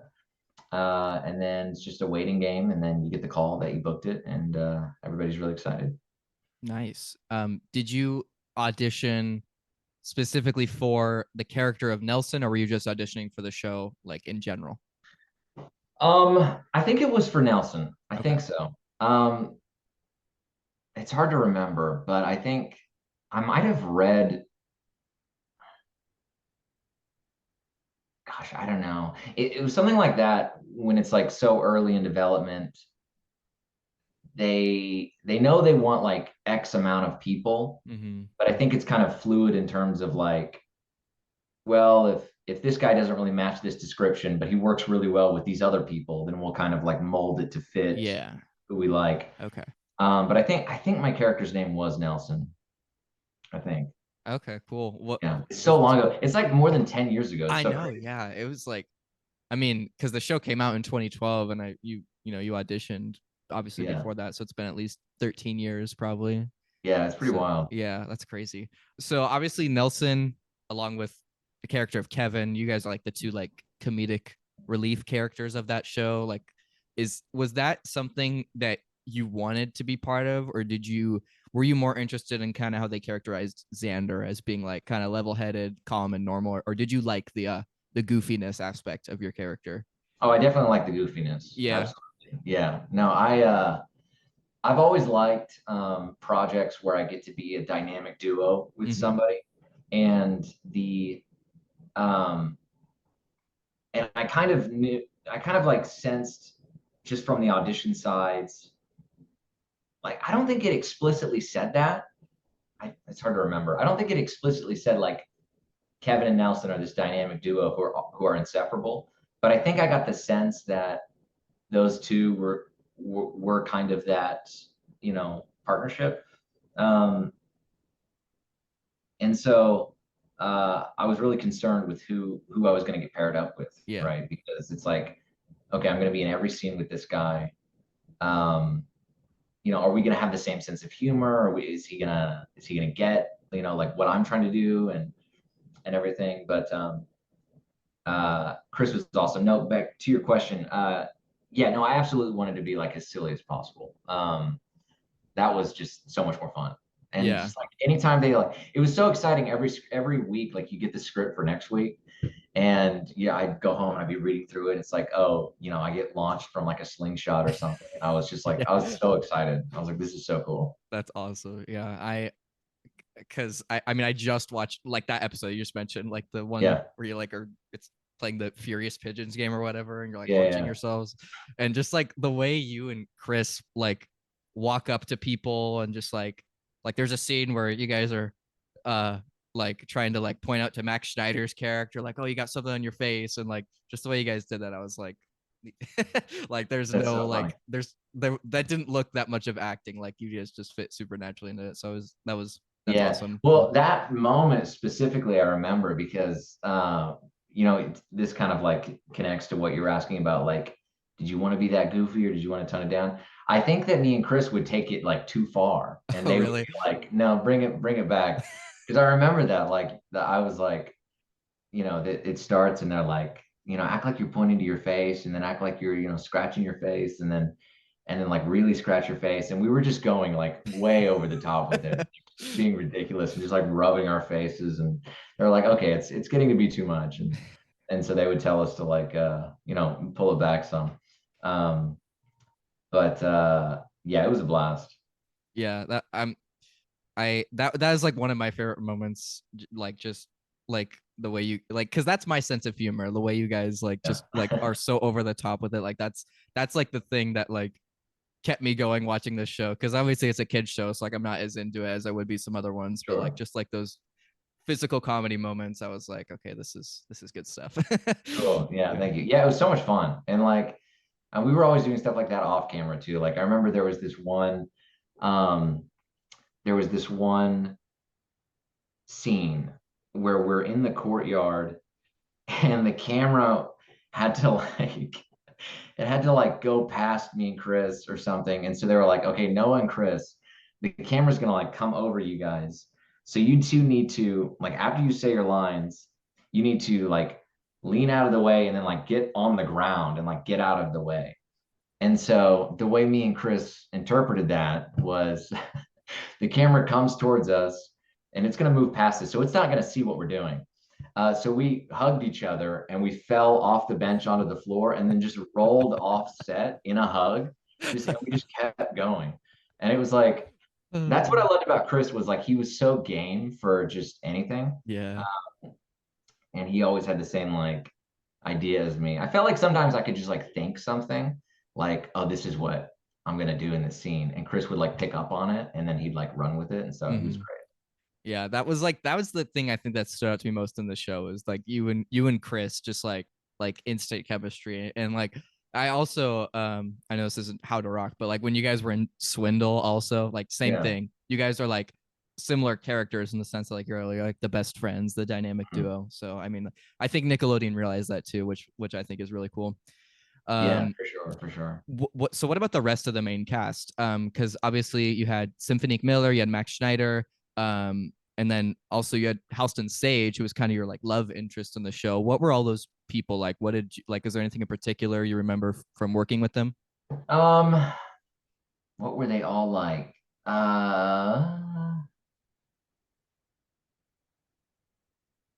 I mean, so me and Sam, like our families became good friends. And so I was good friends with Sam. She's great.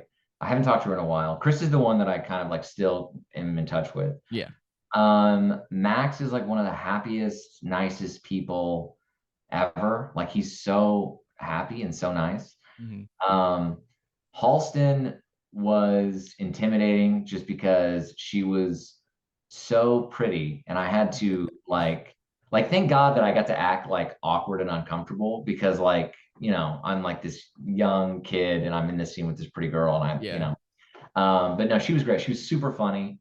And Symphonique is the one that I feel like I wasn't around as much, but yeah, I had a great time. Yeah,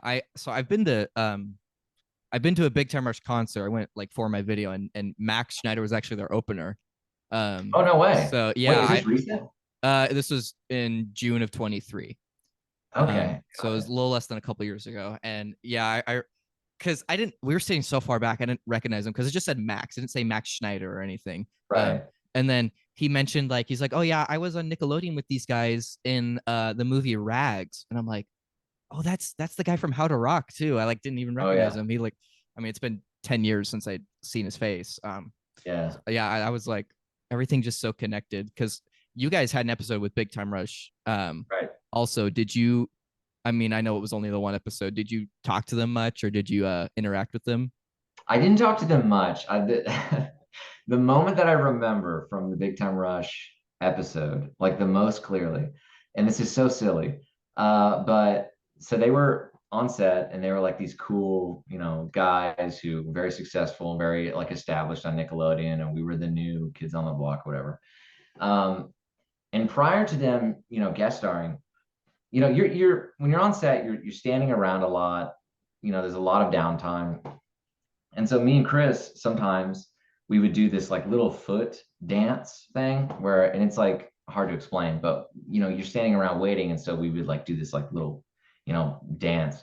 And we did it like all the time. And sometimes like, he'd do it and then I'd do it faster and then he'd try to do it really fast and whatever. And nobody ever pointed out the fact that we were doing this. Nobody ever acknowledged it. Nobody ever said anything. And then the Big Time Rush guys were there, and they were super cool and super nice. And we were doing a scene with them and we're all waiting around, like waiting on them to call action or whatever. And one of the guys does the same little dance that me and Chris do all the time.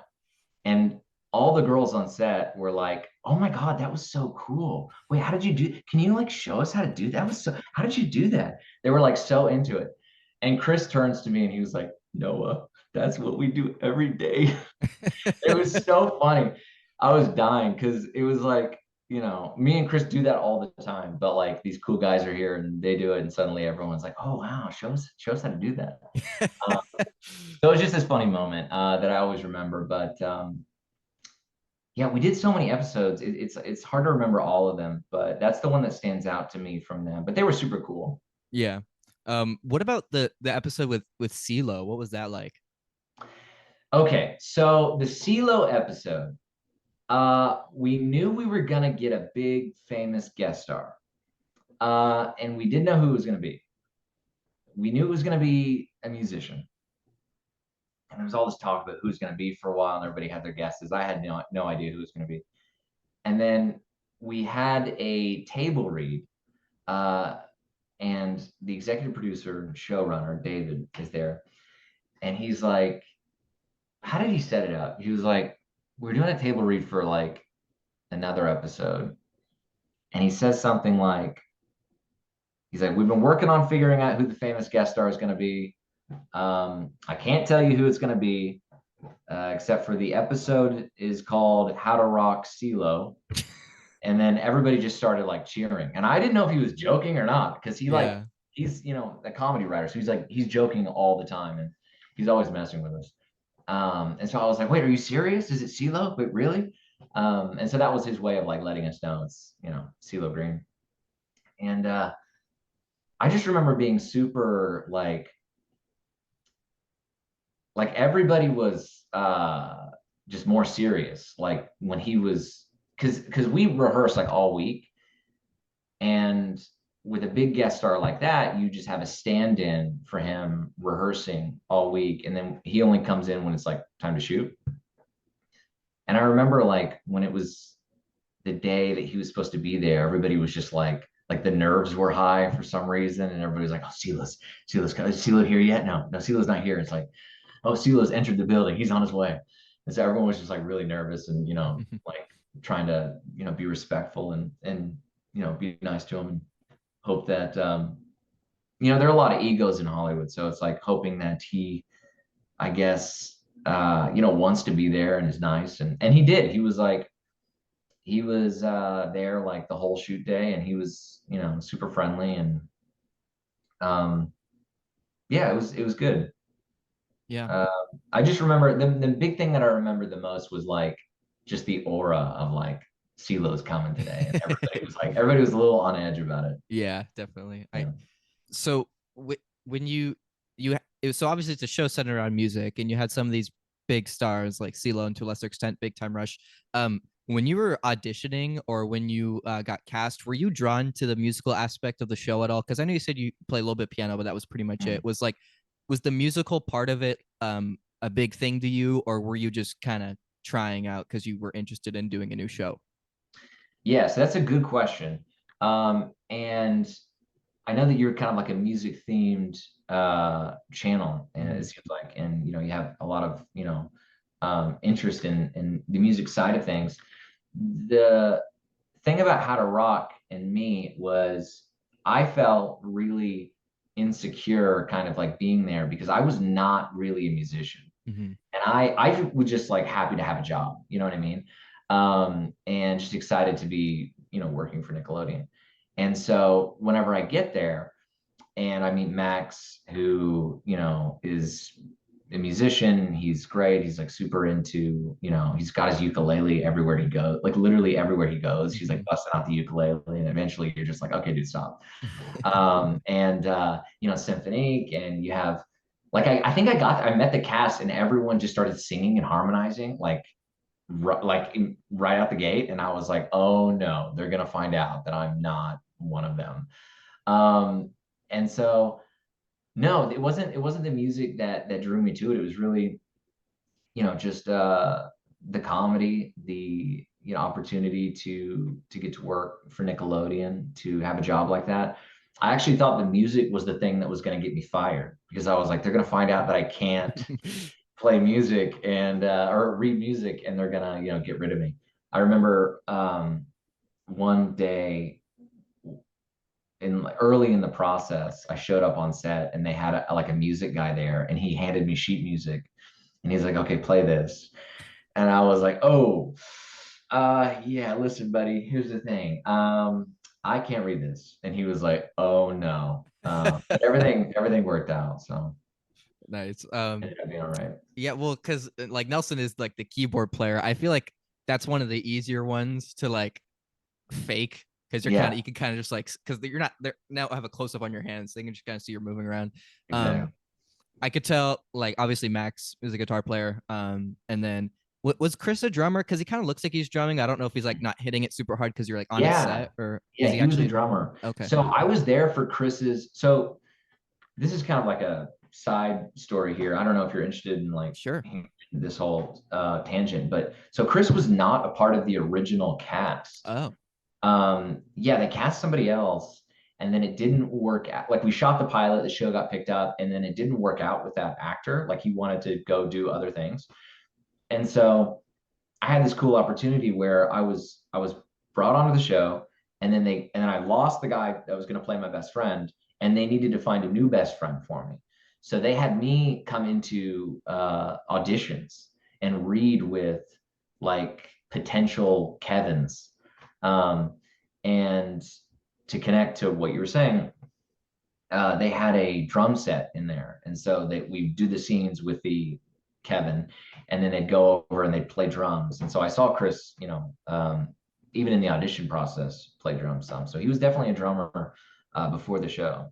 Okay, that's awesome. Like, the thing that was interesting to me about How to Rock is it kind of markets itself as more of a music show, and then when you get to the episodes, it doesn't focus as much on that. Like, it's always kind of in the back of the plot, but I was so used to like shows like Big Time Rush, where like the whole episode is about them like, we are recording a song and we need to like write it. And then How to Rock, I mean, like, I could kind of tell not everyone was like super big on playing instruments. So was that ever something that like you wish there was more of, or were you like specifically just drawn to the comedy aspect, or like the kind of character interaction? Comedy is where I felt most comfortable. And so if I was doing that, if I was like, dressed like a gnome with Chris or something, or, just doing something silly, that's where I felt most confident. And then whenever they were like, okay, you need to like dance for this music video, that's where I felt most out of my element. And so I'm sure that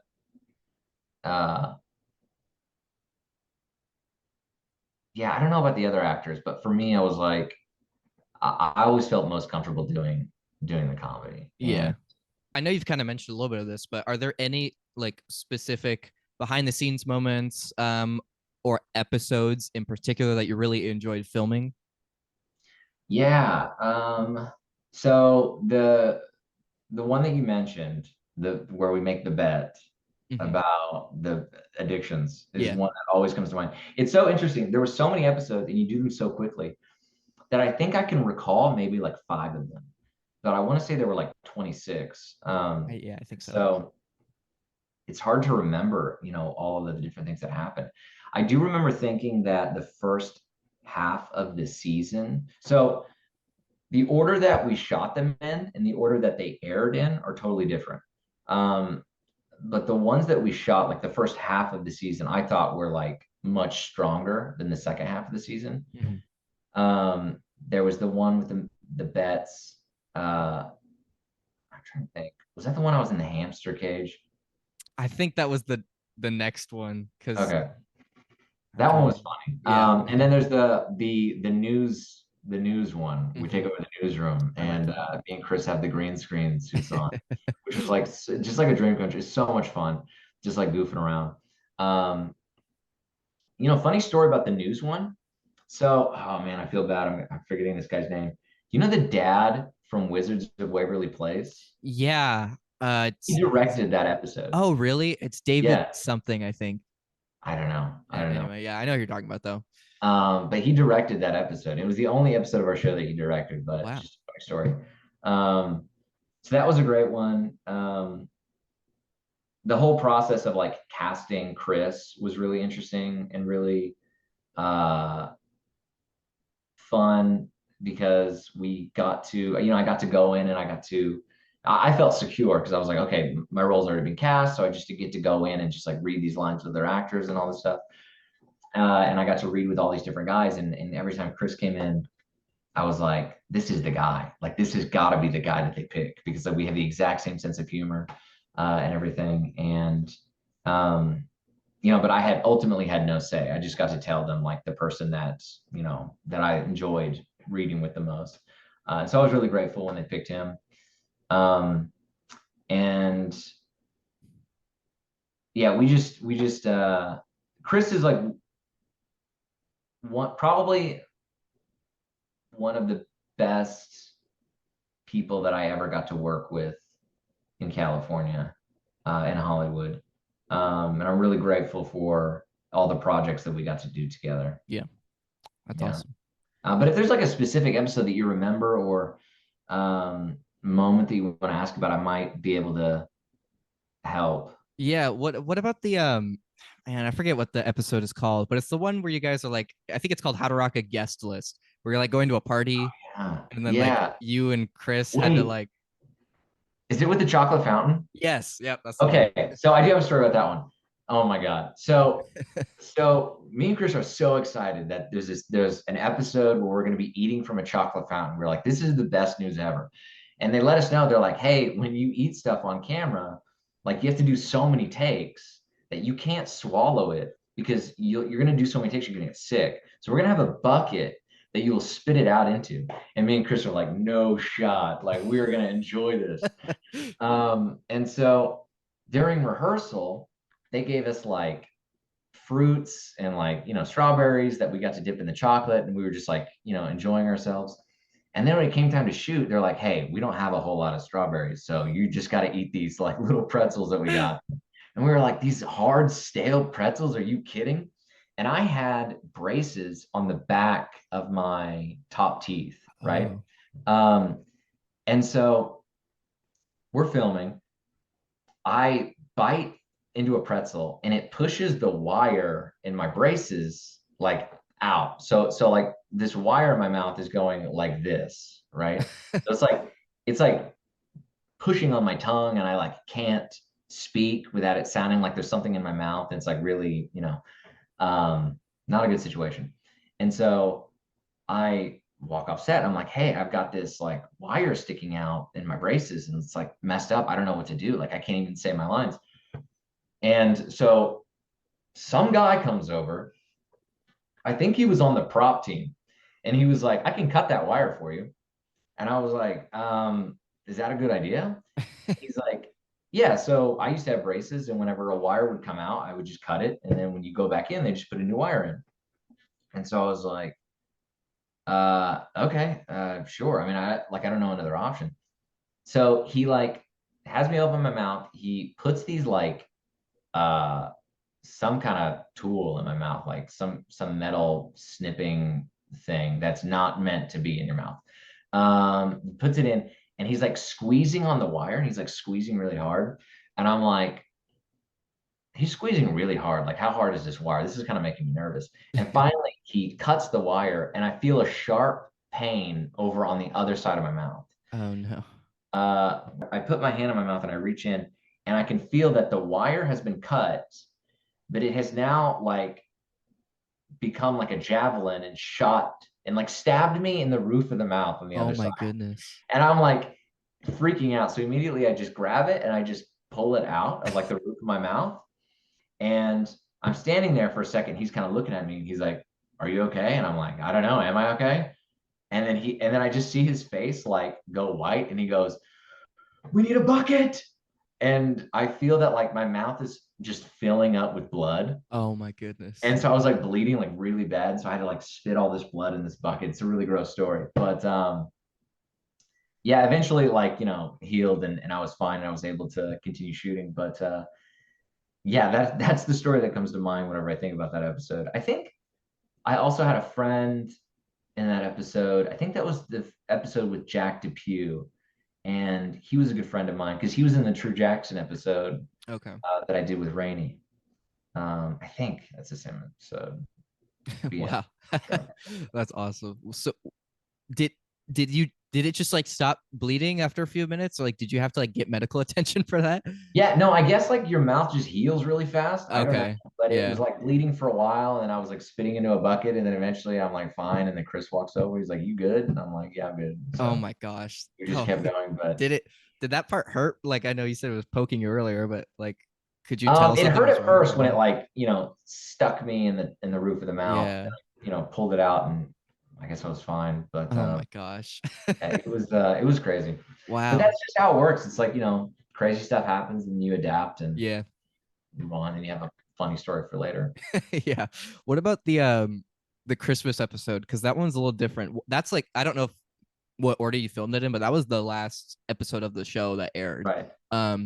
And you guys, wasn't in the school like most of the other episodes are. Like, was there anything fun about that episode that you liked? Yeah, so funny story about the Christmas episode. And I will forever have to, like, I owe How to Rock a debt of gratitude now for the rest of my life because that is the episode where I met my fiance. Oh my goodness. Yeah. So Haley Ogos is her name. She guest starred on that episode. She only had like a couple lines. She's the girl who she comes in and like, so have you seen it? Yeah. Okay. Did you watch like the whole season? I watched the whole thing and I'm writing the script where I like break down each episode. Yeah. Okay, cool.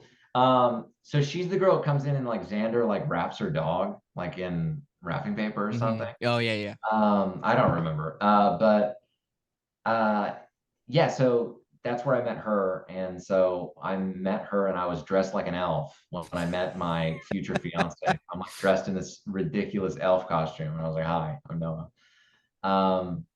But then yeah, the episode itself, that's where we get trapped. We like go through the vents, right? Yeah. Yeah, so that was pretty cool. They like built these vents that we got to go through and then it dropped down and they were really concerned about that part because it was a stunt, but we had to be in the shot. And so it was like they were very careful that we crawled through and hit our marks exactly where we needed to hit them before it like broke and we fell through and everything. And so they took that part really serious. And I think that's also the episode where I kissed Halston, right? Yeah. Yep. Okay. So I do remember, I have a funny story about that. So I'm trying to think how it transpired. So there's like all these like murmurs on set, like, "Oh no, this is you get to kiss Halston or Halston kiss you." I think we like kiss each other on the cheek or something. Yeah. But people keep like hyping it up and like, winking at me, about the moment is coming, whatever. And so we're shooting it finally. And this is like one of the last things that we shot of the episode. And she leans over and she kisses me. And then I forgot my line. Like there was something I was supposed to say. I had no idea what it was. And so I was like, "Oh, sorry. Can we go again one more time?" And everybody was like, "Oh, okay." And everybody started cheering and like laughing, thinking I did it on purpose just so she could like keep doing it. But no, I genuinely completely forgot the line. But it was a pretty funny moment because everybody was like thinking that I did that on purpose and was like, clapping. Yeah. Was your fiance there when she kissed you? No, Haley was not there at the time. I think Haley was like in the beginning of that shooting process. Okay. And that scene was like at the end. Yeah, but that was like a really early episode that we shot. Oh, really? That was like, I want to say, because I think they tried to get it out.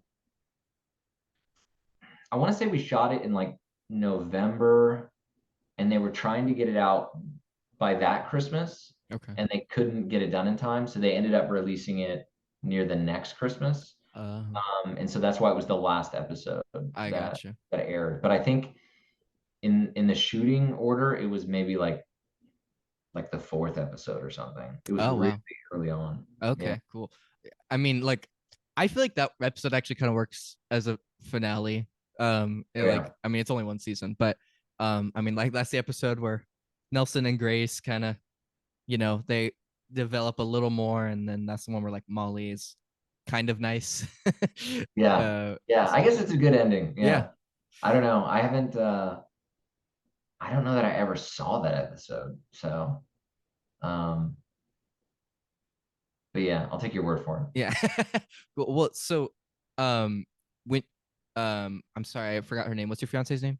Haley. Haley. So, you said that was the very first time you met her. Was Yeah, shooting that episode? Yeah, so she had a small role, so she was like a guest star or co-star. And for characters with like that kind of role, we rehearse all week with just stand-ins while they're casting that role. And then when it's like time to shoot, that person arrives and you're meeting them for the first time, and now you have to shoot the scene with them. Yeah. So I didn't actually have any scenes with her, but she showed up on set and I was dressed like an elf, and I was like, "Hi, I'm not usually like this." And Yeah. she's like, "Hi." So how did you guys end up like hanging out after that and going out and stuff? So Max would have like get-togethers at his house all the time, and he would invite tons of people. And I wouldn't go to all of them, but you know, sometimes when I would go, she would be there, and we would end up talking to each other and kind of just like being off in a corner somewhere, like talking or hanging out. And then eventually I realized, I was like, wait, we come to these things and then we just hang out together. Yeah. Like, why don't we just do this not here? And she was like, okay, yeah, sounds fun. And so we started hanging out and we started dating, and yeah, now we're engaged. So That's awesome. very Congrats. exciting. Thank you. Yeah, Thank that's you. great. What about You Gotta See This? So like, I mean, I probably watched it when it was airing. I have not seen it in 10 plus years, so like I honestly don't remember that much of it. So like, what do you have any specific memories from that? Like what that was like? Yeah. So that show was funny. I think we shot an entire season in like a week. Oh wow. They just had me and Chris. It's like the format of the show is we would sit down on the set, which was supposed to be Chris's bedroom, and we'd like introduce these clips, and then they would show these clips, and me and Chris would like narrate over them. And so really they needed us for two different things. They needed us to sit in those seats and introduce all the clips, and then they needed us to narrate over all the clips, which we would do in a sound booth somewhere. And so we did all the stuff in the chairs first, and we shot like just the longest days for like a week straight, every day, all day long. We'd get the script like 5 minutes before, and they'd be like, okay, memorize all this. No, wait. No, we'd read through it, and then we'd read the script from a teleprompter. So we just like be looking into the lens of the camera, and the teleprompter's in front of the lens, and I'm just now remembering this. And we would like be introducing the clips while like reading the lines.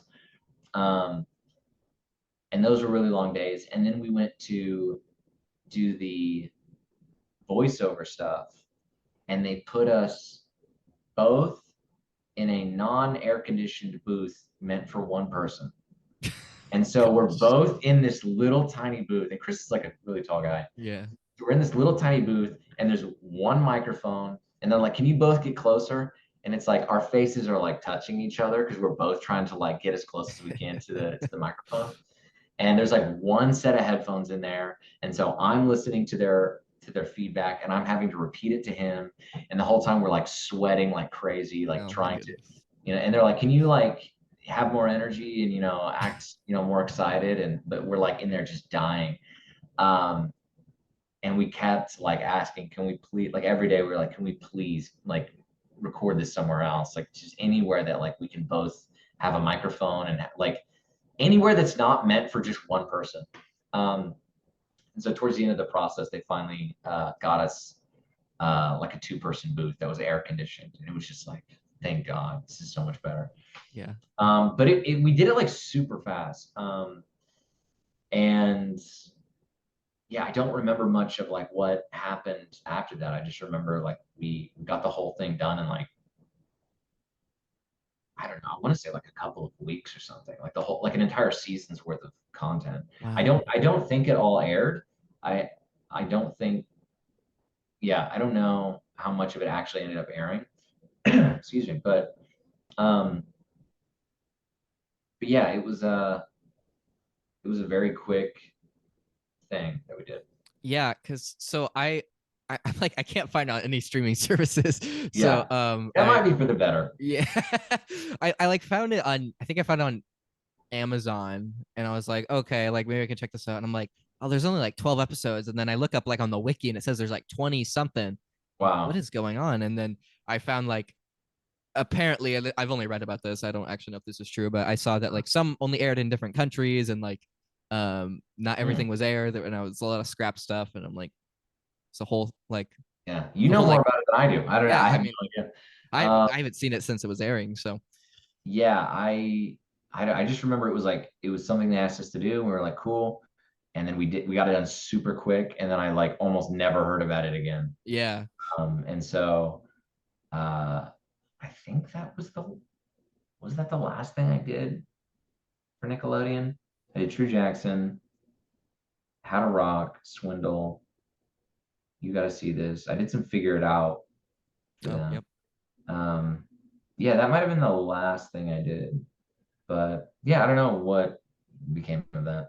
Yeah, I just remember like I would only watch it in passing, I think, because it would be like kind of this America's Funniest Home Videos format type thing, where it's like someone narrating over this stuff. So yeah, I do plan on watching it for my video. I just haven't figured out how to do that yet. So yeah.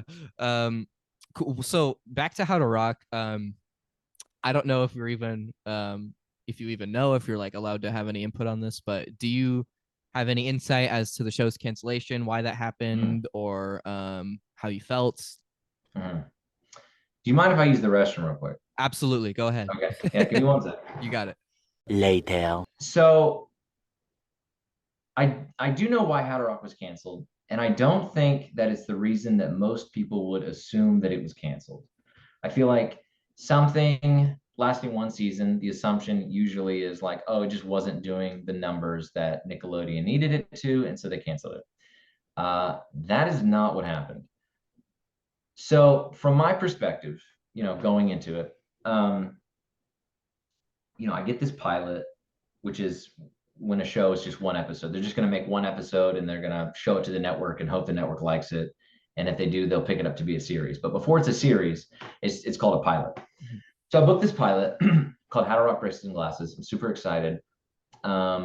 Shoot the pilot, it gets picked up. That's even, bigger, better news. We start making the episodes, and we're getting the feeling that Nickelodeon is really into this show. They really like it. They really have high hopes from it. And from what I'm hearing from people, with more information than I do, I'm hearing from those people that Nickelodeon is really happy with the show and where it's going. And so much so that I'm pretty sure, could be wrong, but I'm pretty sure that they aired the first 2 episodes after the Kids' Choice Awards. And so they were really confident in the show. And it starts airing, and it seems like it's doing really well. They end up, we're having live tapings like every week, but they're bringing in a live audience, and we're doing the episodes in front of them. And then they ended up they extend our season, which I think was called like getting picked up for the back six. I think that's what it was called. Could be wrong. But basically it was where like if our season was 20 episodes, now it's 26 episodes. And they did that around like halfway through the season. And so we pretty much had every positive sign that you could have that things were going well and we were going to get picked up for a season 2. We had, Big Time Rush, obviously. Nickelodeon coordinated that to have them guest star. We had CeeLo, all of this in the first season. We had like Nickelodeon's best time slot every week for airing. And so everything short of getting like the official green light, we had it. Everything looked good. And then, so I'm going to tell you my perspective, and then I'm going to tell you what I found out later on. Mm-hmm. So everything's going good. And then halfway through the season,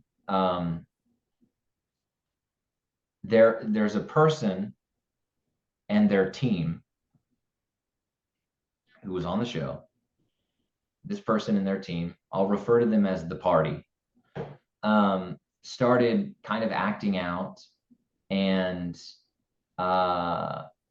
causing problems and behaving unprofessionally. And Nickelodeon, and then we stopped having live tapings, like in front of a live audience. And then Nickelodeon started moving our air date around, which is not good because then nobody, like the fans don't know when it's going to be on. You know what I mean? So we went from having like all of like the good signs to having all of the bad signs, like halfway through the season. But I still felt good about it. I still thought we were going to go to season 2.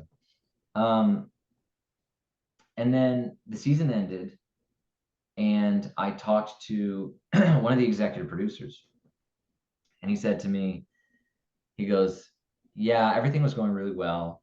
They even reached out to me, Nickelodeon reached out to me and asked me to start planning out season 2. So we didn't have an official green light, but we were close. Everything was going well. The problem was that Nickelodeon reached out to this party that I mentioned, this person involved with the show and their team about season 2. And this party made a lot of demands about what they wanted for season 2. And Nickelodeon was like, we can't, this is too much. Like, this is like, they were demanding all sorts of crazy things.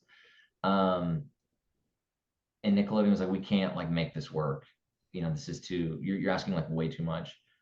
And the team would not budge, like this group, they would not budge on their demands. And when Nickelodeon wouldn't comply, that's when they started acting out on set and started making life really difficult for everyone. And that's, I think, when Nickelodeon decided like, okay, we're not going to come to an agreement, which means we're not going to be able to do season 2. So let's cancel the live tapings. We're going to give our prime time slot to some other show because we know we're not continuing this one. And yeah, we just finished up the rest of the season and then didn't get picked up for season 2. Oh, wow. Okay. Yeah. So this party was like, they were kind of had a lot of say in what the show was, or like they were in charge of it to an extent? I wouldn't say they were in charge of it. I think that they wanted to be. Okay. More so. And I think Nickelodeon didn't see a point in doing the show without them, Mm-hmm. but couldn't meet their demands. Yeah. It's like the demands were too much. And so negotiations just fell through, and yeah, the set just kind of became like really uncomfortable. Mm-hmm. It was really unfortunate because there were a lot of people making the show that were super happy to be there, would have loved for season 2. It's not just the cast, but like, we had this enormous writing team of like 20 people. And you have all the camera people, and you have all the ADs, and you have all the producers, and you have all of the prop team, and you have everybody that builds the sets.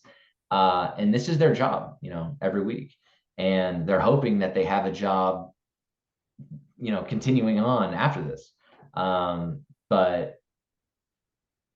yeah, it just, somebody was asking for too much. And so Nickelodeon couldn't, was like, we can't make that work. And so, yeah, it was canceled, unfortunately. Yeah. How did you and like your co-stars react to that? Like, did you talk to them about it personally, or like, was there anything you have insight for? I mean, the thing about like acting and working in Hollywood is like you work on something and you become, especially as an actor, you become incredibly close with the other actors for the period of time that you're working together. And then it ends and everybody kind of goes and works on other things and you don't have as much time for each other anymore. And so, so yeah, like while I was making that show, I was super close with everybody. And then, we all kind of went our separate ways when it was over. Obviously I still keep in touch with Chris a lot, and he was, like me, like bummed out about it because he was like, man, we had a really good thing going, and it was just kind of feel like it was, sort of thrown away. And I was like, yeah, I agree. What was nice was we had Swindle to go do, like, so I was actually at a table read for Swindle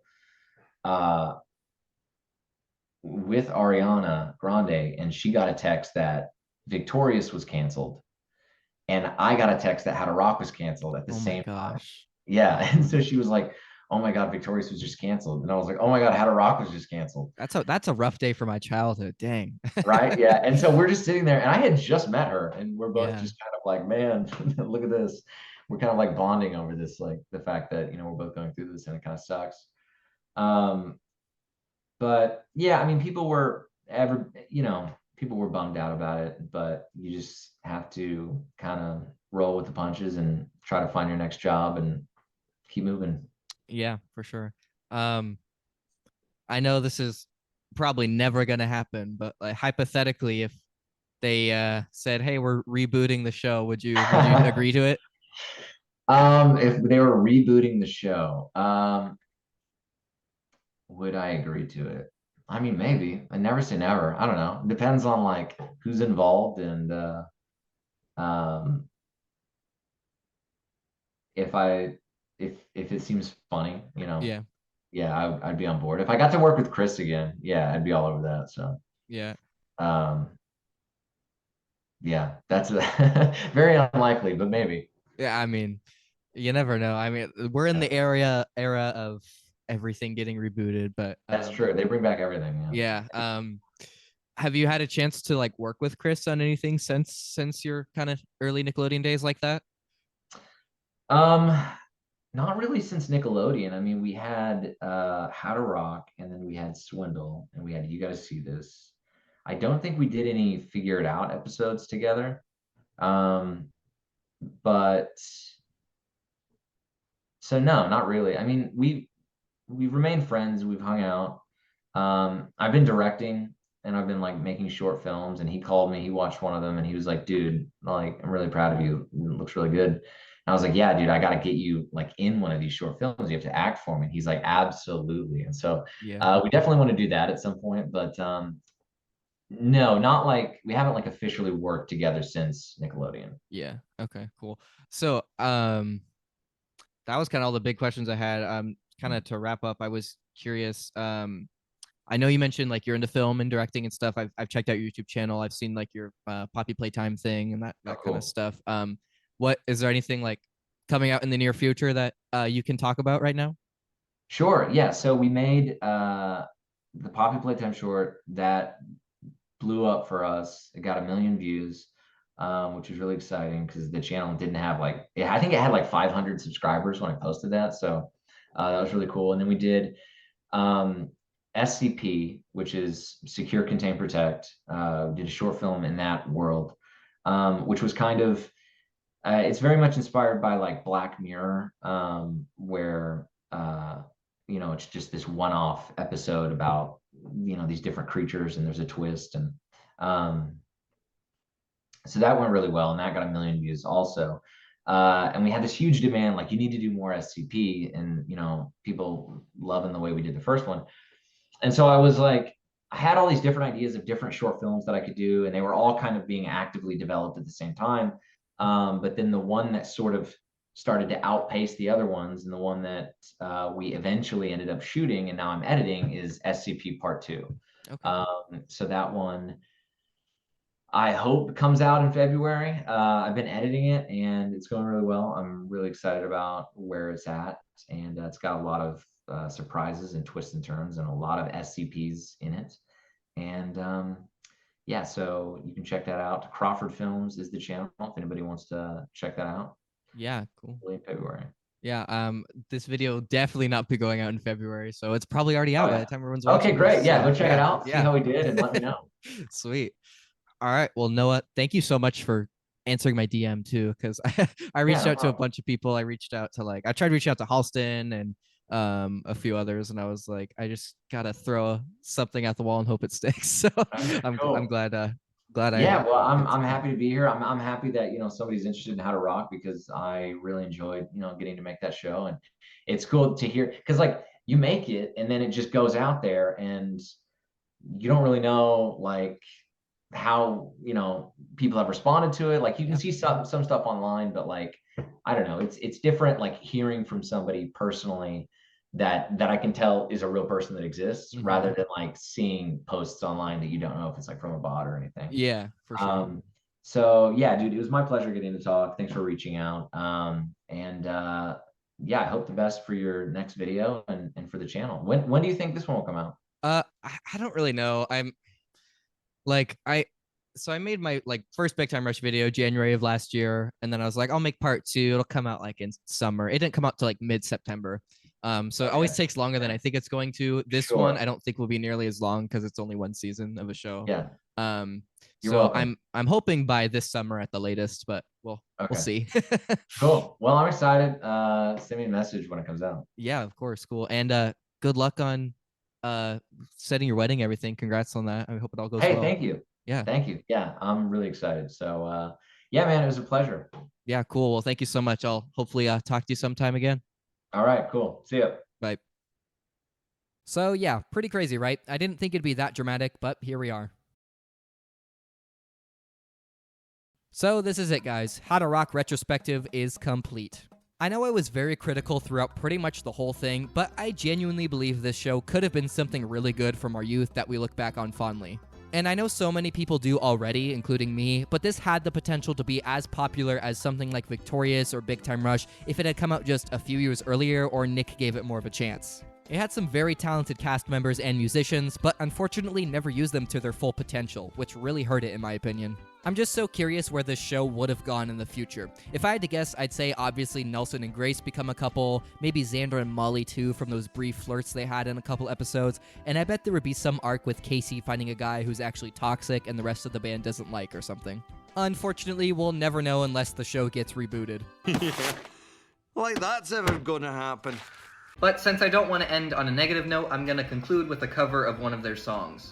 And while Crazy is the best one objectively, I think it'd be wrong to do that one, so I instead decided on my favorite original of theirs. So that's all for me. Please subscribe if you haven't already so that I can pay my rent, and I'm going to leave you with Go With Gravity. Thank you.